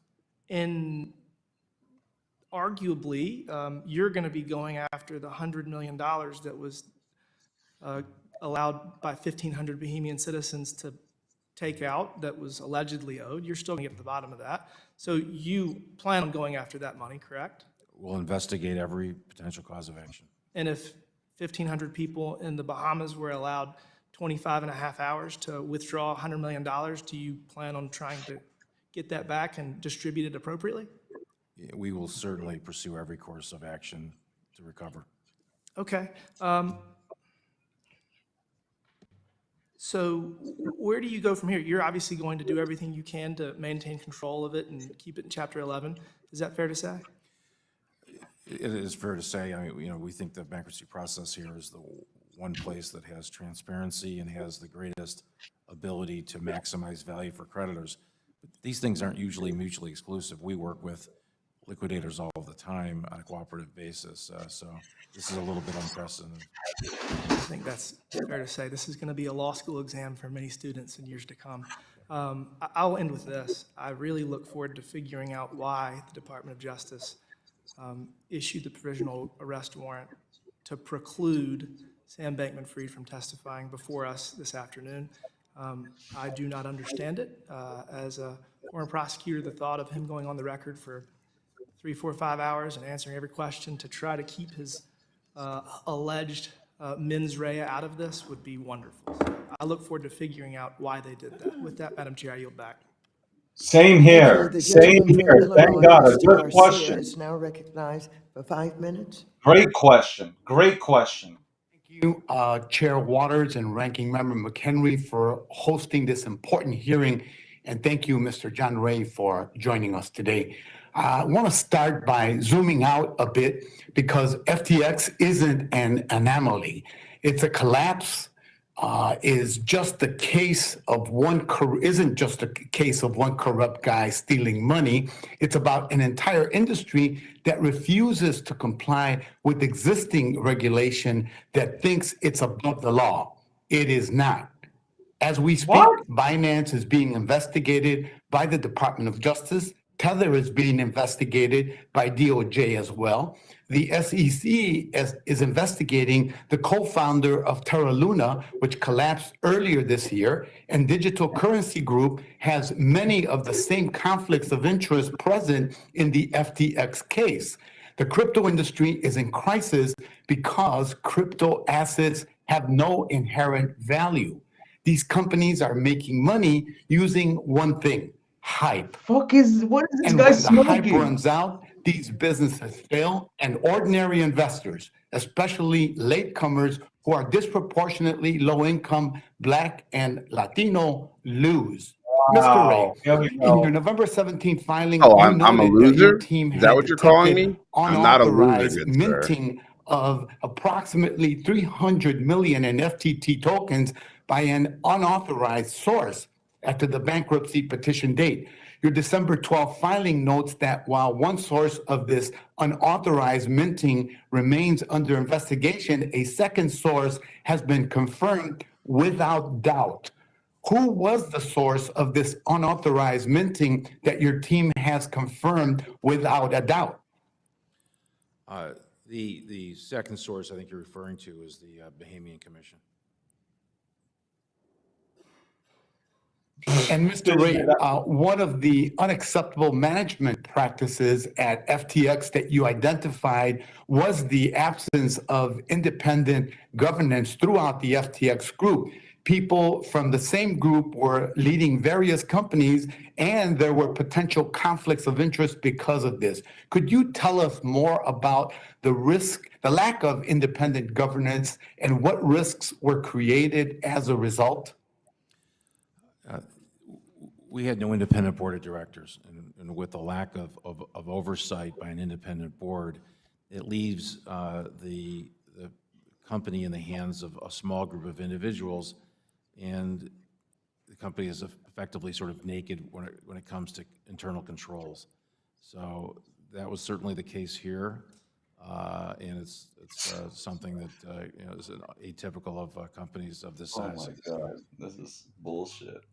And customers report, and you've confirmed during the hearing, that FTX was asking customers to send money to Alameda instead of FTX. Mr. Bankman-Fried claims this is because in the early days of FTX, the company did not have a bank account. On a Twitter space yesterday, Mr. Bankman-Fried said he does not know if assets were moved over from the Alameda to FTX after those early days. To your knowledge, how long were customers instructed to send funds to Alameda that were meant for FTX?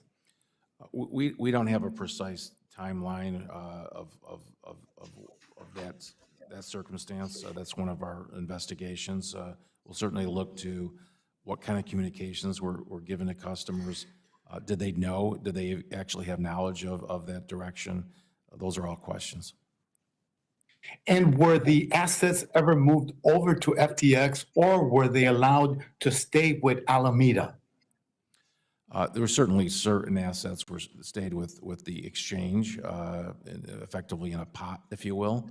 But clearly, assets moved to Alameda, or those assets were there, continuously. So, clearly there was an allocation to Alameda of customer funds that were utilized for other purposes. Thank you, sir. Madam Chair, I yield back the balance of my time. Thank you so very much. The gentleman from Massachusetts, Mr. Auchincloss, who is also that the guy, vice chair who of the elected that full guy? committee, is now recognized for 5 minutes. Who elected Thank you, that Madam guy? Chair.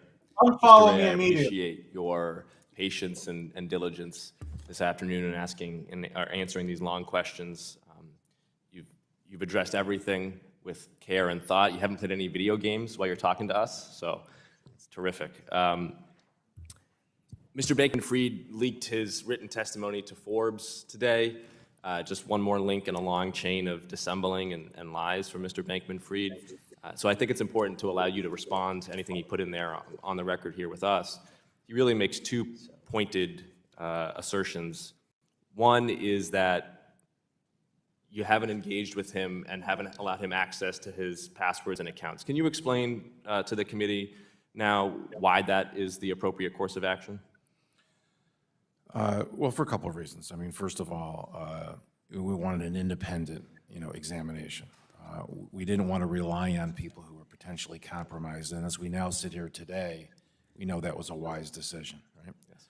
Second of all, what he was asking for fundamentally was to allow access to a system that we know just hours after the bankruptcy filing, he had dissipated assets from the estate. I think those two are sufficiently good reasons. I'll reclaim. The second broad point he makes is that were he allowed to restart FTX, he could raise the financing and make customers whole. That's, I think, a fair paraphrasing of what he's asserting. Again, can you respond to that and whether that's true and credible? In my history of doing corporate restructurings, I don't find that remotely believable, because the first thing an investor would have to do is pay several $1 billion just to have the company, back to the position it was in. So it's a fantastic idea. It would be throwing good money after bad in the biggest sense of the word, right? Correct. Good, thank you. I just wanted to give you that opportunity. And I also want to associate myself with the very thoughtful line of questioning from both Ms. Ocasio-Cortez and Mr. Timmons, actually, from both sides of the aisle on the timeline here, and I'll just reiterate the timeline quickly. On November 6th, FTX Group was facing a liquidity crisis. On November 8th, FTX withdrawals were halted. On November 9th, Mr. Bankman-Fried sent an email to the Attorney General of the Bahamas saying the Bahamian customers could make withdrawals as they had, quote, segregated funds for all Bahamian customers, end quote, despite his awareness of FTX's withdrawal halt. And then on November 10th, 2 days after withdrawals were halted, nearly $100 million in cryptocurrency was withdrawn by those, quote, asserting to be Bahamian customers. And then, quite conveniently for Mr. Bankman-Fried's counsel, he is arrested right before he was due to provide hours worth of sworn testimony to Congress. Mr. Ray, do we have your commitment that as you continue to unravel this ball of yarn and pull on these relative threads here, that if you find any evidence of improper collusion between Mr. Bankman-Fried and any authorities in the Bahamas or elsewhere, that you will make that known to us? Absolutely. Thank you. And I want to close really with comments directly to the broader industry here. And I've long said that I'm neither a crypto bull nor a bear. My job as a policymaker is not to deliver new products or technology, but rather to advance laws and regulations that protect consumers, that preserve market integrity, and advance the US dollar as the world's reserve currency. And I maintain this market and tech agnostic position. I think it's the appropriate one. We need strong and clear regulations here from Washington. But I do want to say that my patience with the crypto bulls is wearing thin. It's been 14 years, and the American public has heard lots of promises, but it has seen lots of Ponzi schemes. For crypto, it's time to put up or shut up. It's worth noting that ARK, the innovation investor, several years ago identified 5 general-purpose technologies of the future: DNA sequencing, artificial intelligence, robotics, energy storage, and blockchain. And yet those first 4 disruptive technologies have already delivered game-changing innovation that affects my constituents in daily life. Blockchain has thus far delivered white papers and podcasts about Bitcoin and DAOs and NFTs, DeFi, and more. And it's all interesting, it's exciting even, but none of it has achieved product market fit at scale. And it's time for the blockchain investors and entrepreneurs to build things that matter or to lose more credibility. Madam Chair, I yield back. Thank you very much for that. That's why. How about you give us clarity? Closing statements. Where's the clarity? Walt Disney are in this space, so what is he talking about? And They're I'd like scaling. to thank you, Mr. John Ray III. Chairwoman for Waters. your presence here today. Chairwoman Waters, I've not had an opportunity to testify or to question the witness. Jesus Christ. I'd like to Thank you for This your is- presence. this is- Chairwoman Waters, And for the time. parliamentary inquiry. Yes. Are all members entitled to question witnesses? You are, and if you would like to miss the votes on the floor for Hey, everybody. it's just the one chairwoman's moment. prerogative to call a Just recess. one moment, That's your please. decision, not mine. Just one moment, please. You may go right ahead and have 5 minutes. Thank you. Thank you, Madam Chair. You're certainly welcome, sir. Mr. Ray, earlier today you said FTX was one of the worst bankruptcies you have handled in your 40 years of legal and restructuring experience. Under Mr. Bankman-Fried, FTX had almost no record keeping, risk management, or accounting. In fact, FTX had 0 accountants on their payroll. Mr. Bankman-Fried explained to Bloomberg Businessweek that FTX's accounting was done by him, and in his head, quote, "I was real lazy about the mental math. The complete lack of any basic record keeping makes it difficult to track down assets and untangle this mess. Are you aware of any additional wallets the co-founders potentially have access to that contain debtor assets?" No, we're not. There's also been very little attention to the banks that FTX had a relationship with. I don't know that I've heard about any questions today, but the ties between FTX and Farmington State Bank began in March when Alameda Research invested $11.5 million in the bank's parent company, FBH. Do you have any insight or additional information as to why a small agricultural lending bank with really no footprint in fintech or crypto has a relationship with FTX? No, that's the subject of our inquiry. I mean, we do know, obviously, we made that investment. Well, thank you. I appreciate that. You've also stated that Alameda's business model as a market maker required deploying funds to various third-party exchanges, which were inherently unsafe and further exacerbated by the limited protections offered in certain foreign jurisdictions. To your knowledge, are any of the FTX co-founder or their family members affiliated with third-party exchanges that receive funds from Alameda? We're certainly investigating that. It's going to take some time to dig through that, but that's clearly a part of our focus. Thank you. I appreciate you coming here today, and I'd like to yield the balance of my time to the ranking member, Mr. McHenry. I yield back. Thank you. Thank you. As I was saying before, without objection, I would like to enter into the record the closing statements from Ranking Member McHenry and myself. I would like to thank you so very much, Mr. John Ray, for the time that you have spent here today in the way that you had helped us. And with that, I would recognize the Ranking Member for a minute. Well, thank you, Madam Chair. And first, I want to say thank you to you, Madam Chair, and your team. Over the last 4 years as ranking member and chair of this committee, there are times we've worked together. There are times we haven't. There are times where we've agreed in public and disagreed in private, and then other times we've done the opposite. But I want to thank you for how we have attempted with one another to treat digital assets and the bipartisan work we have here. Mr. Ray, thank you for you and your team, your willingness to participate today, and the forthright nature by which you've handled a hearing like this. We know there will be ongoing conversations in the new year. The title of this hearing was Part 1. Part 2 will be next year. And as chair of the committee, it's my intention to continue the work of Chairwoman Waters when it comes to this matter. We know more because of your testimony. You had somebody who's a crypto genius, but behind closed doors was using QuickBooks. We know somebody who was a pretender to the technology, but was doing everything possible to obscure something that is innately a transparent product. Now we understand why, a lot more of the why. We wish you well in resolving these matters and look forward to continuing the conversation. Thank you, Madam Chair. Thank you. Without objection, all members will have 5 legislative days within which to submit additional written questions for the witnesses to the chair, which will be forwarded to the witnesses for their response. I ask our witnesses to please respond as promptly as you're able. Without objection, all members will have 5 legislative days within which to submit extraneous materials to the chair for inclusion in the record. The hearing is adjourned. Thank you. All right. And this is what we talked about, right? Or at least what I was trying to put out there. First of all, none of these, maybe like 3 or 4 people knew what the hell they were talking about. The rest were just asking questions all over the place, have no clue what blockchain cryptocurrency is, Web3, nothing. This is you have people tuning in from C-SPAN. They're tuning in to, they're going online to look at this entire hearing. They know nothing about cryptocurrency. But if a normie, just tuned in today to listen to that, I'm not going into crypto. I am. I'm not.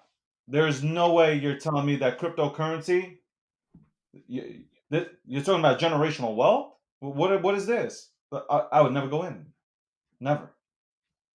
Zero. I don't know, man. Honestly, there were some people that talked a good game, but there was nothing really bad there. Now they were specifically talking to SBF, but they said, well, wait a minute, what are all these other things? And then the last person that kind of dove at like, oh, there's all these things that are supposed to come and they've been really slow. And I'm like, really? I'm gonna Google this. And then when you go, well, hold on, I just said Nike had got in with artifacts and they put out an NFT crypto kind of shoe. Wait a second, does that mean it's a bad thing? Absolutely not. Like they said, people have been waiting, but the industry isn't waiting. The industry's still moving forward. So what the fuck are they talking about? At the end of the day, there were good points made, and that is Sam Bankman should have been there testifying. I don't know. They made good points. Hey, it was both sides. It was not just one side. It was both the Republicans and Democrats made a point. The man should have been testifying there. There was a guy who just literally, I forgot the politician's name, but he stated that Why he was was he a prosecutor. He was a prosecutor, and he said, "You know what? We could have held, and we could have had him here. We didn't need to arrest him 36 hours prior to him being here, or supposedly joining them while they were to pepper him with questions." Timmons, William Timmons. We got it all. We got all the tweets up. And then did you hear the Binance? Did you hear how many times they specifically named Binance? Binance has nothing to do with Sam or FTX. That's it. AOC forgot to mention during her little speech there that Binance said they would acquire FTX. They would acquire FTX only after doing their due diligence. Remember how I always talk about people only see acquire but misreading everything else? CZ came out and stated, there's the tweet, you guys can search it up. He said, we will acquire Binance. We will give you the letter of intent of buying Binance, but it will be based on doing their due diligence, meaning they can back out of the deal if they feel, after researching the books, that it's not right for them.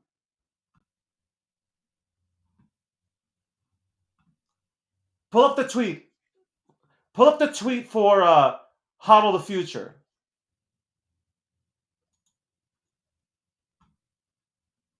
Will agree to acquire only after doing due diligence on FTX's book. So they made it. She forgot that part. AOC forgot that part. She didn't want to mention that part. So it's like, we know where this is heading now, right? I'll say it now and then we'll replay the tapes. We stayed on here. We closed off the show 11:30. This is super important for the industry. Yeah. So we stayed on more, right? Yep. You will see they will use this FTX shit that they went ahead and planted. They will use it to try to bring down CZ and Binance.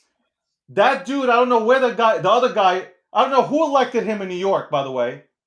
I'm not talking about Torres. I'm talking about the other guy, Mario looking guy.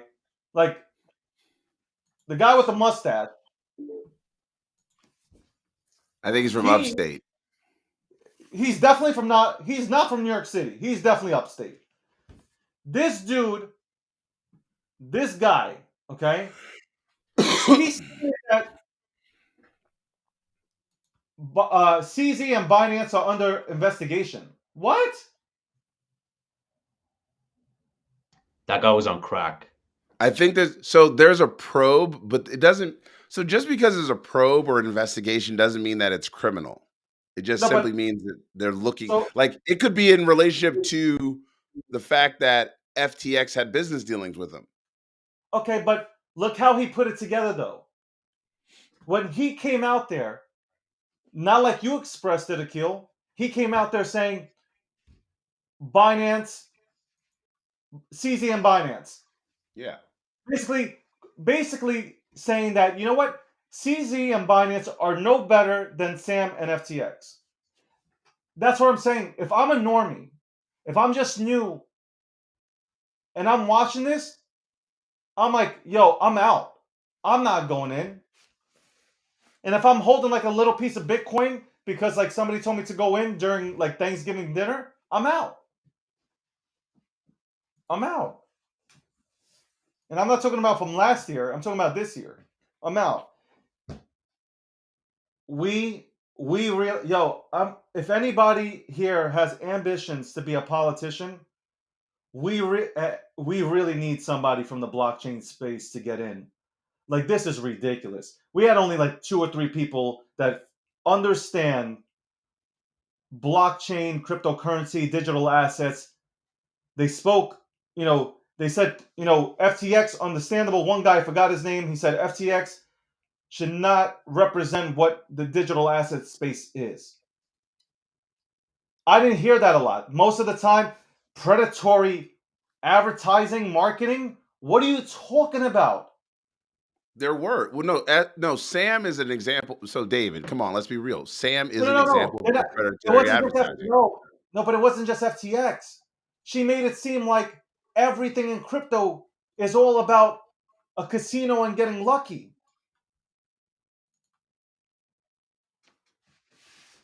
This is why I said like things like Terra Luna crashing, Celsius, FTX. These are black eyes on the industry.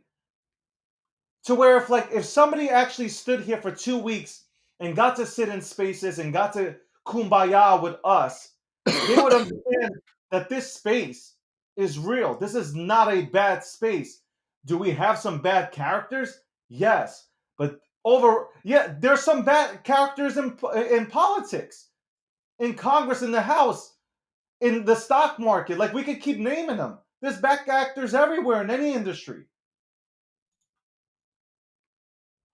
This guy coming on saying, "Hey, I'm not a bear, nor I'm a bear, but my patience is wearing thin." What?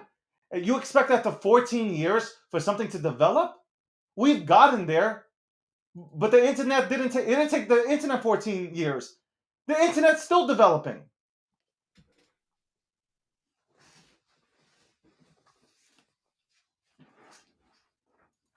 We need more people.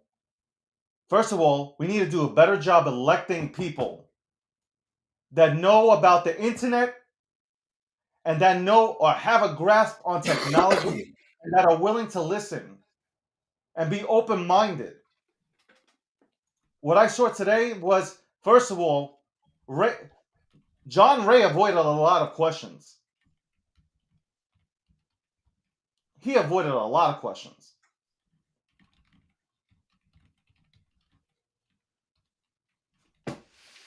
I'm so disappointed that we don't have more people in Congress that have a firm grip on tech.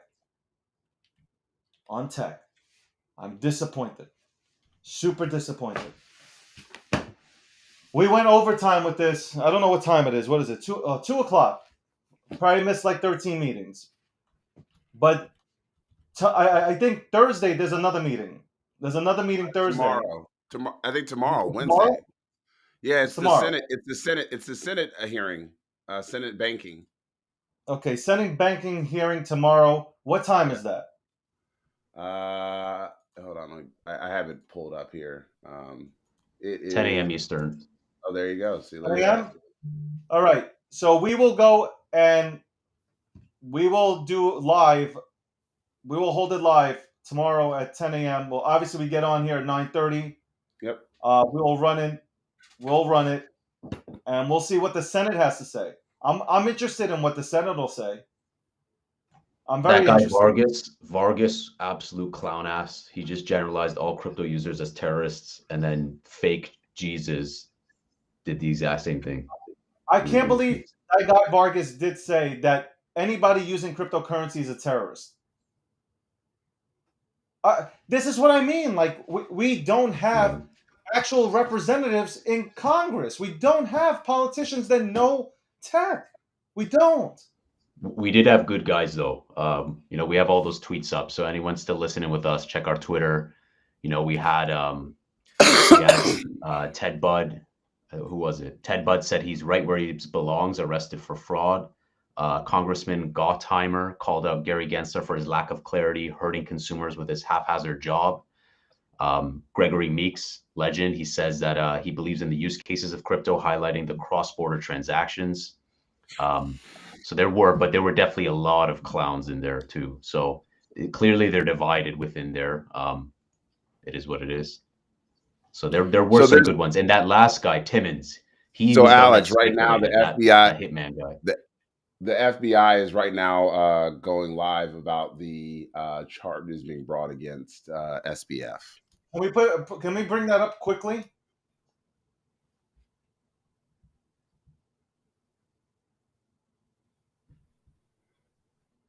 Can we get that FBI live feed? Yeah, I'm looking for it. I'm so disappointed, man. I am yo, this is what happens though when you're here from the beginning, right? These are the kind of beatings you're gonna take if you come into this industry really early. I really want to talk to a lot of people who have been in this industry for a while, man. These are beatings. Watching this is a beating.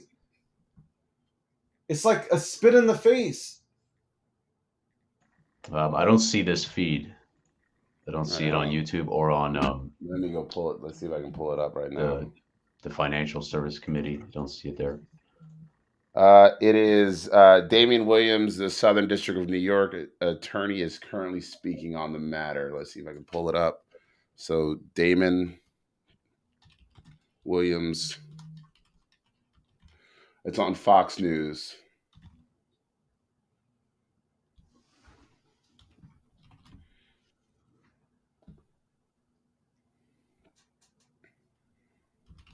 This is yeah, it's currently on Fox News. Let's see if I can pull it up.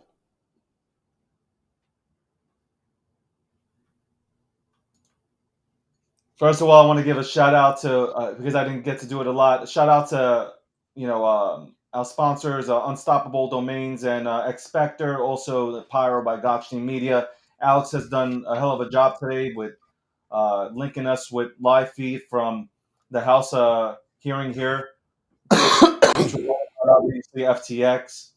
Appreciate you, Alex. I just want to get this up here. Appreciate everybody here on YouTube, also in Spaces listening in.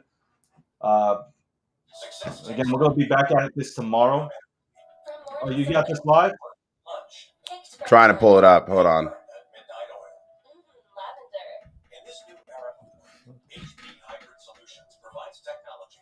Makes you fucking watch videos. Jesus Christ. I still can't figure out how they got. It's like planned. They made sure to include CZ and Binance so they can go after him.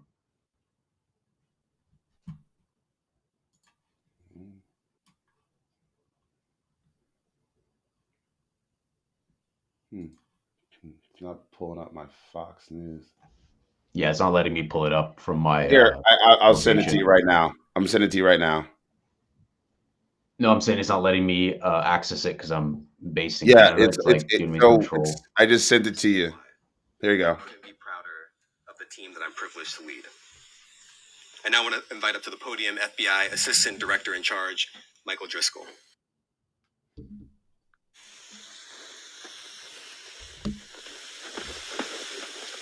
Thank you, Damien.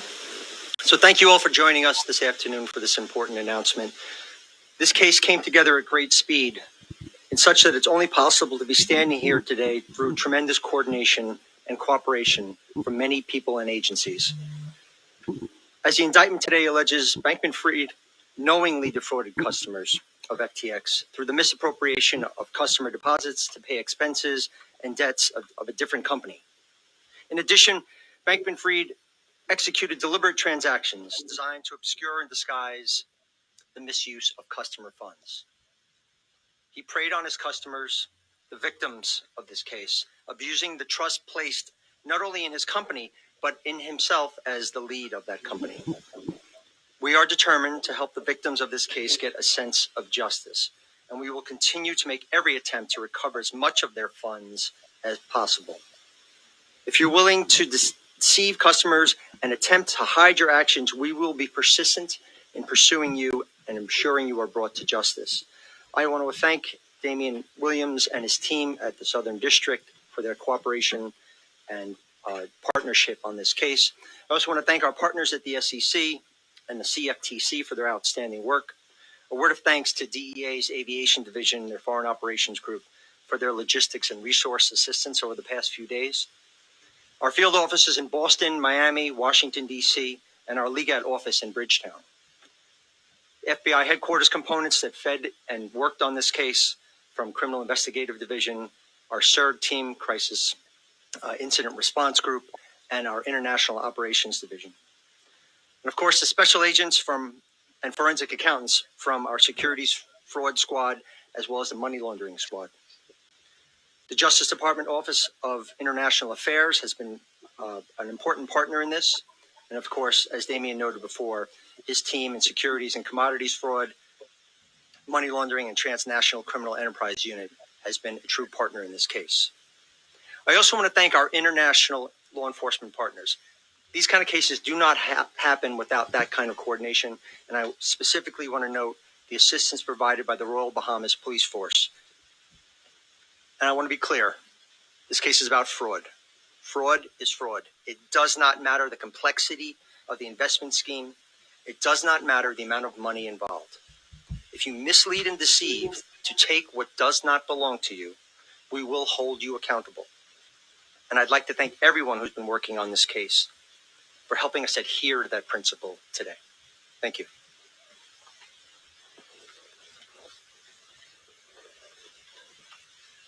Good afternoon, everyone. I'm Kabir Graywal, the director of the SEC's Division of Enforcement. Today, in a parallel civil complaint, the SEC filed charges against Sam Bankman-Fried, alleging that he orchestrated a years-long scheme to defraud equity investors in FTX Trading Limited, a company that he co-founded and led as CEO until its collapse last month. As alleged in our complaint, starting in 2019 and continuing through November 2022, Bankman-Fried raised more than $1.8 billion from equity investors on the basis of lies. You see, FTX operated behind a veneer of legitimacy that Bankman-Fried created by, among other things, repeatedly touting to investors FTX's top-notch automated risk controls that he claimed protected customer assets, and by repeatedly claiming that those assets were at all times safe, segregated, and secure. But as we allege in our complaint, that veneer wasn't just thin, it was also fraudulent. Because in reality, from FTX's inception in 2019, Bankman-Fried began secretly and improperly diverting FTX customer funds to his crypto hedge fund, Alameda Research. And as alleged in our complaint, he then misused those funds to make undisclosed venture investments, lavish real estate purchases, and large political donations. Bankman-Fried's claims about FTX's sophisticated risk controls and other customer protections were simply bogus. Similarly, his representations to FTX investors and trading customers concerning Alameda were also part of that carefully crafted veneer and were similarly false and misleading. He frequently claimed that Alameda was just another customer with no special privileges at FTX. But in truth, Bankman-Fried directed that Alameda be exempt from the very risk management measures that he touted to FTX investors and to its customers. He also provided Alameda a virtually unlimited line of credit funded by FTX customers. And he also diverted billions of dollars in customer funds from FTX to Alameda. Bankman-Fried's entire house of cards started to crumble as crypto asset prices plummeted in May of 2022, and as Alameda's lenders demanded repayment on billions of dollars in loans. But to continue propping up his empire, we allege that Bankman-Fried diverted billions more in FTX customer assets to Alameda, even as it was increasingly clear that Alameda and FTX could not make those customers whole. In fact, through the summer of 2022, he diverted hundreds of millions more in FTX customer funds to Alameda, which he then used for additional venture investments and for loans to himself and to other FTX executives. All the while, he continued to make misleading statements to investors about FTX's financial condition and about its risk management. And even in November 2022, faced with billions of dollars in customer withdrawal requests that FTX could not fulfill, Bankman-Fried misled investors from whom he sought still more money to plug the multi-billion-dollar holes that he had created. His brazen multi-year scheme finally came to an end when FTX, Alameda, and their tangled web of affiliates filed for bankruptcy on November 11th, 2022. That collapse has had far-reaching consequences for FTX customers, for its investors, and for its counterparties. And our investigation into those consequences, into those individuals and entities involved, remains ongoing. But one immediate takeaway from today's announcement should be that non-compliant trading platforms pose dramatic risks to both their investors and to their customers. Among other things, they don't provide them with the same robust level of disclosures and protections against fraud and conflicts of interest. Did a bank write this statement? Traditional U.S. registered securities exchanges provide. That's right at Binance, man. Narrative that non-compliant platforms come into compliance. But as Chair Gensler has made clear, the runway is getting shorter for them to come in and to register with us. And for those who do not, the Enforcement Division stands ready to take action. I'd like to recognize the incredible team from our Crypto Assets and Cyber Unit and from across our division responsible for today's action. Devlin Sue, Ivan Snyder, David Brown, Brian Huckrow, Pasha Salimi investigated this matter under the supervision of Amy Hartman, Michael Brennan, Jorge Tenrero, and David Hirsch. Amy Burkhart and David D'Audio will lead the litigation against Bankman-Fried under the supervision of LaDan Stewart and Olivia Che. Finally, I want to commend our partners here at the Southern District of New York under the leadership of U.S. Attorney Damian Williams and our partners at the FBI and the CFTC. This is yet another strong example of the collaboration that you see before you this afternoon. With that, I'll turn it back to U.S. Attorney Williams. Thank you. I'd like to welcome up Gretchen Lowe from the CFTC. Good afternoon. I'm Acting Director Gretchen Lowe, Acting Director of the Division of Enforcement at the CFTC, Gretchen Lowe. Thank you so much for the opportunity to speak today. Today, the CFTC filed a complaint against Sam Bankman-Fried and his companies, FTX and Alameda, charging a fraudulent scheme that dates back to the launch of FTX.com exchange in May 2019. The CFTC's complaint specifically charges defendants with fraud by misappropriation of customer funds, as well as false statements to the public, customers, investors, and Congress about the handling and security of those funds. As alleged, there are over $8 billion in customer losses that we've ascertained as of today. The rippling consequences of defendants' fraud are vast and have done significant damage to the integrity of the evolving digital asset market. The CFTC charges that at Bankman-Fried's direction, FTX customer deposits intended to be used to trade digital asset commodity futures, swaps, and other products were not appropriately segregated by FTX. Instead, customer funds were held in Alameda accounts where they were commingled and misappropriated for a variety of unauthorized purposes, such as use in high-risk investments and other digital asset enterprises, political contributions, and to purchase luxury real estate. As charged, the fraudulent use of customer funds by Bankman-Fried and his companies were inconsistent with the touted FTX terms of service and contrary to numerous public statements made by Bankman-Fried. The CFTC also charges that defendants created features in the underlying code for FTX that allowed Alameda to have essentially an unlimited line of credit on the exchange. Defendants also provided Alameda with unfair trading advantages, including quicker execution times and an exemption from FTX's auto liquidation risk management process. This massive and costly fraud was in the connection with commodities interstate commerce, and as alleged, including Bitcoin, Ether, and Tether, which are the most widely traded digital assets in the world. Bitcoin and Ether also underlie derivatives contracts on CFTC designated exchanges. Lastly, standing here today with the U.S. Attorney's Office at the Southern District, FBI, and the SEC represents yet another stellar example of the importance of federal regulators and federal criminal authorities working collaboratively and effectively with each other to achieve justice. The teams worked quickly and tirelessly to obtain compelling evidence and to begin to hold those responsible for the FTX collapse accountable, all within a very short time frame. Thank you to all at the SDNY, FBI, and SEC for your cooperation.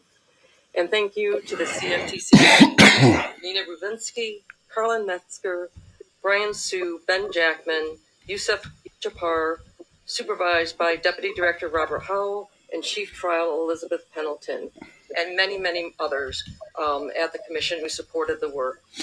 I am proud of your hard work, your dedication to the mission of the Commission, and for always acting in the public interest. Thank you. All right, happy to take some questions.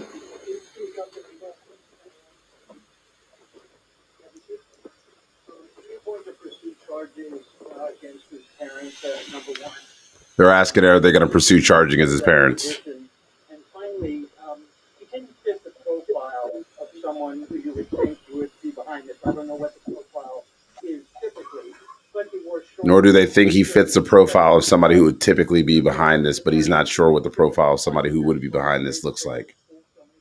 Well, you can commit fraud in shorts and t-shirts in the sun. I mean, that's possible too.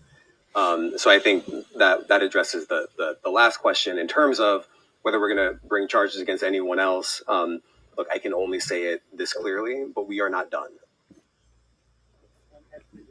Extradition is ongoing in the Bahamas. I don't have anything to add on that. Next question. More extradition coming out of the Bahamas.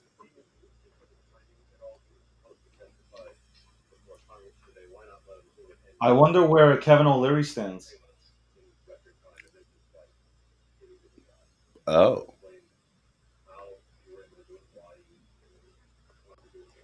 Okay, so on the timing of the arrest, as I mentioned before, I authorized charges last week Wednesday, and he was indicted as a defendant in this district as of last week Friday, and we had a warrant for his arrest.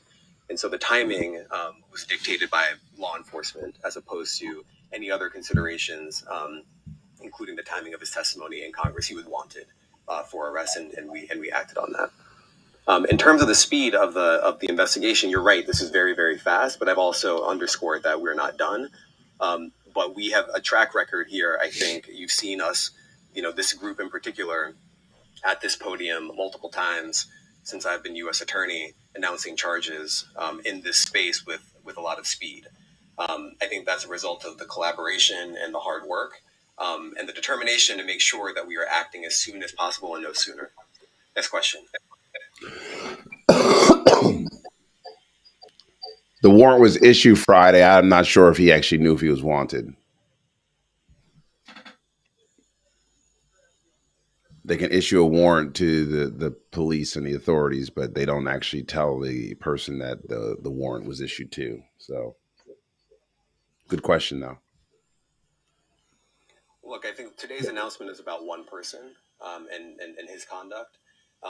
It is fair to say that this office and our partners who are standing with us today are very, very active in this space. I can't say anything more than that. Next question. More charges are coming.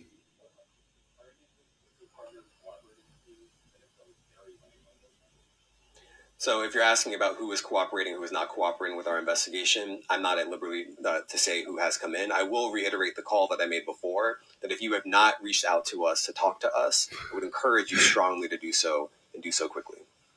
Next question.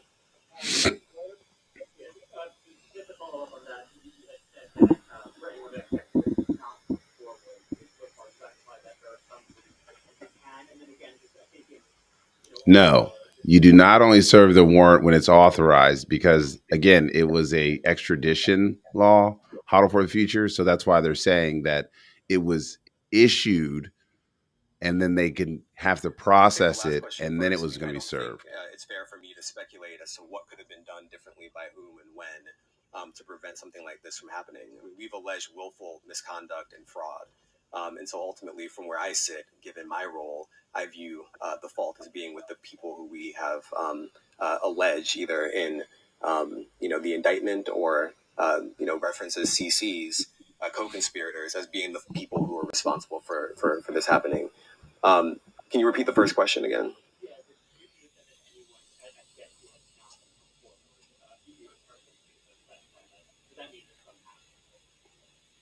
I'm not going to expand beyond what I said previously. Next question.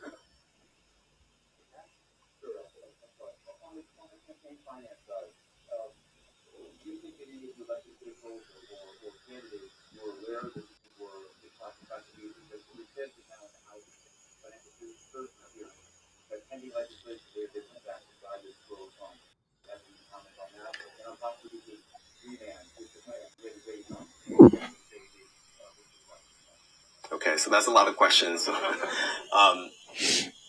I'm not going to get ahead of ourselves in terms of what we may or may not seek when he is here. He's currently in the Bahamas, and I'm not going to interfere with that process by making a comment at this point in time. In terms of the contributions that we've discussed today and in the indictment, I'm not going to be able to expand upon who knew what.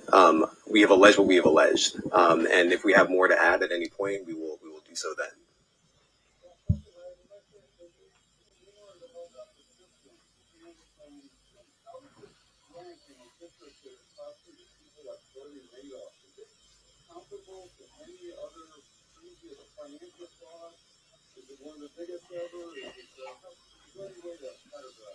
It's so hard to compare these things, but I think it's fair to say that by anyone's lights, this is one of the biggest financial frauds in American history.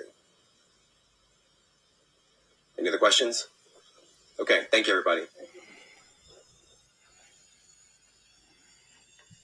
All right. And that's that. This All is right. that's wild. That's wild. So essentially, the FBI or the DOJ said that they're not done, and tomorrow we have more at 10 a.m. with the Senate and their financial hearing, and I'm sure more will come out this week. There's a lot to take in. Me and Akil will definitely do our research, and have a lot to go ahead and talk about tomorrow. Take a lot of notes. You know what? I might open up a space later today. There's a lot to go ahead and take in, honestly, man. Yeah, I think there's two things that I loved about this. There were two things in that, because I'm a legal nerd, and I think the two things that I just took away from that is, number one, the co-conspirators that they're still working on getting, and then also the call. He put the call out, right, David? This is what you do. It's like, hey, if you haven't let us know that you're you're implicated in this shit, you better call us now and start cooperating, or because we're going to come for you. They're coming for him. So, folks, just remember, absolutely. Oh, by the way, shout out to my homegirl Tammy for sending me the link so we could play that for y'all. But I think that's just something that we got to remind ourselves, is that there are co-conspirators here. So there are people who are actively probably named in this, and those individuals, we don't know who they are. So be very careful at this time if you're having communications with anybody. I'm saying that out loud. Just be very careful about your communications, your Discord, all that shit. Be very careful who you're communicating with, because you don't know who's on the other side of that phone right now. Not financial advice, not legal advice, just smart thinking. I can keep. You want me to keep the room open? But I can keep the room open, but I will go ahead and turn off the YouTube. Just want to give a shout out to everybody who joined us on YouTube. Thank you so much for joining in and watching us. Listen, it's like almost 5 hours on here, so appreciate you guys tuning in. We'll be back here on YouTube tomorrow at 9:30 a.m. Eastern Standard Time to 11:30 a.m. Monday through Thursdays, sponsored by Expector, Unstoppable Domains, powered by Gokhshtein Media. My name's David Gokhshtein. Out of my suit already. That is Akil Patterson, chilling in a sweatshirt. And we'll continue this on in the room right now as I make Akil Patterson the co-host. And yeah. All right. Everybody, as always, have a great day and an even better